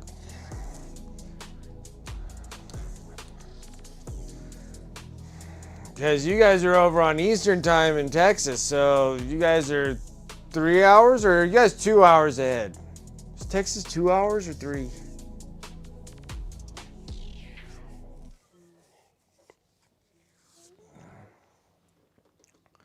I want to say maybe they're 2 hours ahead.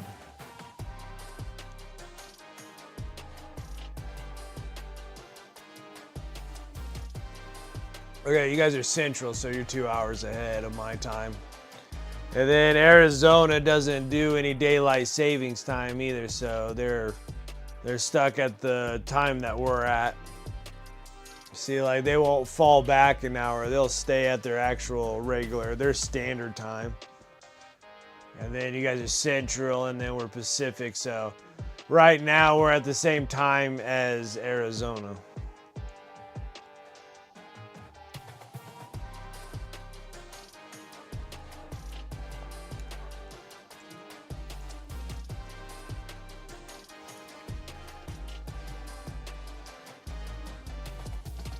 So I guess that you guys will only be an hour ahead? Well, I think you guys should be 2 hours ahead. 9, 10, it's like 11 o'clock over there in Texas, right? And then it's like 9, 10, 11, 12. It's like midnight over there in the East Coast.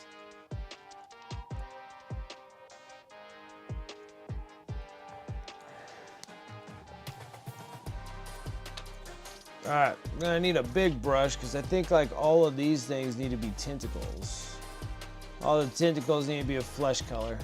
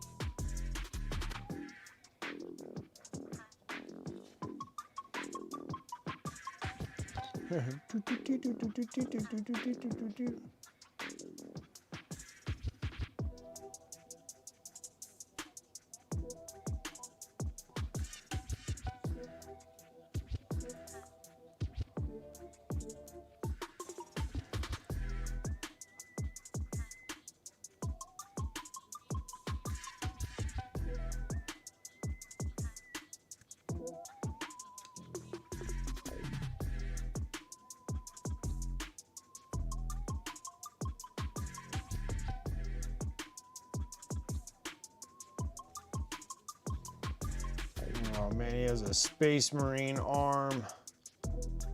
I don't recall it in the other time I painted this, but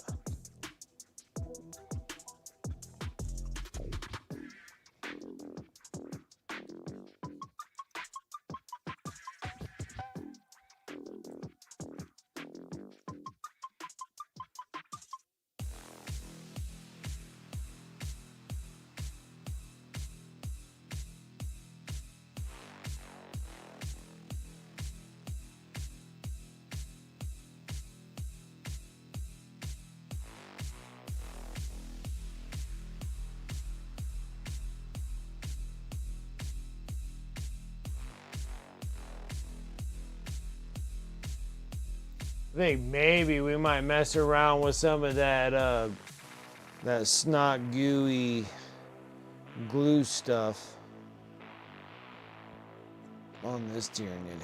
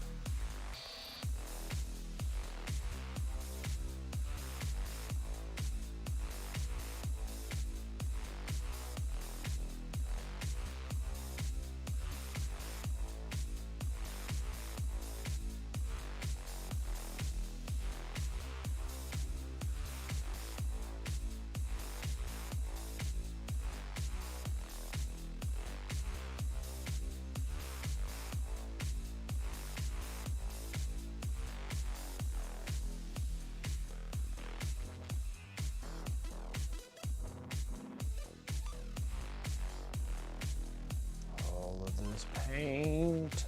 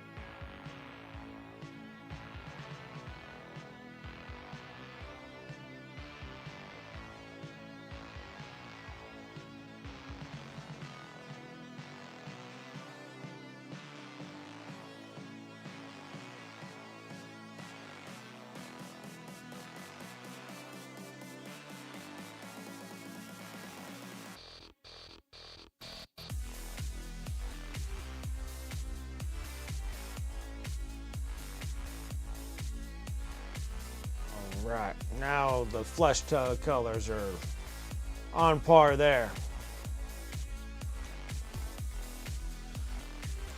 You might be able to get that list fully painted. It's 26 models, that's not bad. It's not bad at all. Should be able to wrap that up.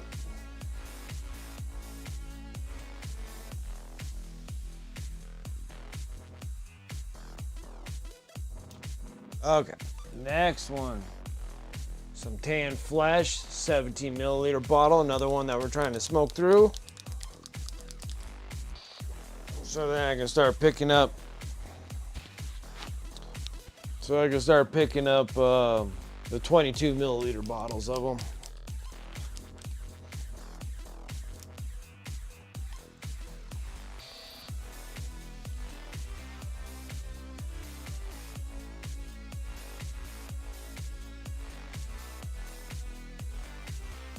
this on, and then it'll be like the small claws and teeth.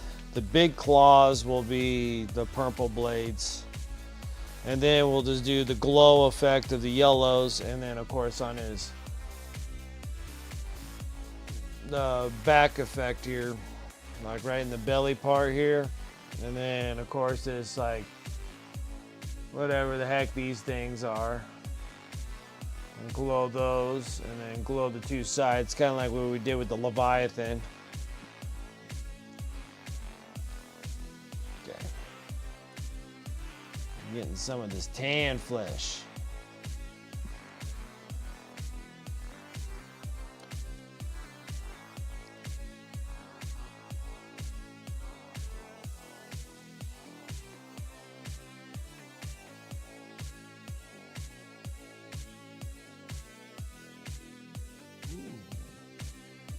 Ooh, getting some stuff done.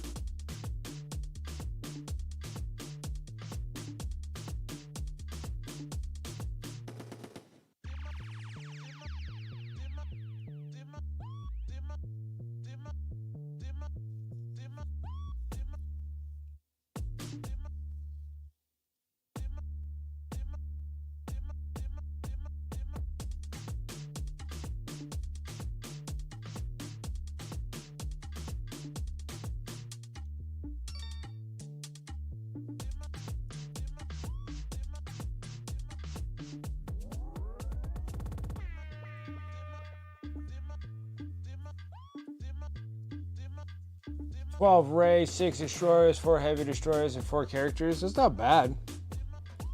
That's not bad at all.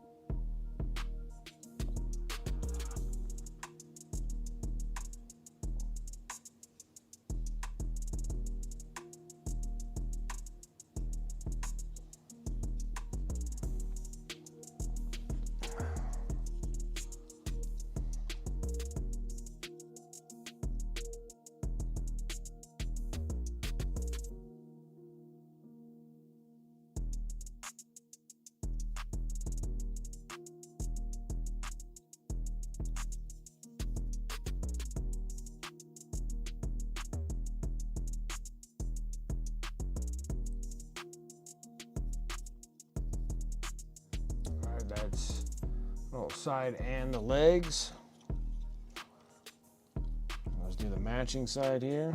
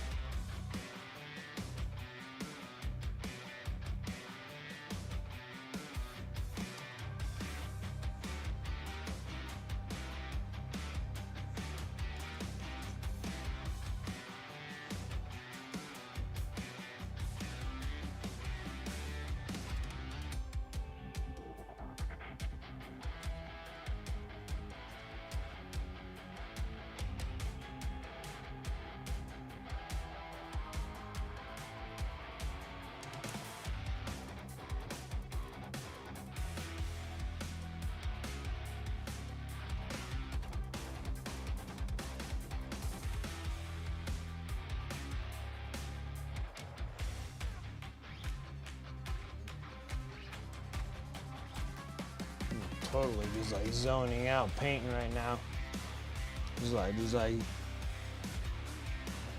Just hammering.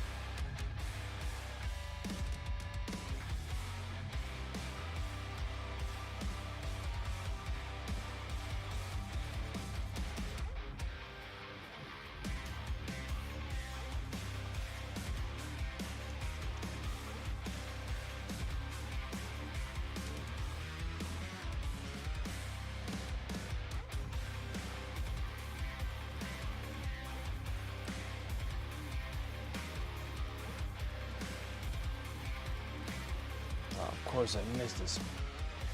It's just one of the pieces that are part of the basing stuff. I always forget something. I'm always forgetting something. A lot of times I'll just hide these things up, but since we're in the process and I actually remember, we'll do it. Oh, we got more.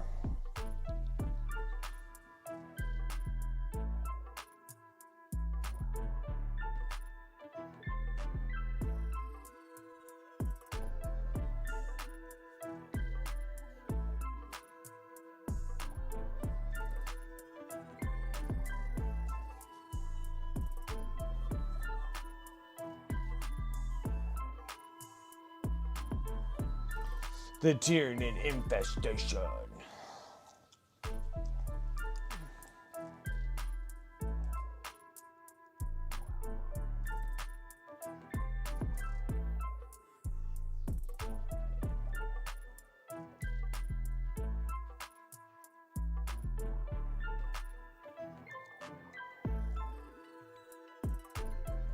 Right. Oh, I need a minute. I need a second.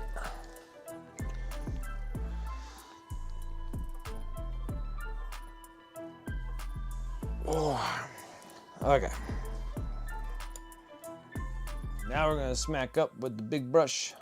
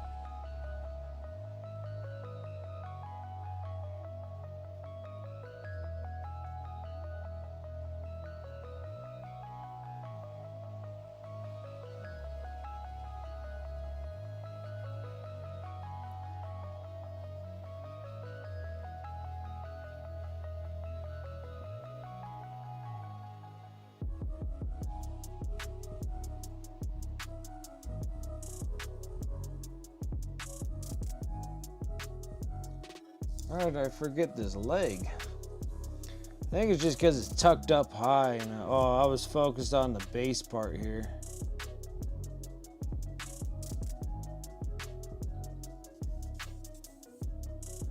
So then I'm like, how the heck did I just completely miss a part? Ain't the first, but always seems like it happens that way.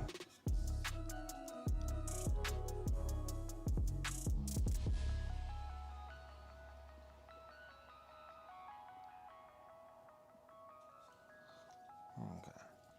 Now Lee's got that.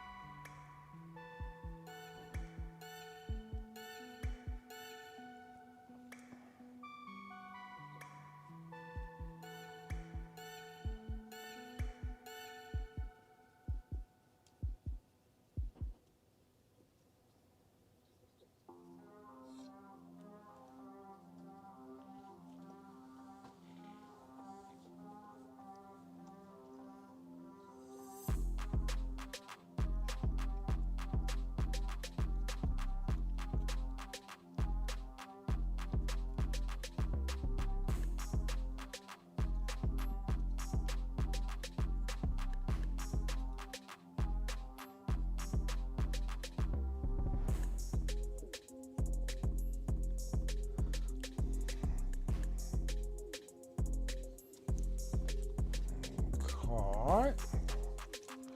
Not bad there. Not bad at all. Not bad at all.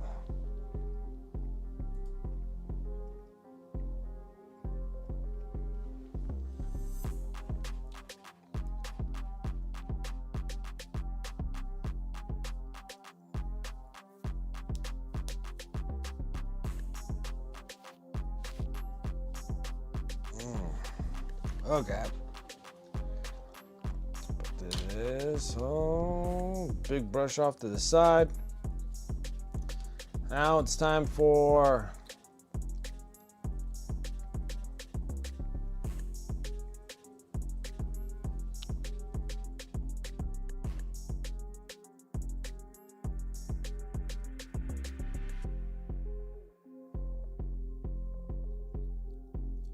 I want to say probably the small teeth and claws.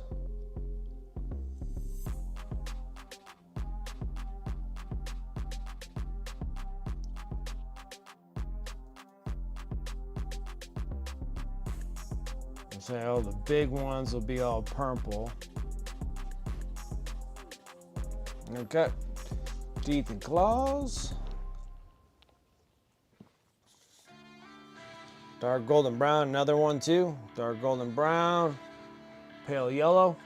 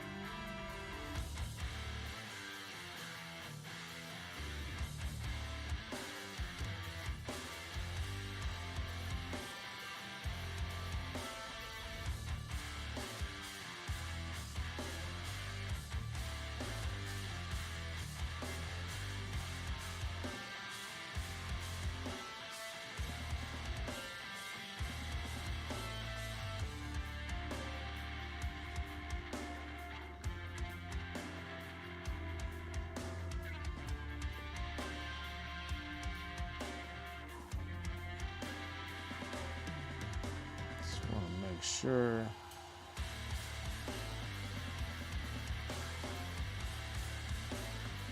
No other small claws. Looks like everything else goes right into there. Just right into the mouth.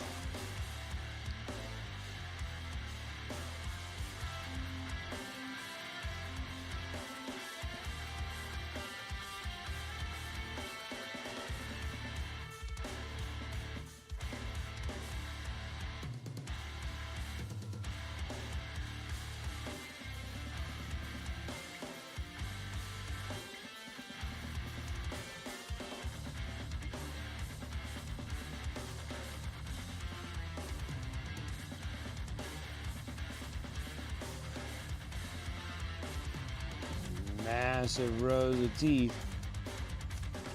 Spooky, spooky amount of teeth.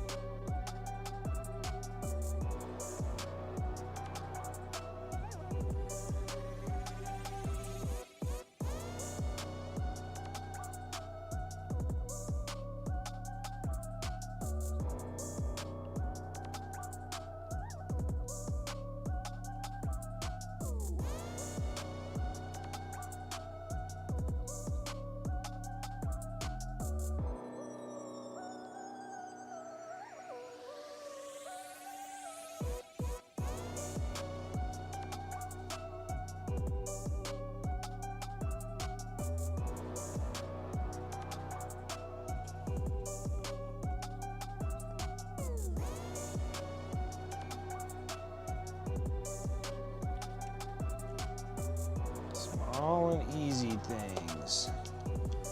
The small and easy things.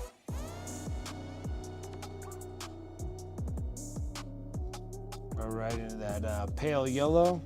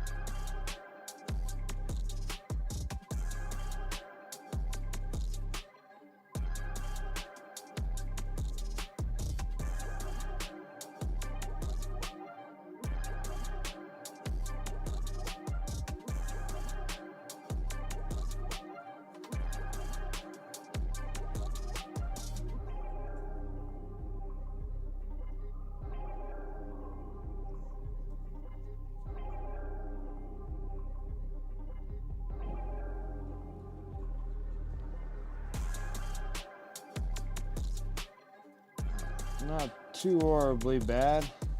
Teeth and claws go by pretty quick. Let's see here. Got about 15 minutes on the clock. Let's go ahead and do the black vents. And then all I have to do is purple and glow effects, and then we'll use some of that dirty down snot stuff and make things all kind of gooey coming out of them. What did I do with the coal black? There it is.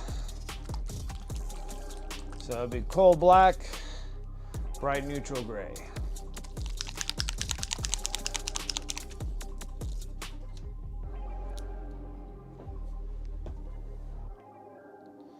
Try to jam some models.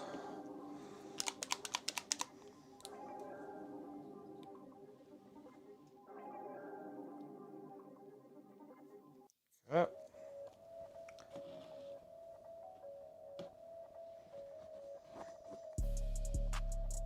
I'm gonna go into a smaller brush. We're gonna go into the 0.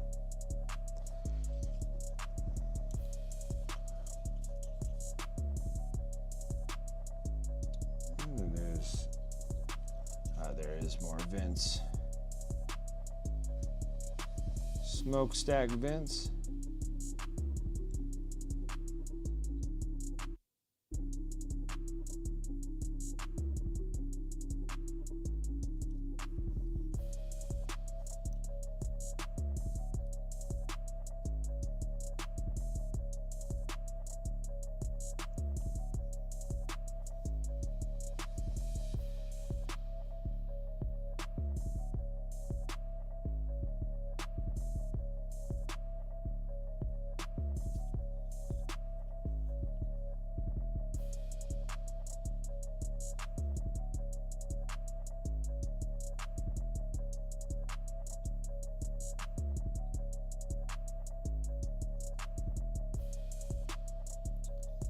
These are just outside vents. There's none internally.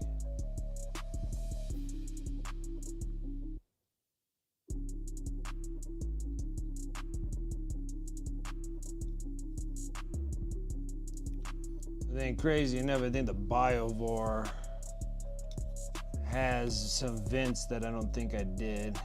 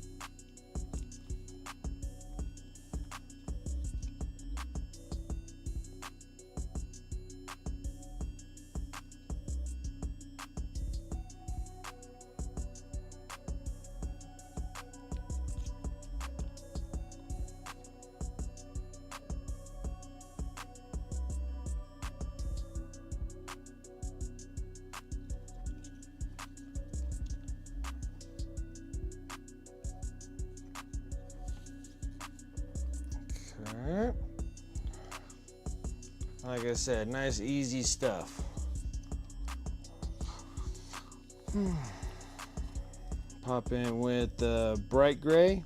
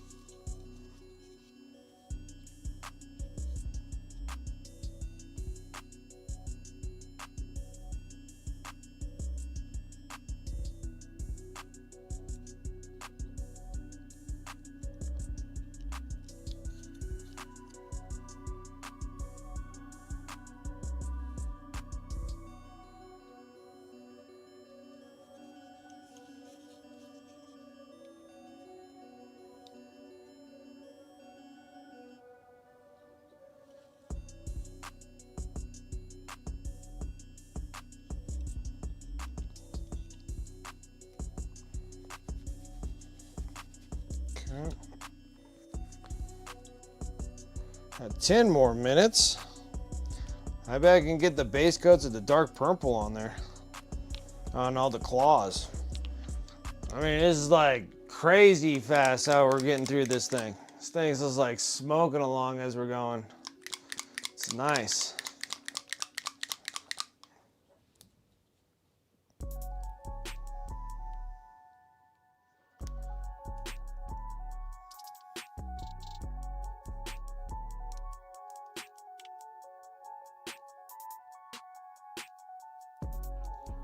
We are coming along.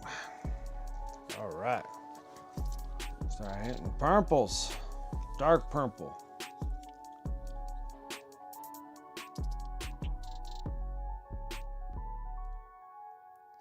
It's all about that big brush.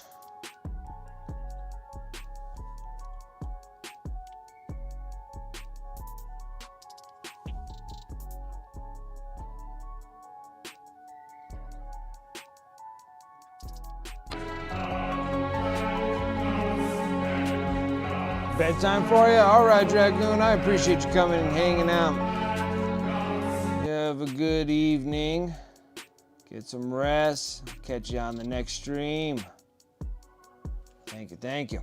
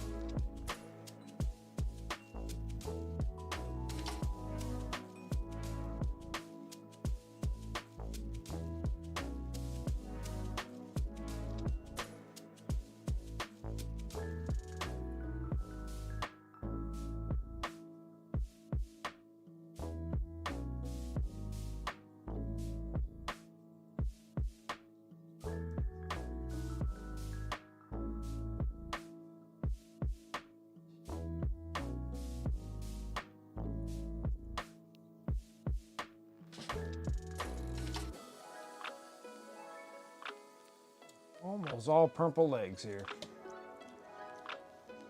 Purple claws, I mean.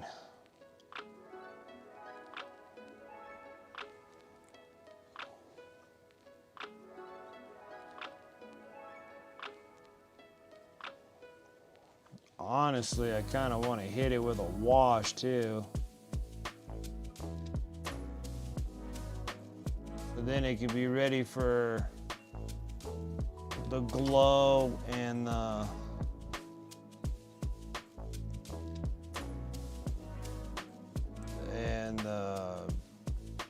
dirty down snot stuff. Maybe I'll hit that real quick. Then we could be like, it's done, nothing more to do. It's been washed.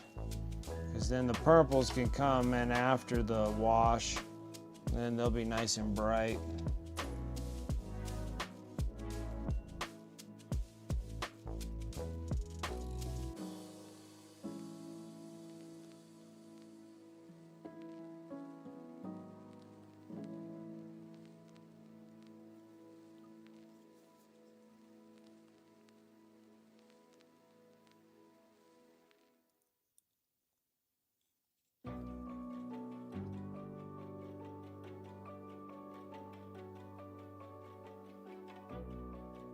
Let's give that a minute to dry, and let's go ahead and hit it with a wash. It'll be all good. All good. Let's go get a wash on it. I got like just a few minutes left.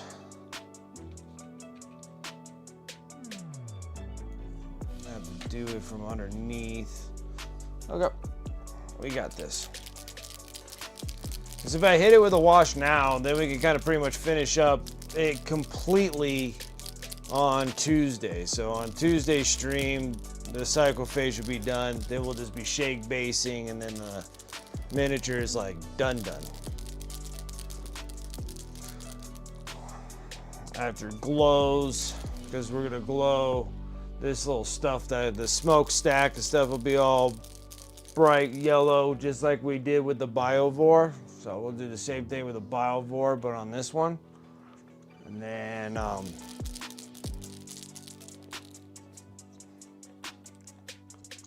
it's gonna work. So we're gonna take the oil wash, take a little bit of the solvents, grab a big brush because we're covering big surfaces, dip it in the oil, dip it in the solvent. Let's just kind of hammer it.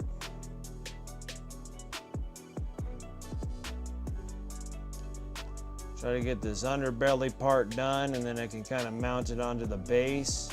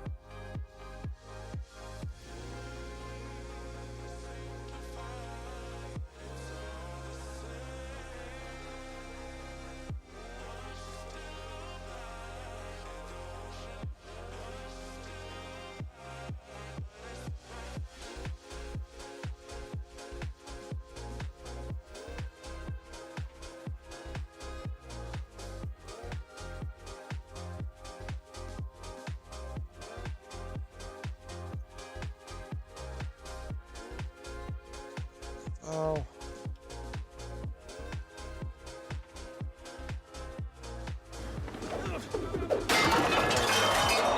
Like almost in time. Are you not entertained? Is this not why you are here?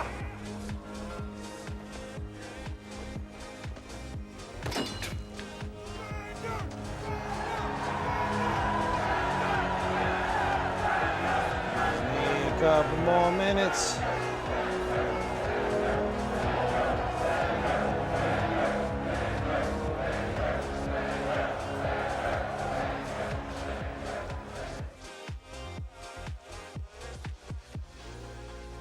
So much on there, it's all drippy.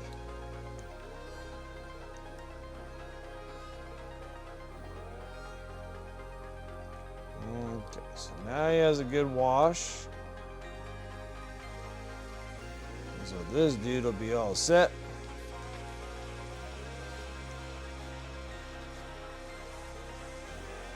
Nope, drop the brush wicket, it's over. Yeah, it is.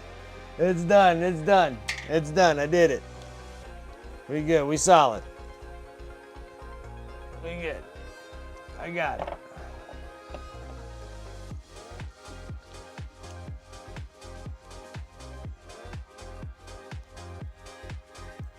Game over, man. It's game over. I was trying. Like it's like a struggle fest. I was trying. I was really trying. Really, really, really hard.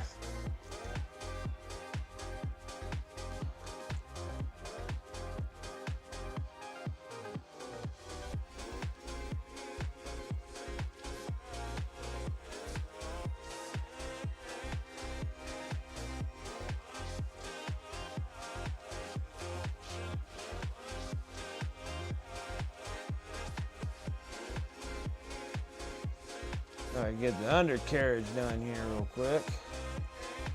And get it mounted.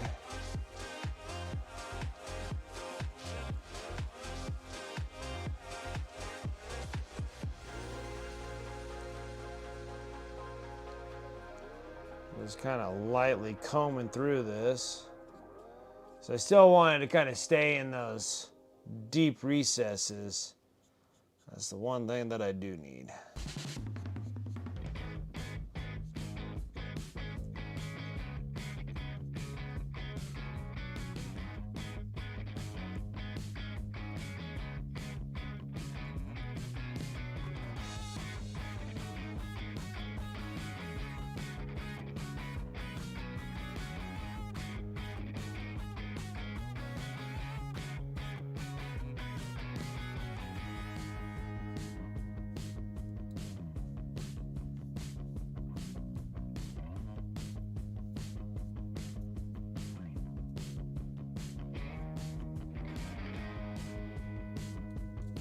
My goodness.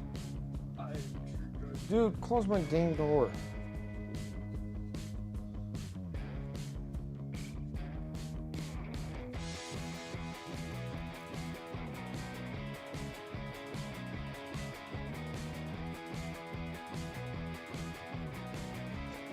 Almost.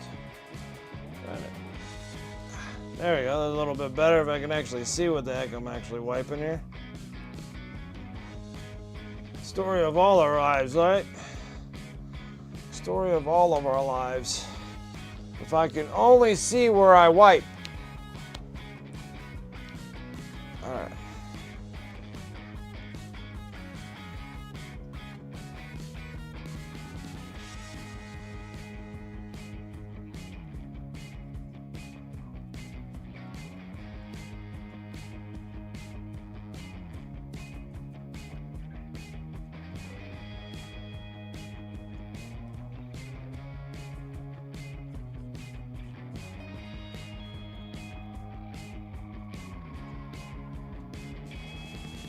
Yep.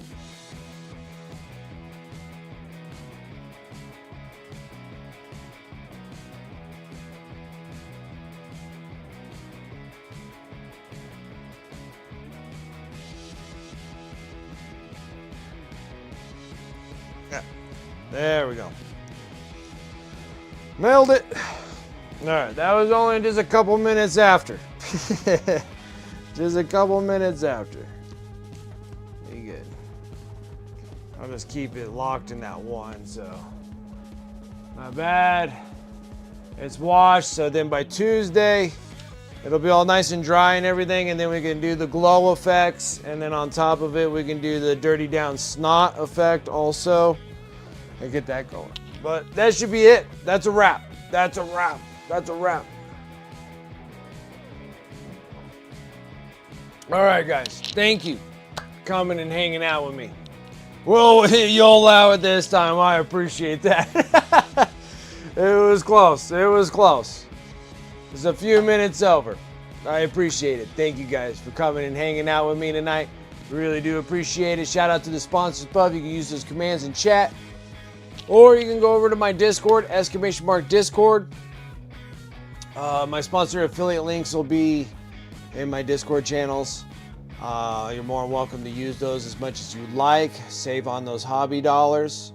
Also got the Wicked Dice through Discord if you want to hit me up there. And then also got my eBay store. Everything that I paint over here on stream, unless it's like a commission, which you can hit me up on Discord as well. Or you want to grab these things before they go up on the eBay, you're more than welcome to do that as well. But check out my eBay store. Everything that gets sold on there will supports my YouTube channel. I'm working hot and heavy on that, guys. Like, I am constantly recording almost on a daily on a daily deal there. Just keep on recording and then edit it. And then like tomorrow and Sunday is going to be just crazy hours of more recording so I can get these things going on there. So and then also because I Twitch stream here, and then we also dual stream over to YouTube as well. So over on YouTube, if you guys are watching there, please like this video and please subscribe to my channel. I really do appreciate that if you guys show some support there. Also hit me up on my socials, mostly on Instagram, but I've been slacking on my socials. I thought I was going to be on top of my socials, but I've been slacking hard on those. I think it's all the recordings taking up all my time. But I do appreciate if you guys come and follow me over there on the Instas and all the other social media things that I'm tied to there. But I'm pretty sure that's about it. That's about it, everyone. That is it. Let me go over on my Twitch. Let me refresh myself. Let's see here. I got some...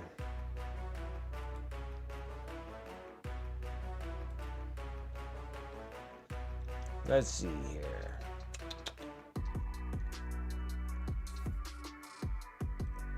Let's go ahead and go over to...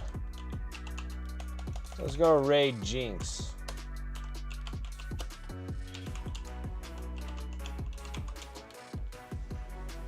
Let's go over to Jinx start, see what she's up to.